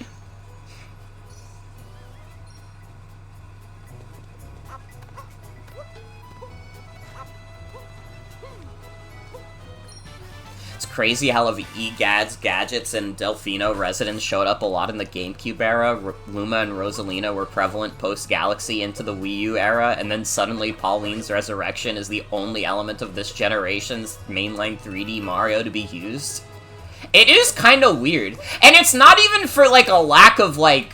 Well, a lot of things. It's not up for a lack of charm, because, like, people think this game is really charming and cute and nice. It's not for a lack of, like, having memorable characters, because people remember the Brutals. People remember, like, Cappy. There's some funny guys in here. Like, I don't know.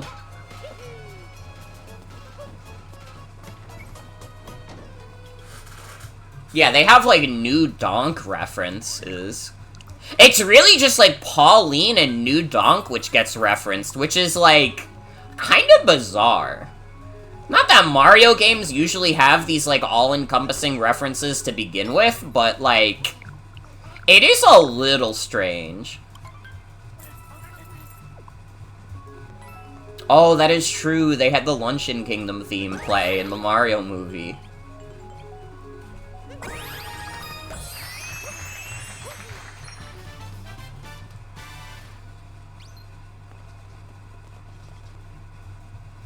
Yeah, this game has a great OST. It's not my favorite Mario OST, but I actually think it's a little underrated. I feel like people don't talk about this game in context of, like, greatest Mario soundtracks. Like, obviously, I don't think it's beating Galaxy. I'm not, like, an insane person. But, like, it's got a lot of good tracks.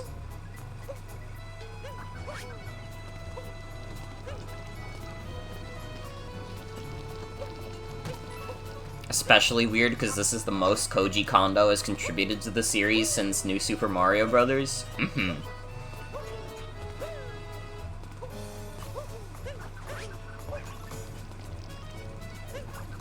Oh wait, I gotta find the gold turnip. And then I put it in the soup, and I get a free moon.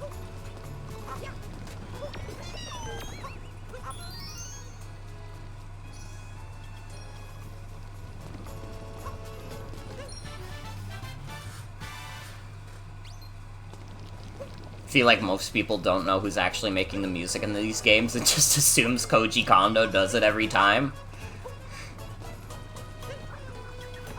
Right.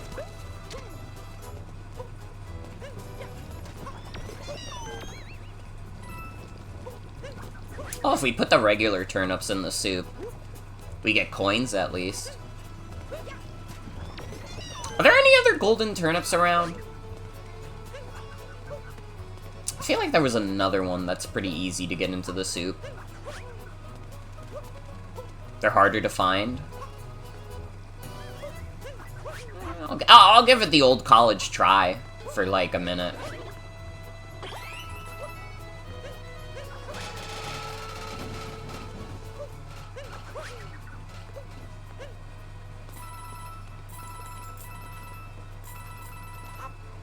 Just realized Peach being the ruler over the Toads is referenced frequently, Rosalina's connection to the Lumas is used frequently, all of Pauline's either have direct New Donk references or is singing, but Daisy has like 0 Sarasaland references besides mentioning by name in her bio for her. Yeah, it's so bizarre. That is like really strange. They're like fucking afraid of Super Mario Land 1, I think. That's why that shit isn't on NSO still. Because, like, for some reason, Nintendo is afraid of Super Mario Land 1. Alright, I'm calling out their cowardice. We need Prince Florian in Mario Kart? True! Real shit.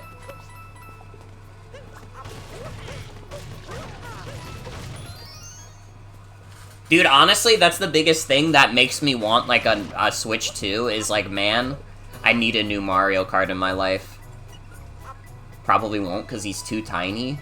But wouldn't it be funny, though? Wouldn't it be so happy?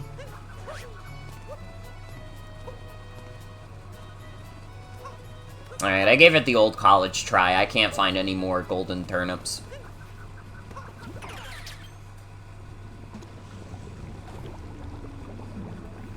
That is kind of true. That is kind of true. Sarasa Land is old as shit. Mario Wonder Courses and Mario Kart would go off. You're so right, Bingo. Like, actually. Like, holy shit.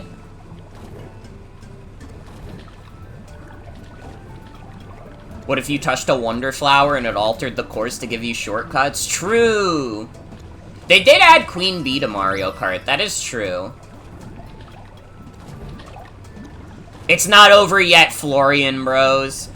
Dude, honestly, getting, like, another Mario Kart game, the, like, character, like, speculation would be so much fun to talk about. Because we have, like, so many potential new characters that could be added.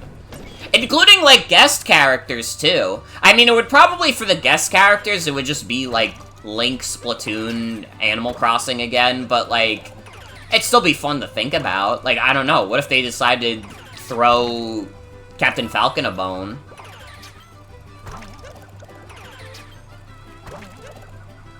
You know, weirder things have happened. Luigi should be an easy clone. He really would be an easy one. If they're gonna keep doing that kind of shit, like, they could have Luigi in there. I would be less upset about Luigi being in there than, like, the 5 fucking babies. Listen, I don't really care that, like, Mario Kart 8's roster has, like, a bunch of random clones. Like, whatever. Pink Gold Peach is funny. We can admit it. It's a little funny. Fucking, the babies are still stupid, though. I don't know why there has to be 5 babies. That's not necessary. Anybody who tells you it's necessary for Mario Kart to have 5 babies is crazy.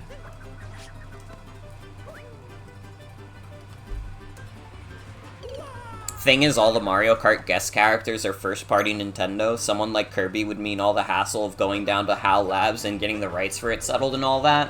That is true. That is very true. Although, isn't Mario Kart 8, like, co-developed by Bandai Namco? Do you think, like, potentially, like, you know, we could get, like, Pac-Man, like, in the arcade games? Because that would be kind of dope. As, like, a guest character? Not to your knowledge? Oh, really? Why did I think it was?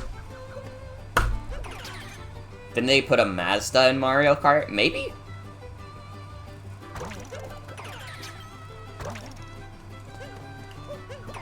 Did I say 8 or the arcade games? I did say 8. They do have Mercedes-Benz.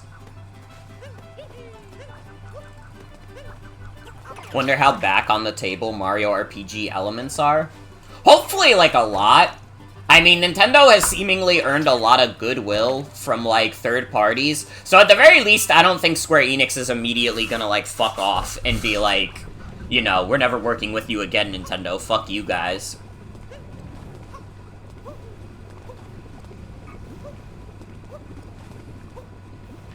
Feel like the hassle of getting Kirby in the game would be lesser than working with BMW or Benz.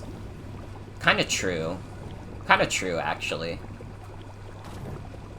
They're never getting a Pokemon in Mario Kart, though. I've heard that, like, Pokemon Company or, like, Game Freak are, like, very protective. That's why, like, even though they're in Mario Maker 1, they kind of just make generic noises because they didn't even want to loan out the fucking sounds that the Pokemon make. Which is so bizarre. Because it's like... it's fucking Pokemon. I feel like Pokemon is, like, as synonymous with Nintendo as, like, fucking Mario is. You know? At the very least, it's, like, as synonymous with Nintendo and their handhelds. Sonic being in there would go crazy. Only Pokemon rep is a Viviroom cart? God. That would be kind of funny, though. I would enjoy that quite a bit. I can't lie.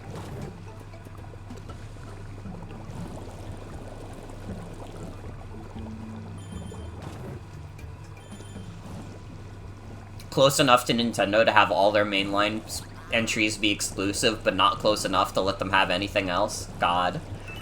Literally. I guess that is true. They do have the Sonic kart racers, but I don't know. It'd be fun. I mean, they had, like, other fighting game characters in Smash. Like, you could say, like, oh, Street Fighter is, like, a competitor to Smash, but Ryu and Ken were still in that game. You know, I don't think it's off the table.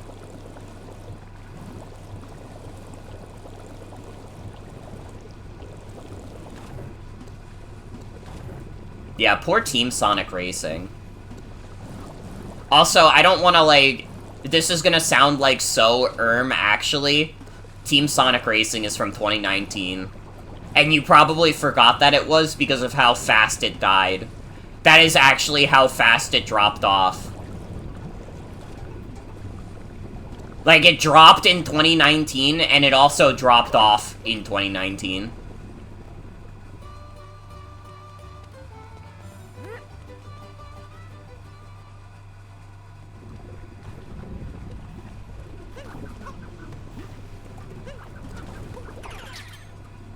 Dude, Sega All-Stars Racing was dope.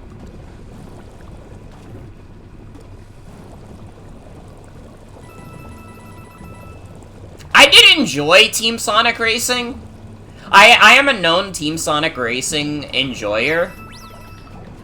But I also can't lie that All-Stars Transformed just has like a million times more swag.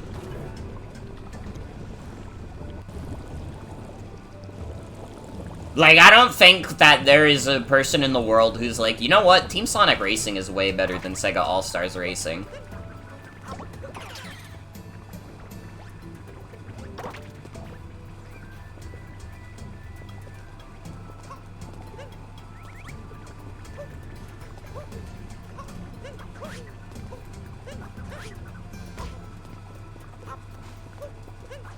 Transformed has the coolest tracks to ever be in a racing game. It really does. Whoop.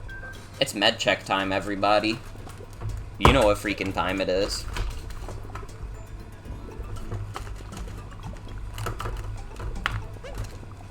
If you got meds to take them now.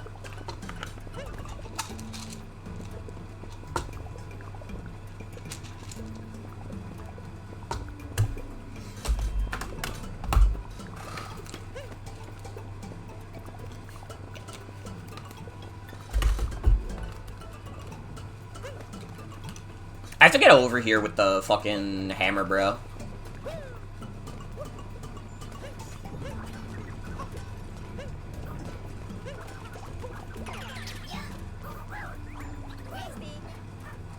To throw an attack, shake and shake.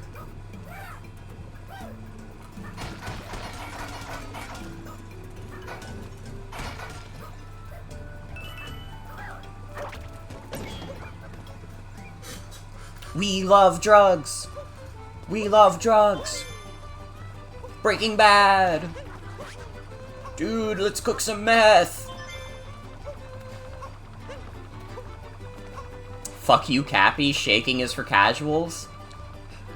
Your post. Am I casuals?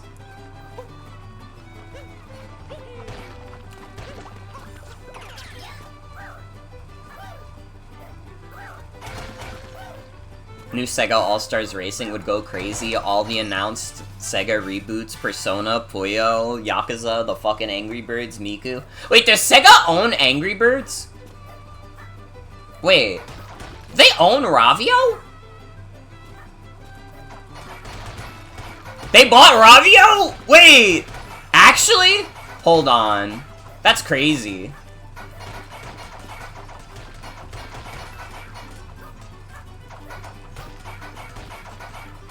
Sonic Angry Birds Epic Canon.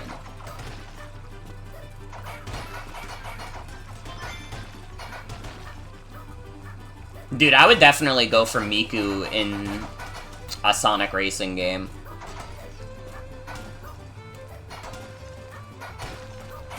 This is the perfect time for a new All-Stars Racing. It kinda is, isn't it? They're doing all these reboots anyways? Shit.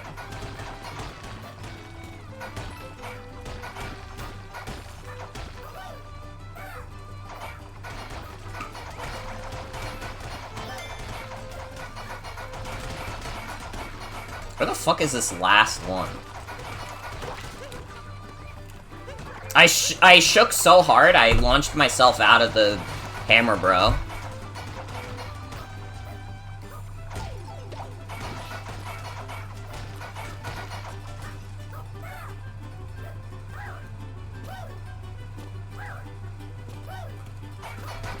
It has to be in this corner, I think.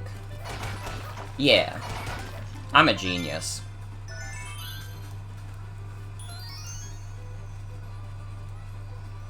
Could have Red Angry Bird, Hatsune Miku, Joker, Persona, and Dame Dane guy in the same game. The world's not ready for this. I don't know if we even deserve that, honestly. But we should. Do you think they'd bring back Yogg's cast? Unfortunately, I do not think they'd bring back Yogg's cast. At the very least, we lived in a time where a new Sonic All-Stars Racing came out, and, like, the YouTubers that would be in there are not any members of the Dream SMP. Alright, so, like, everybody over the age of, like, 20 can rest easy.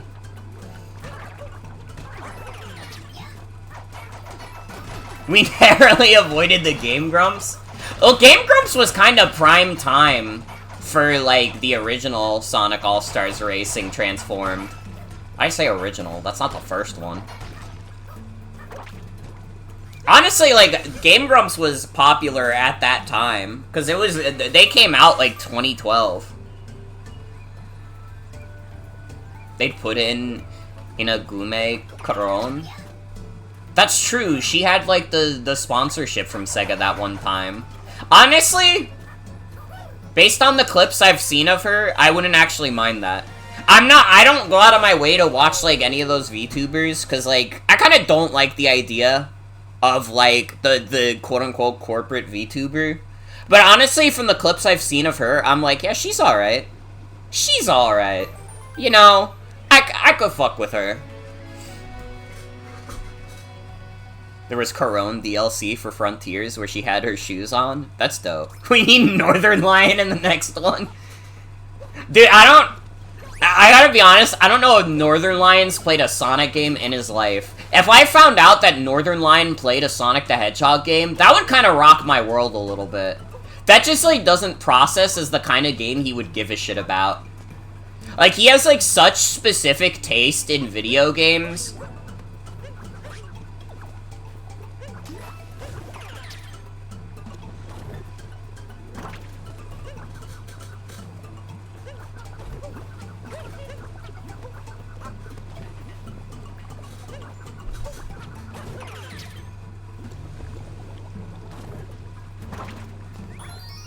On the note of guest characters, Hello Kitty was in Sonic Dash and Monkey Ball Banana Mania.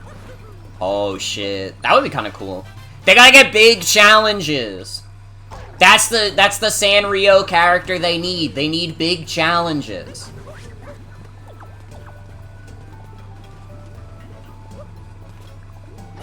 They should put in a photogrammetry model of him that looks nothing like any other racer in the game, and all his voice lines are recorded from his phone. True. The Danimals monkey was also in Sonic Dash. I think you guys have just sold me on the idea that, like, speculating characters for Sonic and All-Stars Racing is so much fun, because Sega has, like, the most unhinged crossovers. Like, who the fuck is like, you know what would be a perfect fit for this Sonic game? The Danimals monkey. Nobody in the world has ever said that. But it exists.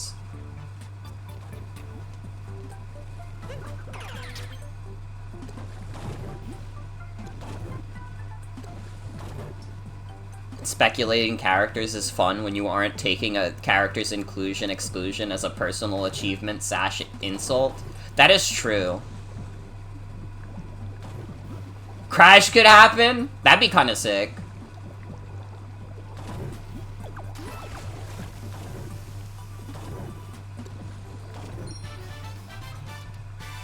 Also, yeah, I guess, like, with Sonic All-Stars Racing, it's not really a concern. Like, with Smash Brothers, a big thing that got people in the game is, like, what do they contribute to video game history? Or are they just, like, a character that was in a recent Nintendo game?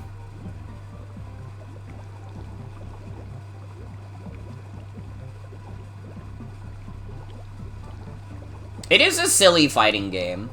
But I think, like, a lot of the crossover characters, like, were important to Nintendo or, like, video game history in some way. Like, I don't think a lot of their inclusions from third parties was random. The first party ones definitely were, though. I mean, like, Wii Fit Trainer is in there.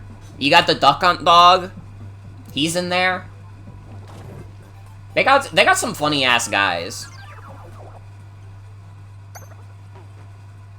There's potential in an All-Stars Racing sequel. A new flight sim could spell a hilarious disaster.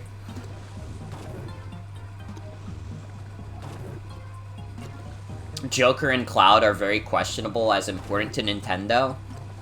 Well, Cloud is definitely important to video game history.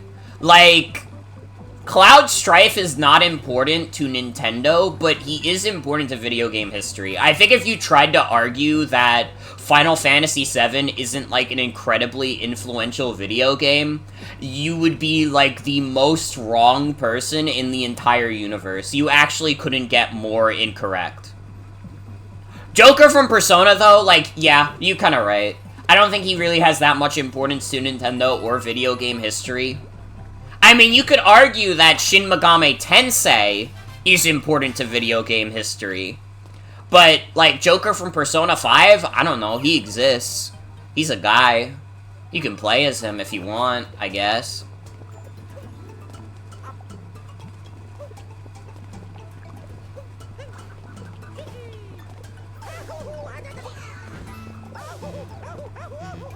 I mean, like, Banjo is definitely a pick that was, like, he was one of the picks that was because of the old Smash survey that they did. That's another thing that you gotta remember about, like, the Smash 4 and Smash Ultimate, is that quite a few of those picks were, like, they did that survey all the way back when, and, like, asked people, hey, who do you want to most see in Super Smash Brothers? Banjo was definitely, like, high on that list. Like, Banjo is not at all a random pick. Like, you gotta pick the ones that are, like, actually random.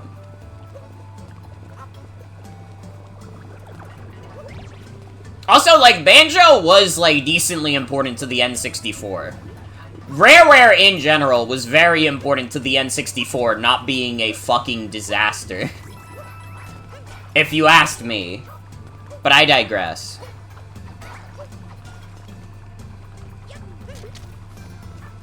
Listen, it was either that or they were getting James Bond, and I just do not think reasonably Nintendo is gonna go out of their way to get James Bond for Super Smash Brothers. It's just not gonna happen. Technically, GoldenEye outsold Banjo, but they're not gonna get fucking James Bond. They're not gonna go through the licensing hell to get James Bond. I'm sorry.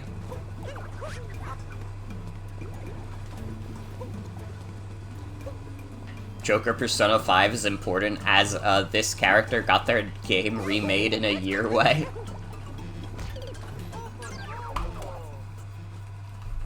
Honestly, Joker is definitely the most out there pick. And it's not even that out there, it's just like, Sakurai likes Persona 5, so he wanted a Persona 5 character in there. MGM couldn't have been harder to strike a deal with Disney, right?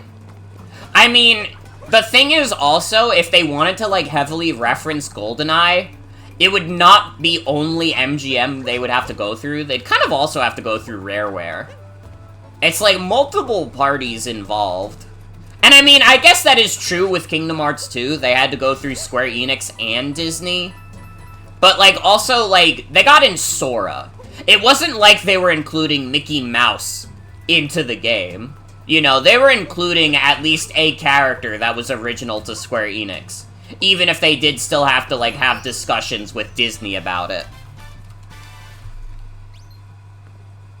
Apparently Disney was really into selling off Sora in a Nintendo game for money. It was Nomura they had to work through. You know what? That's really fucking funny. That's really fucking funny and makes sense. I don't know if they would have had to go through Nomura for Cloud and Sephiroth, because, like, Nomura is, like, doing FF7 Remake, but he didn't do the original FF7. He did the character designs, but he didn't make FF7. He didn't direct it, rather. I shouldn't say made. That makes it sound like it was a one-man project.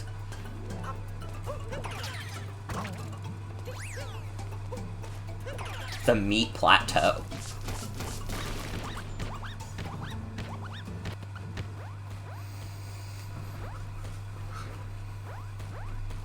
Although Square Enix was weird with Cloud's, like, inclusion to begin with. Do you guys remember when they included Cloud in Smash 4, and also you only got 2 songs from Final Fantasy VII included? Like, I gotta be honest, I could completely see Square Enix actually being the company that was, like, way harder for Nintendo to work with. Even though, in the end, I think they kind of sold Square Enix on it, because I feel like... I don't know if Hero got that much, actually, but Sephiroth got quite a few more songs. I think he even got, like, a remix or 2 in there. Not Cloud, though. Not Cloud, though. How much trouble do you think it was to get Dragon Quest's shitty MIDI guy to sign in? I don't know. They probably just had to, like... They probably just had to wait until that dude was, like, straight dying. Like, didn't that dude only die, like, a couple years ago?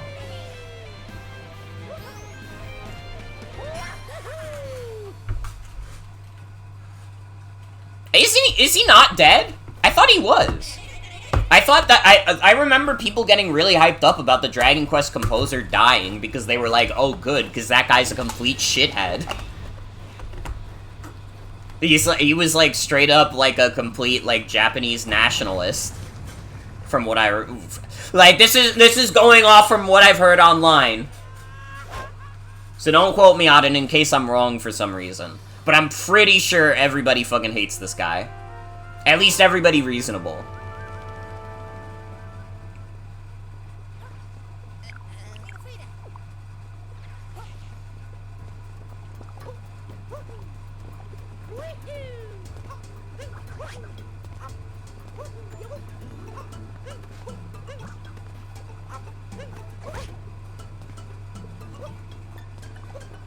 Disney was the one that was like, go ahead, this is a great opportunity. You thought it would be tough to pull off because it might clash with the established lore in Kingdom Hearts and the Disney worlds, so it was an opportunity you had to consider very carefully.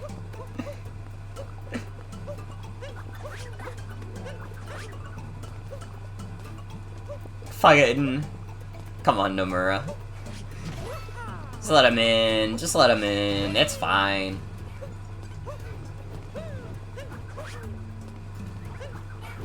How much input did Yuji Naka have on Sonic and Brawl? Any answer that is, like, a little bit is too much.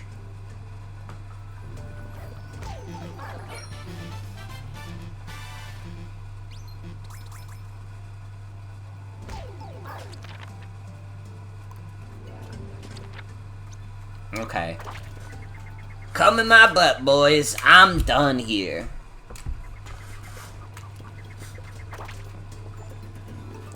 Nomura having to grapple with how to make Sora and Smash work with Kingdom Hearts lore before letting him get in is the most Nomura thing ever. Literally.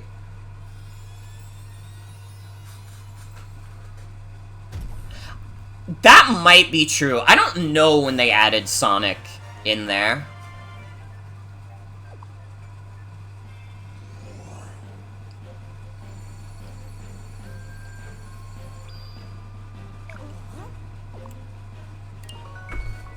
Alright, we in the end game now. Now we're really in the end game.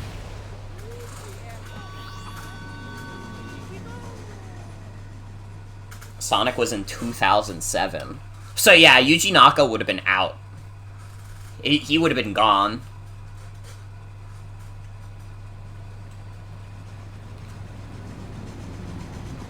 Because when did Yuji Naka leave exactly? It was, like, sometime during Sonic 06's development. So, like, probably Sonic wasn't included. Like, Sakurai didn't ask about including Sonic until after, like, Yuji Naka was gone, to be honest.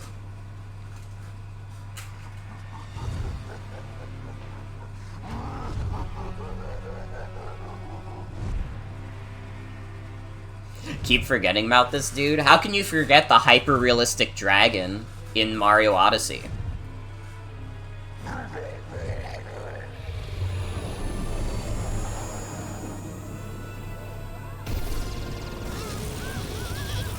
Why didn't this fucking thing ever come back? Cowardice. Can you imagine the fucked up hyper-realistic dragon in Super Mario Bros. Wonder? Listen, would it have clashed with the game's style? Yes. Would it have been funny as fuck? Absolutely. 100%.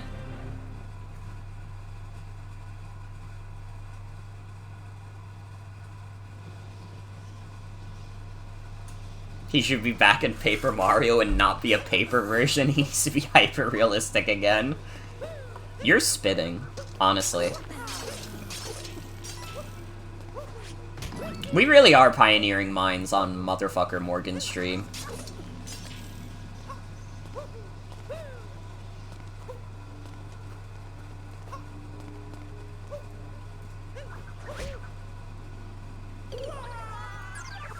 Wah!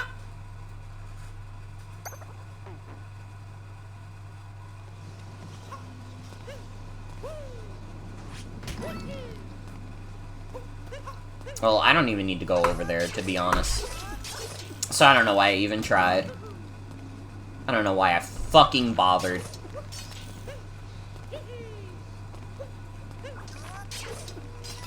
I just need to find the one that gives me the extra health. I guess there isn't one. Alright, we going in this, like, raw.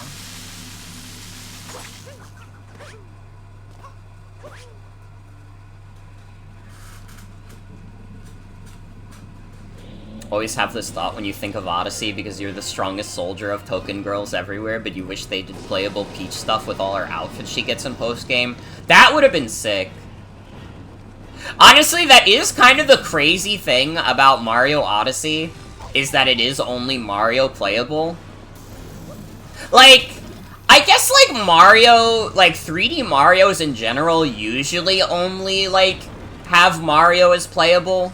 But man, it would be nice to have another playable option every now and then. It's really just 3D World, and 3D World already takes, like, a lot of influence from the 2D games. So it's not like it came up with that on its own. Alright?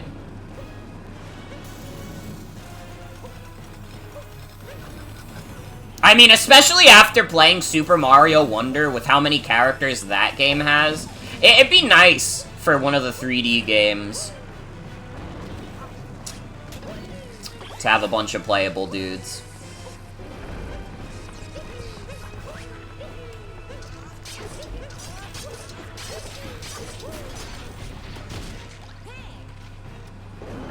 I'm excited for Princess Peach Showtime, too.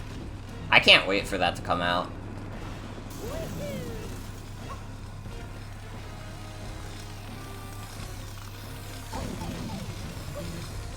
I guess that is true. For this game, it would be inconvenient to have another playable character, but I'm still gonna ask for it anyways, because it'd be cool and sweet.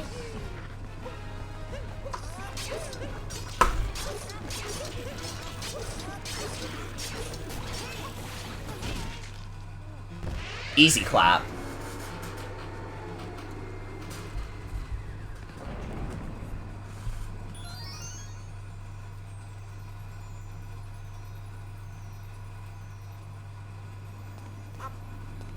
The way Wonder goes about it, it seems that Peach and Daisy are gonna be mainstays for 2D Mario, at least. Yeah. Dude, Mario Wonder is such a good fucking video game. I'm so glad that game exists. It's so good. It's nice that 2D Mario is, like, back in a big way.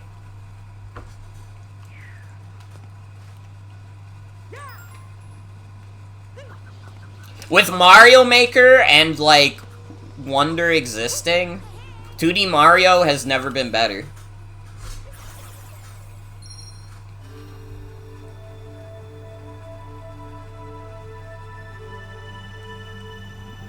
Might be your game of the year, and there are some good-ass contenders this year. I gotta be honest, it's still so fucking hard for me to choose game of the year. I'm still thinking Fire Emblem Engage. I think that overall, the game I enjoyed the most this year was Fire Emblem Engage. But you could make a very, very strong argument for Mario Wonder as well.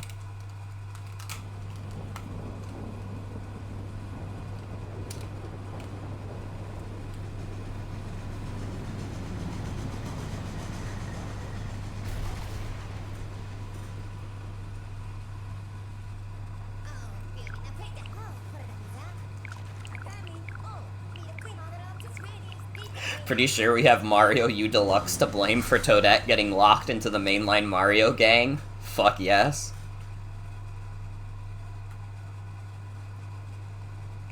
Put over 100 hours into Tears of the Kingdom and liking Spider-Man 2 a lot so far.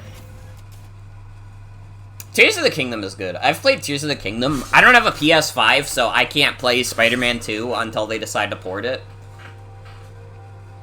Tears of the Kingdom is a good video game. It could never win Game of the Year for me. I like Zelda. I don't like Zelda like that, though. I think they are good, fun games. Game of the Year for me, though? I can't deny that Tears of the Kingdom is, like, an extremely good game, though. And it has Purah! I fucking love Purah! Shout out to women! If you don't like Purah, go to hell, motherfucker.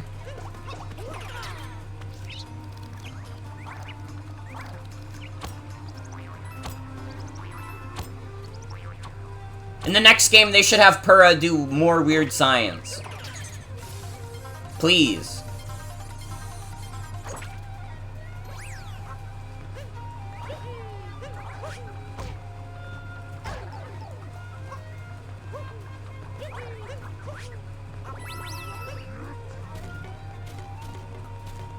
As someone who loves the Mario princesses, you're very happy Peach and Daisy are locked in.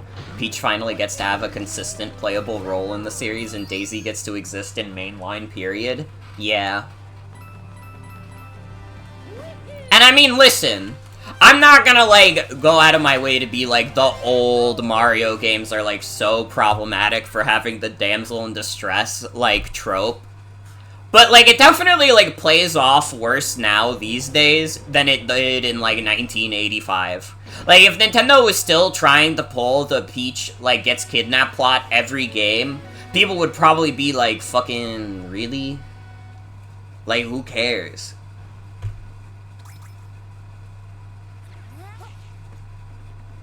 Like, we don't, like, it's just not something that people fuck with as much these days, you know? People don't really look for that in Mario anymore.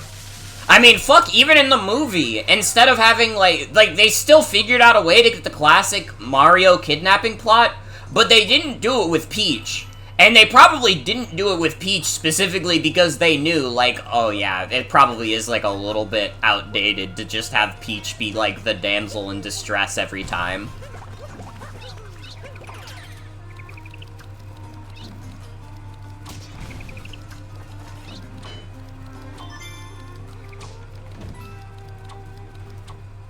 Odyssey is the perfect send-off to the trope.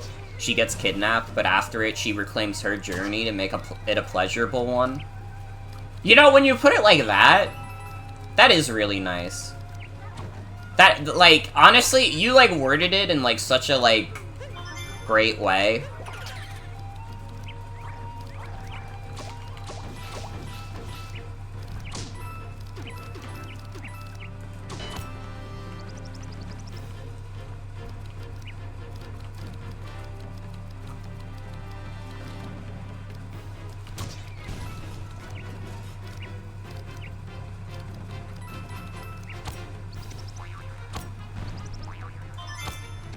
Game's ending with her turning both Mario and her captor down as they try to spin the wedding to romance her is another good one. Yeah, no, like... And honestly, that moment, it's a great character moment for Peach. It's also just a really good character moment for Mario and Bowser as well. Because, like, at the end of the day, like, they are enemies, but they're just, like, they're very much doing it for the same common goal. They both have feelings for Peach. They both want to, like, be with her. They just have different ways of going about this, and at the end of the day, they, like, acknowledge their, like, differences. They acknowledge their differences and their similarities. I don't know if I'm wording this properly. I've been streaming for 4.5 hours. It's fine. This is a part of the stream where I get a little bit of slack.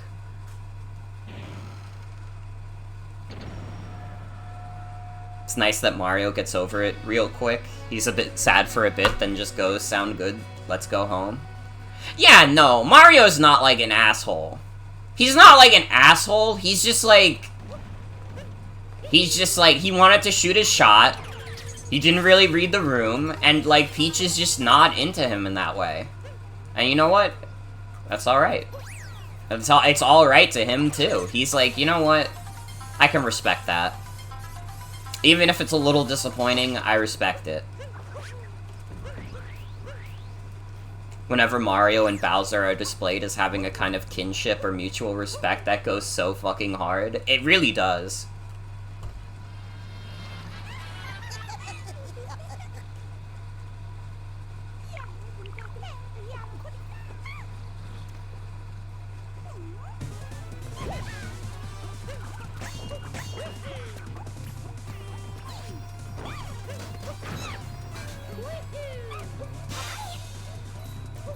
This is easy clap. You got your Akko Little Witch Academia pop-up parade figure today? Hell yeah.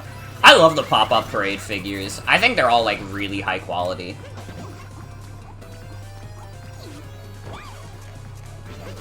Dude, I just realized figure update. My Bridget Nendoroid should be here soon.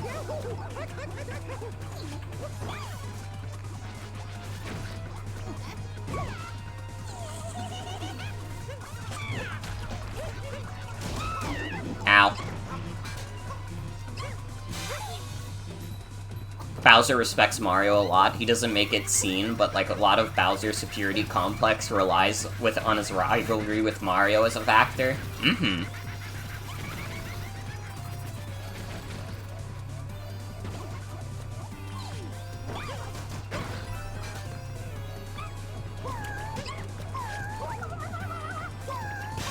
Let's go! With 1 health!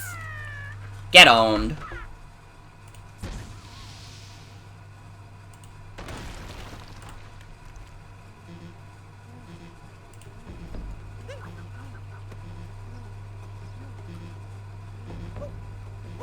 Love the plot of Bowser's Fury, like, Junior will fight Mario to impress his dad, but when his dad is in trouble, he knows Mario is the grown-up he can most easily rely on to fix things. And, like, Mario will do it. He's, like, a little skeptical at first, but then he's like, you know what, this kid's being genuine. I can't not help him. Mario's just a nice guy. You know? Even his enemies, gotta admit, Mario's just, like, a cool dude.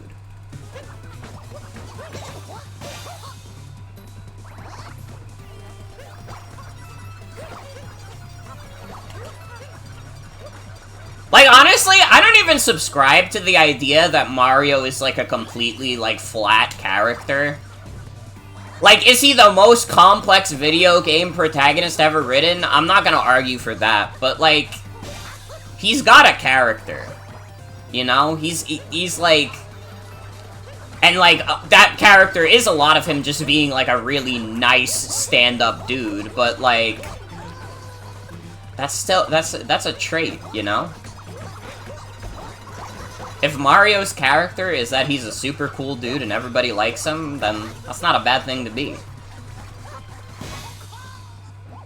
This is why Bowser Jr. is the best character ever, because it lets you portray Bowser as a nice guy overall when he's not committing terrorism on foreign territory, but also because he's a kid, Mario and Peach can have a good relationship with him. Love it how in Super Sluggers, Peach and Jr. actually have good friendship stats. Aw, that's really sweet, actually. Dude, I need to stream Mario Super Sluggers, because that game kicks ass. I love that game. I think I might have tried to at some point, but, like, the night I tried to do it, my internet wasn't having it. I gotta do that. All the NES boomers who hate Bowser Jr. rot in hell. Are there, like, people who hate Bowser Jr.? I know there's, like, a little bit of Koopaling hate, but I didn't know that people hated Bowser Jr. There were? You remember them? That's fucked up. Dude, Bowser Jr. is a funny guy. He's, like, not even close to, like, most annoying kid character. I feel like I hear, like, nobody complain about him because, like, he's just a guy. He's a kid. People wanted the Koopalings back for years and they hated Bowser Jr. for replacing him. But, like, why? They literally came back in, like, New Super Mario Bros. Wii. You had, like, 8 years, like, not even, you had 7 years where it was just Bowser Jr. before they brought back the Koopaling thing. Like, that's just, like, crazy to me, because it's, like, it's not even like it was just Bowser Jr. for long. And it's not like the Koopalings even existed for that long. Like, how many games were the Koopalings really in before they started being more prominent because of New Super Mario Bros.? It's like, Super Mario Bros. 3 and World, obviously. And then what the fuck else?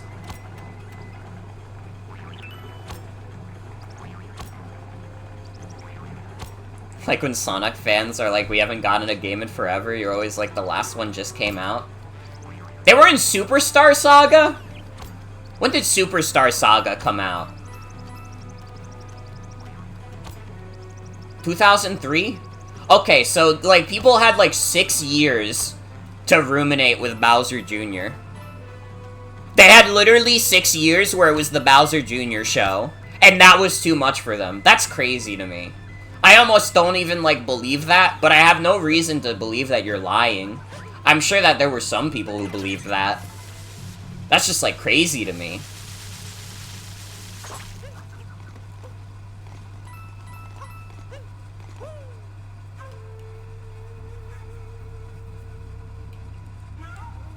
The epic showdown.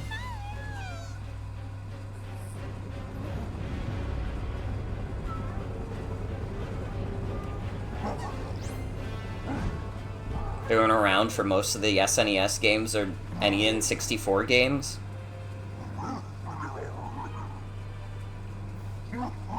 It's just a little weird. It's just a little weird. The last non-Superstar Saga game was Yoshi's Safari. It's just, like, crazy, because it's like, you had a year where Sunshine existed, and then Superstar Saga came out, and the Koopalings were there. They were literally in that video game.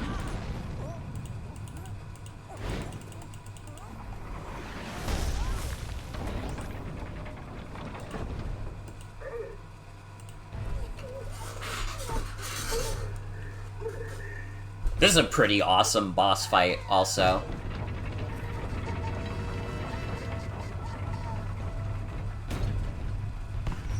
I know that if you're a real gamer, you can, like, do this fight extremely fast. I am not a true gamer, though. I haven't played true video games.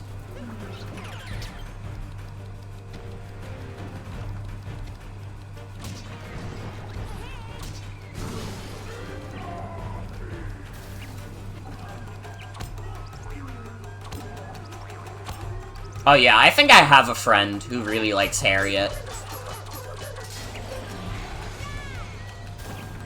Been thinking about the Mario girls a lot recently. It's a good thing to think about, to be fair. We love women here. Topper? We only just met.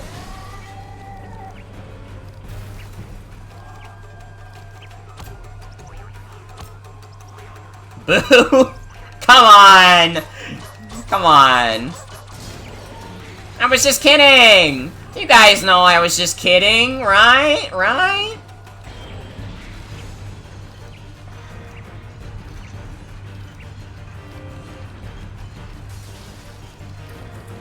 I feel like this boss fight wants you to go outside of the bird during, like, these off sections, but I'm not doing that. I'm gonna stay as the damn bird.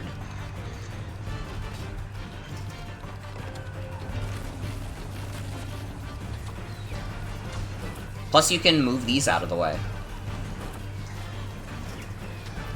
See, I didn't even know that there were Hammer Brothers in this fight.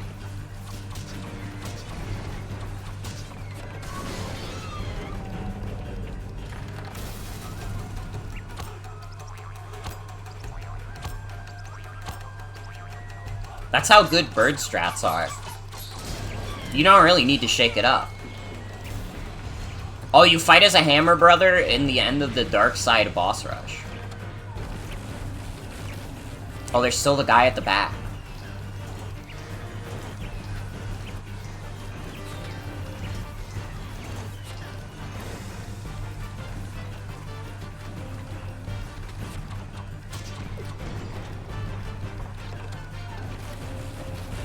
You realize the princesses are the most good characters, but they're the most basic and boring hear-me-outs ever. Anime-styled, conventionally attractive white women. Daisy's only allowed to be tan sometimes, so you have to look into someone's Mario crushes who aren't the princesses. Like, see if they're into Pom-Pom or Birdo or Cacletta or Valentina. I have to admit, my Mario crush is a little boring because I'm into Pauline. I like Pauline a lot. What can I say? They got me with her Mario Odyssey design.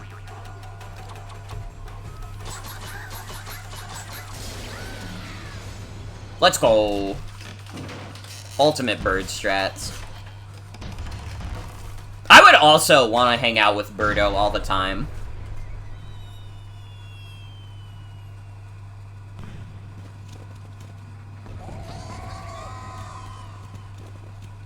Your Mario crush would probably be a Paper Mario character, honestly. That reminds me that, like, I don't remember who drew it, and I didn't reblog it, so I couldn't find it, but someone drew, like, Paper Mario 1000-Year Doors, Gajinkas, and, like, someone drew, like, a really good Madame Flurry, and I was like, holy shit. Alright, you can't call that boring because they drew her as a fat woman, okay? So that's not, like, a easy, like, hear me out. That's not like the princesses. I get this much. Even if I'm cowarding out by making it a Gajinka.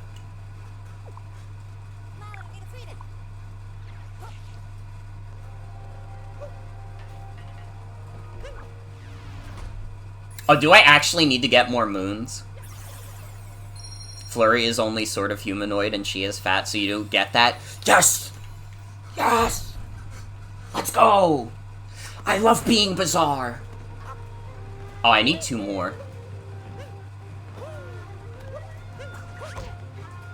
You wanna use this shortcut?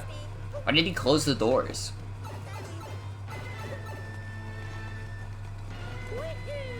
Is he afraid of something? I gotta be honest, I've never gone through this place with minimal moons, so I didn't actually know that you would have to collect a couple extra moons in this place. That's actually, like, a new discovery for me. Has anybody ever, like, gotten told in Bowser's Kingdom, by the way, you need to go back to get some extra moons? I may be the first person in existence.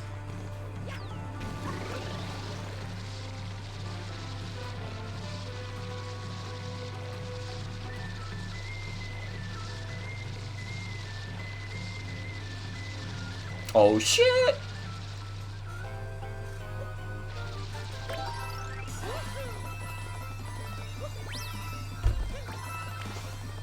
God, I remember, like, someone uploaded a video, that was, like, that, like, specific room in Mario Odyssey, but they called it Sonic Forces level design. And it still makes me laugh. That's like a good bit. I've been thinking about Vivian too. She's the most crushed on Mario RPG woman from what you've seen, but she's also just kind of a normal trans girl humanoid, where if it wasn't for the tail shed, she'd be Mario-sized human.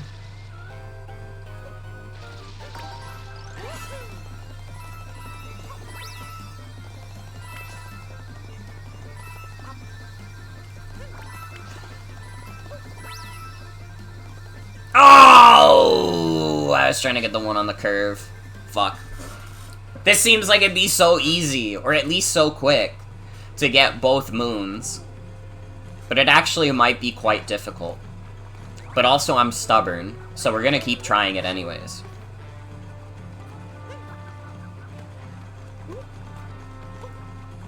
Her hat is real cute, to be fair. I gotta be honest, Vivian might be a dangerous character for when I play Thousand Year Door on stream.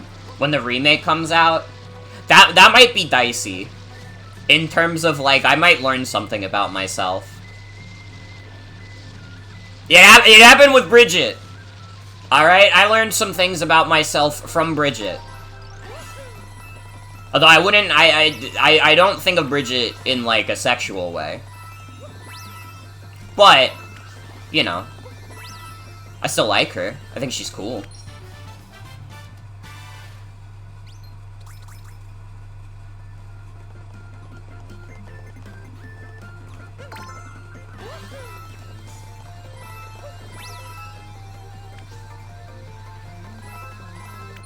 Friend crush Bridget or actual crush Testament? Bridget did not trans me. To be fair, I knew I was trans, like, way before Bridget. But I think, like, Bridget being the way she is, like, just being this, like, openly trans woman in, like, a fighting game made me realize, wait, fighting games could be cool, though. Fighting games could be cool, though.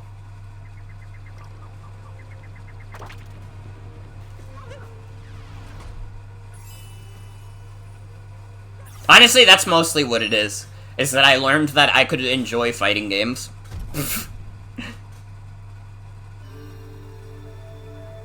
Because before that, really the only fighting game that I played was, like, Smash.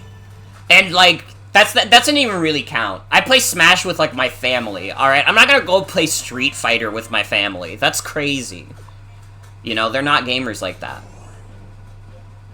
I should play more Street Fighter 6. I've barely played Street Fighter 6, even though I thought that game was fun. Bowsette is boring. Anybody who's, like, Mario crushes, like, Bowsette is, like, weak. Bowser's right there!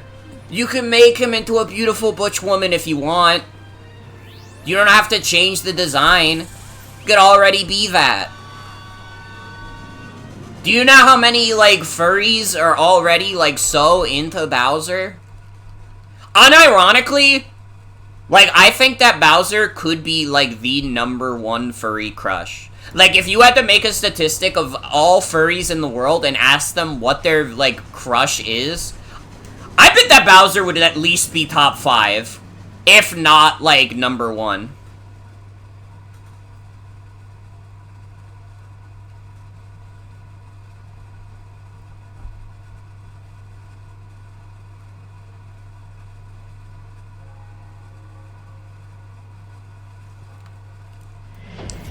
Either go with Peachhead and cope with the fact you're having a crush on a little mushroom gremlin who busts unions, or take the entirety of Bowser's girth like a real man. Hey, yo!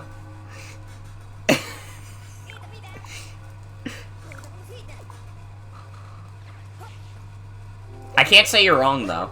I cannot say you're wrong.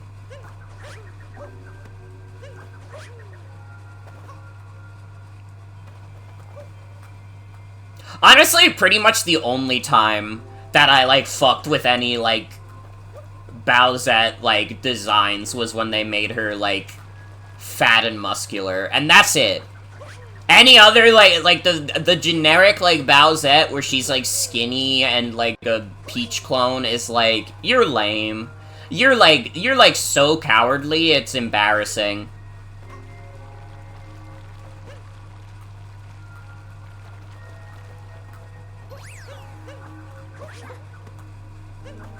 At least give her red hair like the Odyssey concept art.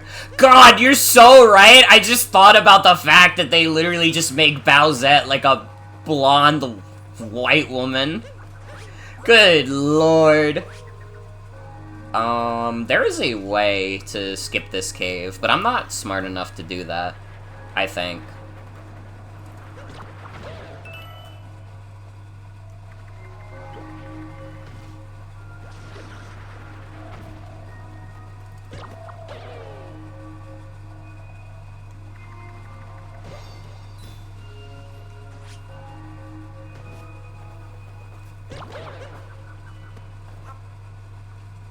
Can we count Elvira from the Mario Super Show? Why not? Why not?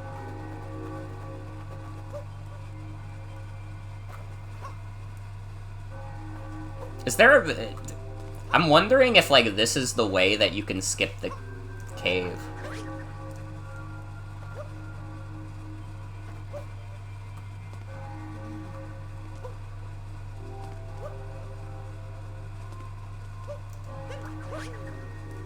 To be fair, it started out as a joke comic, where we only knew about the Super Crown was that it turns you into Peach. I mean, yeah. I'd still, like, I don't mess with it. I don't fuck with it.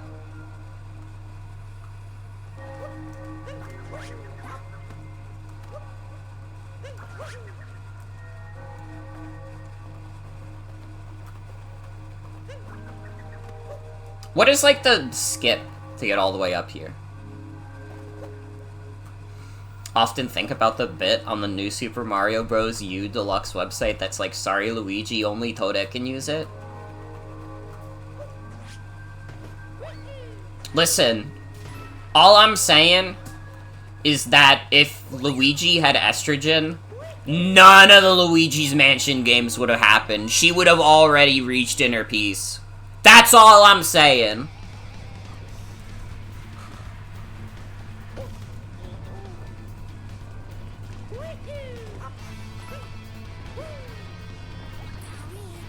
Yeah, I guess we're gonna have to do the cave, because I don't know how to do the skip.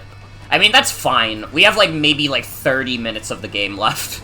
It's not a big deal that we have to do a cave level.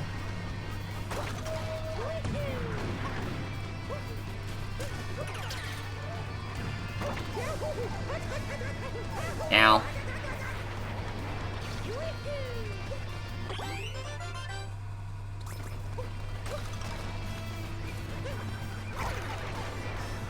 Fuck.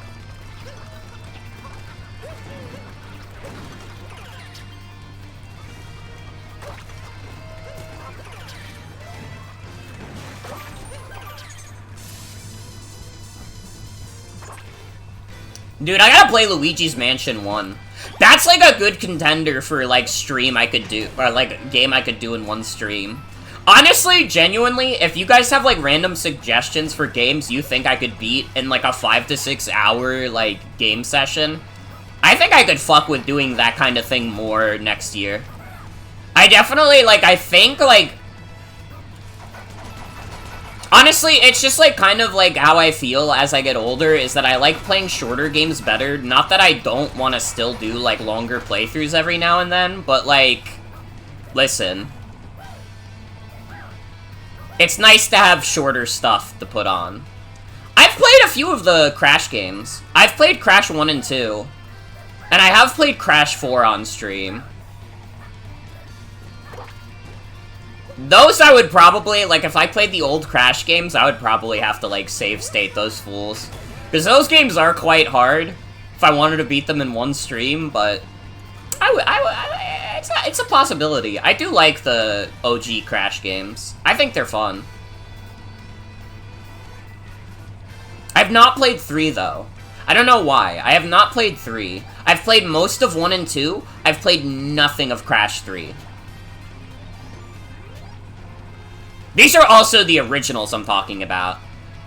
For some reason, the, like, what is it? The Insane Trilogy feels, like, weird to me. It feels off in a way that's, like, hard to describe.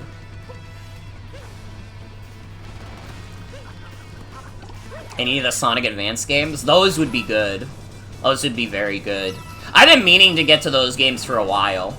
Honestly, any Sonic game is a good contender for, like, game to finish in one stream. Aside from, like, the more padded out ones. Like, there's no way, like, reasonably I'm gonna want to do Sonic Heroes in one stream.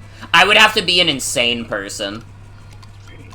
Sonic Unleashed would also not be one stream. Or Sonic Frontiers. I'm not that good at Sonic Frontiers. Have I played Triple Trouble 16-bit? I have not. I've heard good things, though. I would be down. I would be down.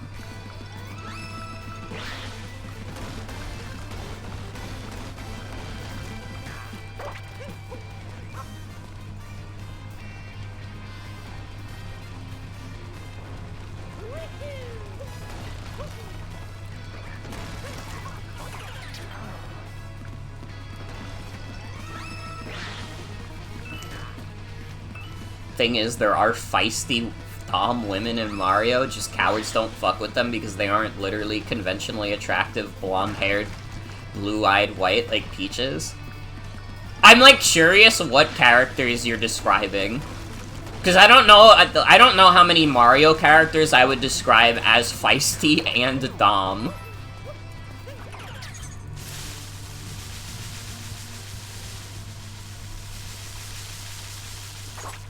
Well, don't say Wendy, because, like, I think, like, Wendy is, like, a kid. Madame Brutal? True. True. Syrup, Valentina. Oh, Valentina's actually a good one. Cacletta? True, true.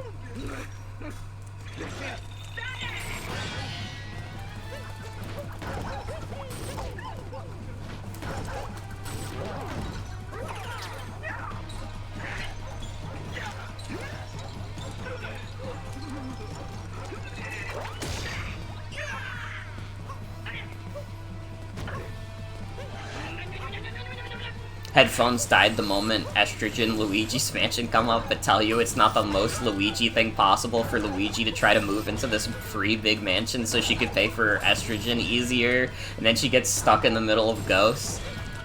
You know what? You're right. You're kind of spitting.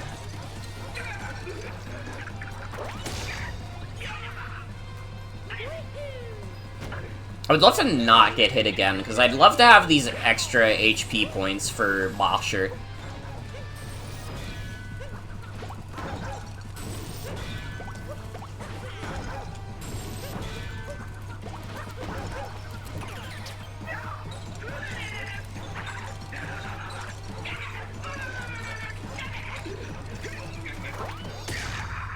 Get out of here. Easy clap.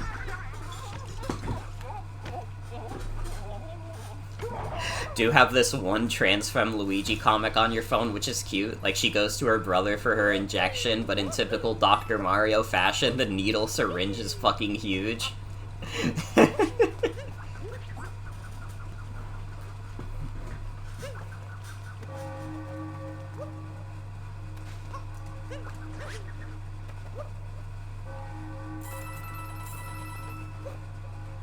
How does Dr. Luigi factor into this? She lost her license.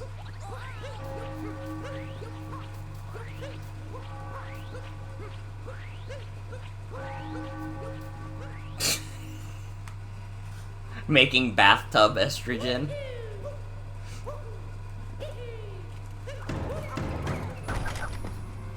Bowser, you fucked up.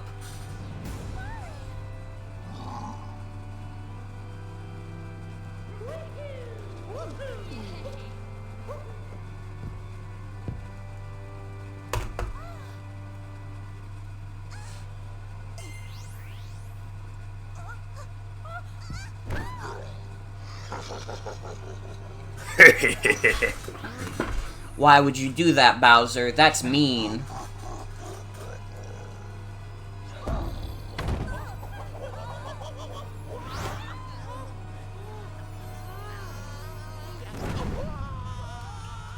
Think Luigi is too cautious. She wants the environment to be as sterile as possible so she doesn't mess up.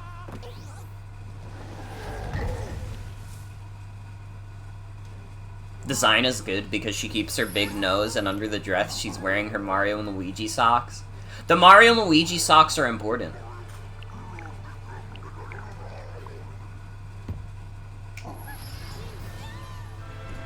Get ready, Mario. I'm gonna beat you up.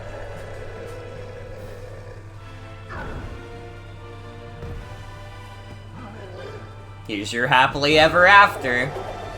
That's kind of a raw line. Honestly, what game you going this hard for? That's like a line that would go crazy if you heard it in like a Shrek movie. You know what I mean? Dude, they should have that as a line in Shrek 5. Unironically. When they have to fight the big villain of the day. The music playing sells it too, literally. It's a good-ass song.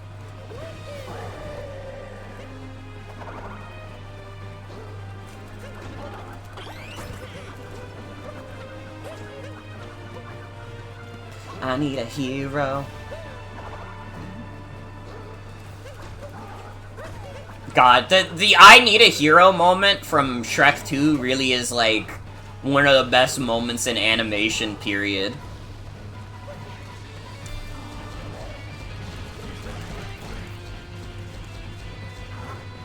True, there's like nothing in the Mario movie. They just used it because it's like, oh, it's a popular song. Like, come on.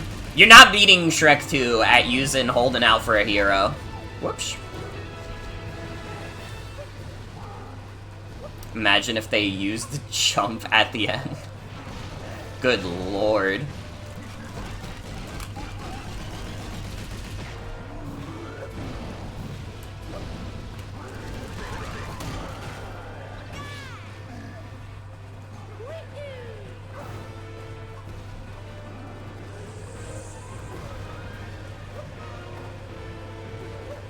Remember when we all thought that'd be the trailer song?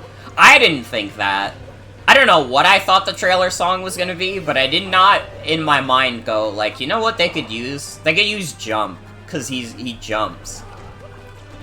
The meme was that it would be TikTok, which is really funny. Listen, the Mario movie is, like, corny. I'm glad it wasn't as bad as we all thought it was gonna be. Like, really, the Mario movie is like, it could have been like a fucking disaster, given the circumstances. It was like fine. It's almost boring how fine it was. Like, it's just like a pretty alright kids movie.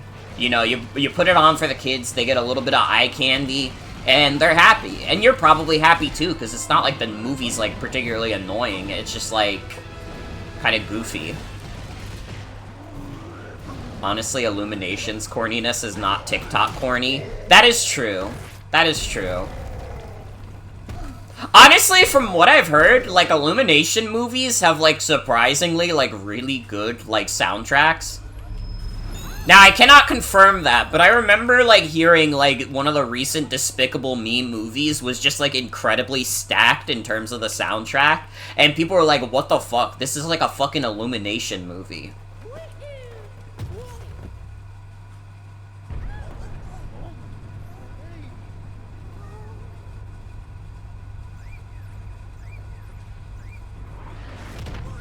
Watched Illumination movies, and they're not the best things ever, and they can definitely play aspects safe, but they've got a very unique feel.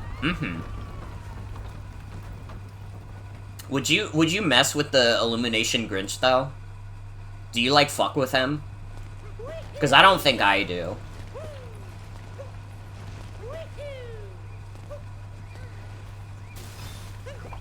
You make the Grinch come 8 times. I kind of think I would also fuck with Jim Carrey's skin suit over him.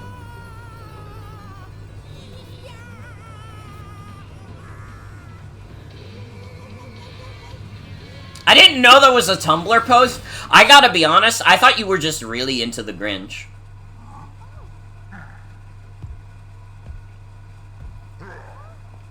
I was just like, yeah, sure, we can talk about making the Grinch come.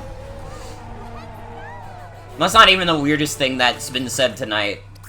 We were doing the wet nut. We were trying to do wet nut jumps. You haven't taken your meds? Uh-oh. You gotta. God, this finale is still so fucking cool. Like, we all agree this ending goes hard as fuck. Like, come on.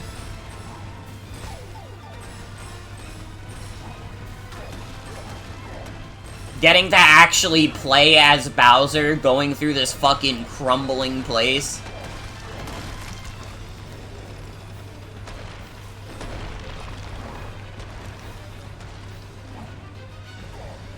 Konami Grinch, though? Wish you didn't have the reveal spoiled before you played the game? Damn, I don't think I was spoiled. That's unfortunate. It really is, like, a cool-ass moment. It's like genius, even.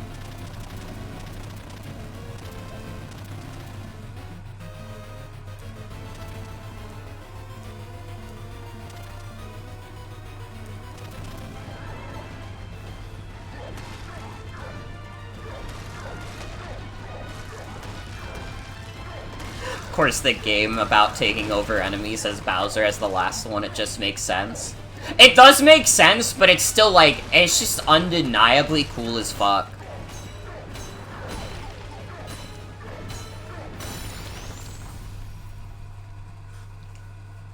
And I love this song, too. I love Break Free.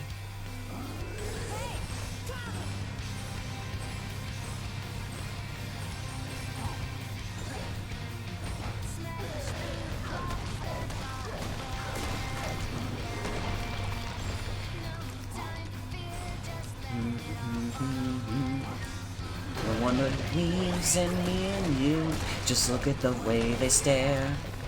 So what if we live in a walled garden? As long as I've got you, then I don't care. So fucking good.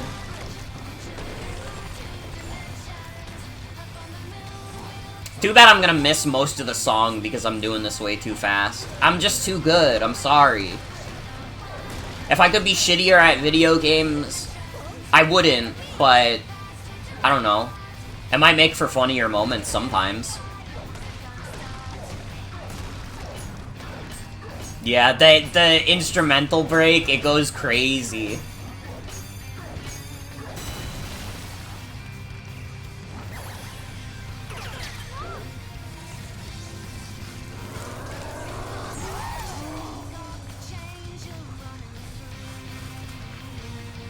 Fuck yes.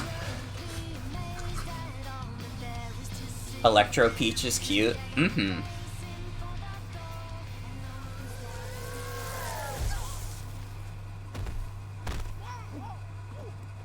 Something about Odyssey just makes your queerness come out. It happens to all of us at some point in our life.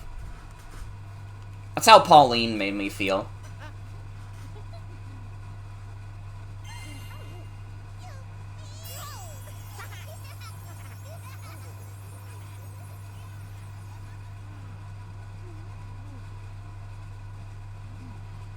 I do remember there were people who didn't like this ending, and to the people who didn't like this ending because Peach turns down Mario and Bowser, like, you're an insane person.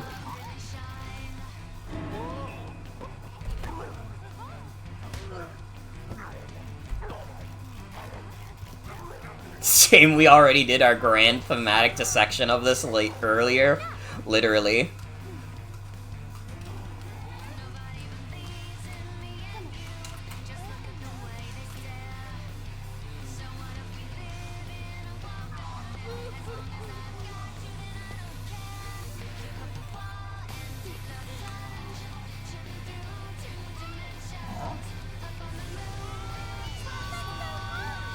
Let's go home.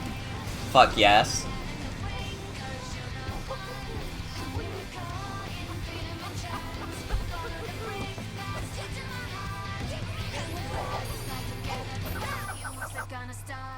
Oh, I got goosebumps, man. She leaves them for dead in space. Well, that was Super Mario Odyssey. Still a great video game. Not my favorite 2D, or not 2D, 3D Mario, but still, like, extremely good. You know? This game's a lot of fun. Again, I think this game fucking excels as an any percent playthrough. Just, like, going through this game is gonna be fun, like, every single time. I do not care about any of the completion stuff in this game, but, you know, it is what it is. Nintendo is cowardly for patching out the Wet Nut Jump, though. Shouldn't have done it. Shouldn't have done it. It's the only Mario game you've ever seriously considered if you like it as much as the Galaxy games. I respect that. It does not reach those heights for me. I definitely like 3D World better, but, like... I think I also, like, I definitely like 64 better than this game as well. There's like a few 3D Marios, and honestly, at the end of the day, what it boils down to is that 3D Mario is fucking good. Dude, 3D Mario is so fucking good.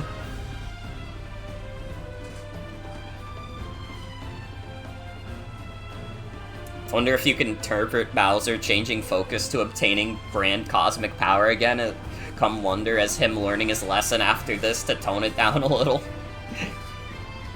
Maybe so. He's just trying to go back to what works for him. He did also embarrass himself after promoting his wedding worldwide and then not getting married. That is true. That is true. You know, you can't come back from that.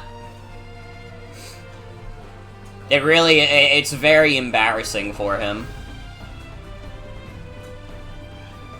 But yeah, you know what? Super Mario Odyssey, it is a masterpiece, I'd say. That's not my favorite 3D Mario, not by a long shot, but it's always fun to come back and replay this game. That's always a good time. And you can put Mario in funny outfits, so if you think that's bad, like, I hate to tell you, buddy, but that's what peak looks like. Alright? You're not ready. Alright, you're not mature enough. That is also funny that Bowser Jr. is not at this wedding. Bro is, like, taking a nap right now.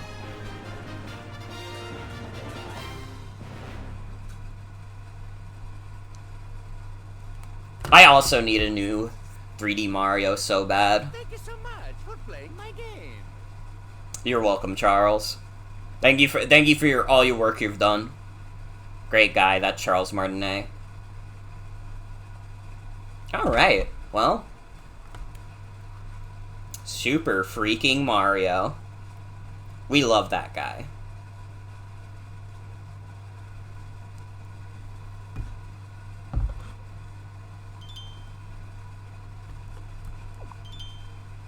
Rank the Mario princesses and Pauline before stream ends really quick, now go. I like Pauline the best, then Rosalina, then Peach, then Daisy. I'm sorry, Daisy's a cool character. I don't care about Daisy that much. I'm sorry. I also think that all women are beautiful, personally. I'm sorry, Pauline is, like, really the only one that I'm even attracted to. So the rest is just, like, I think Rosalina is the most interesting one out of the three. And then, like, Peach gets more screen time than Daisy. Well, that's gonna be it for tonight's stream. I want to thank you all for coming. Hope you'll have a good night and take care. I'll probably be back tomorrow. You know, I'm still dealing with, being COVID infected. I think my throat's getting better. Hopefully my throat is, like, at 100% tomorrow, so I can just get back to my playthroughs and stuff instead of, like, doing random one-off stuff. Because I do want to finish Knuckle Sandwich before the end of the year, but we'll see what happens. But yeah, have a good night, everybody. Take care.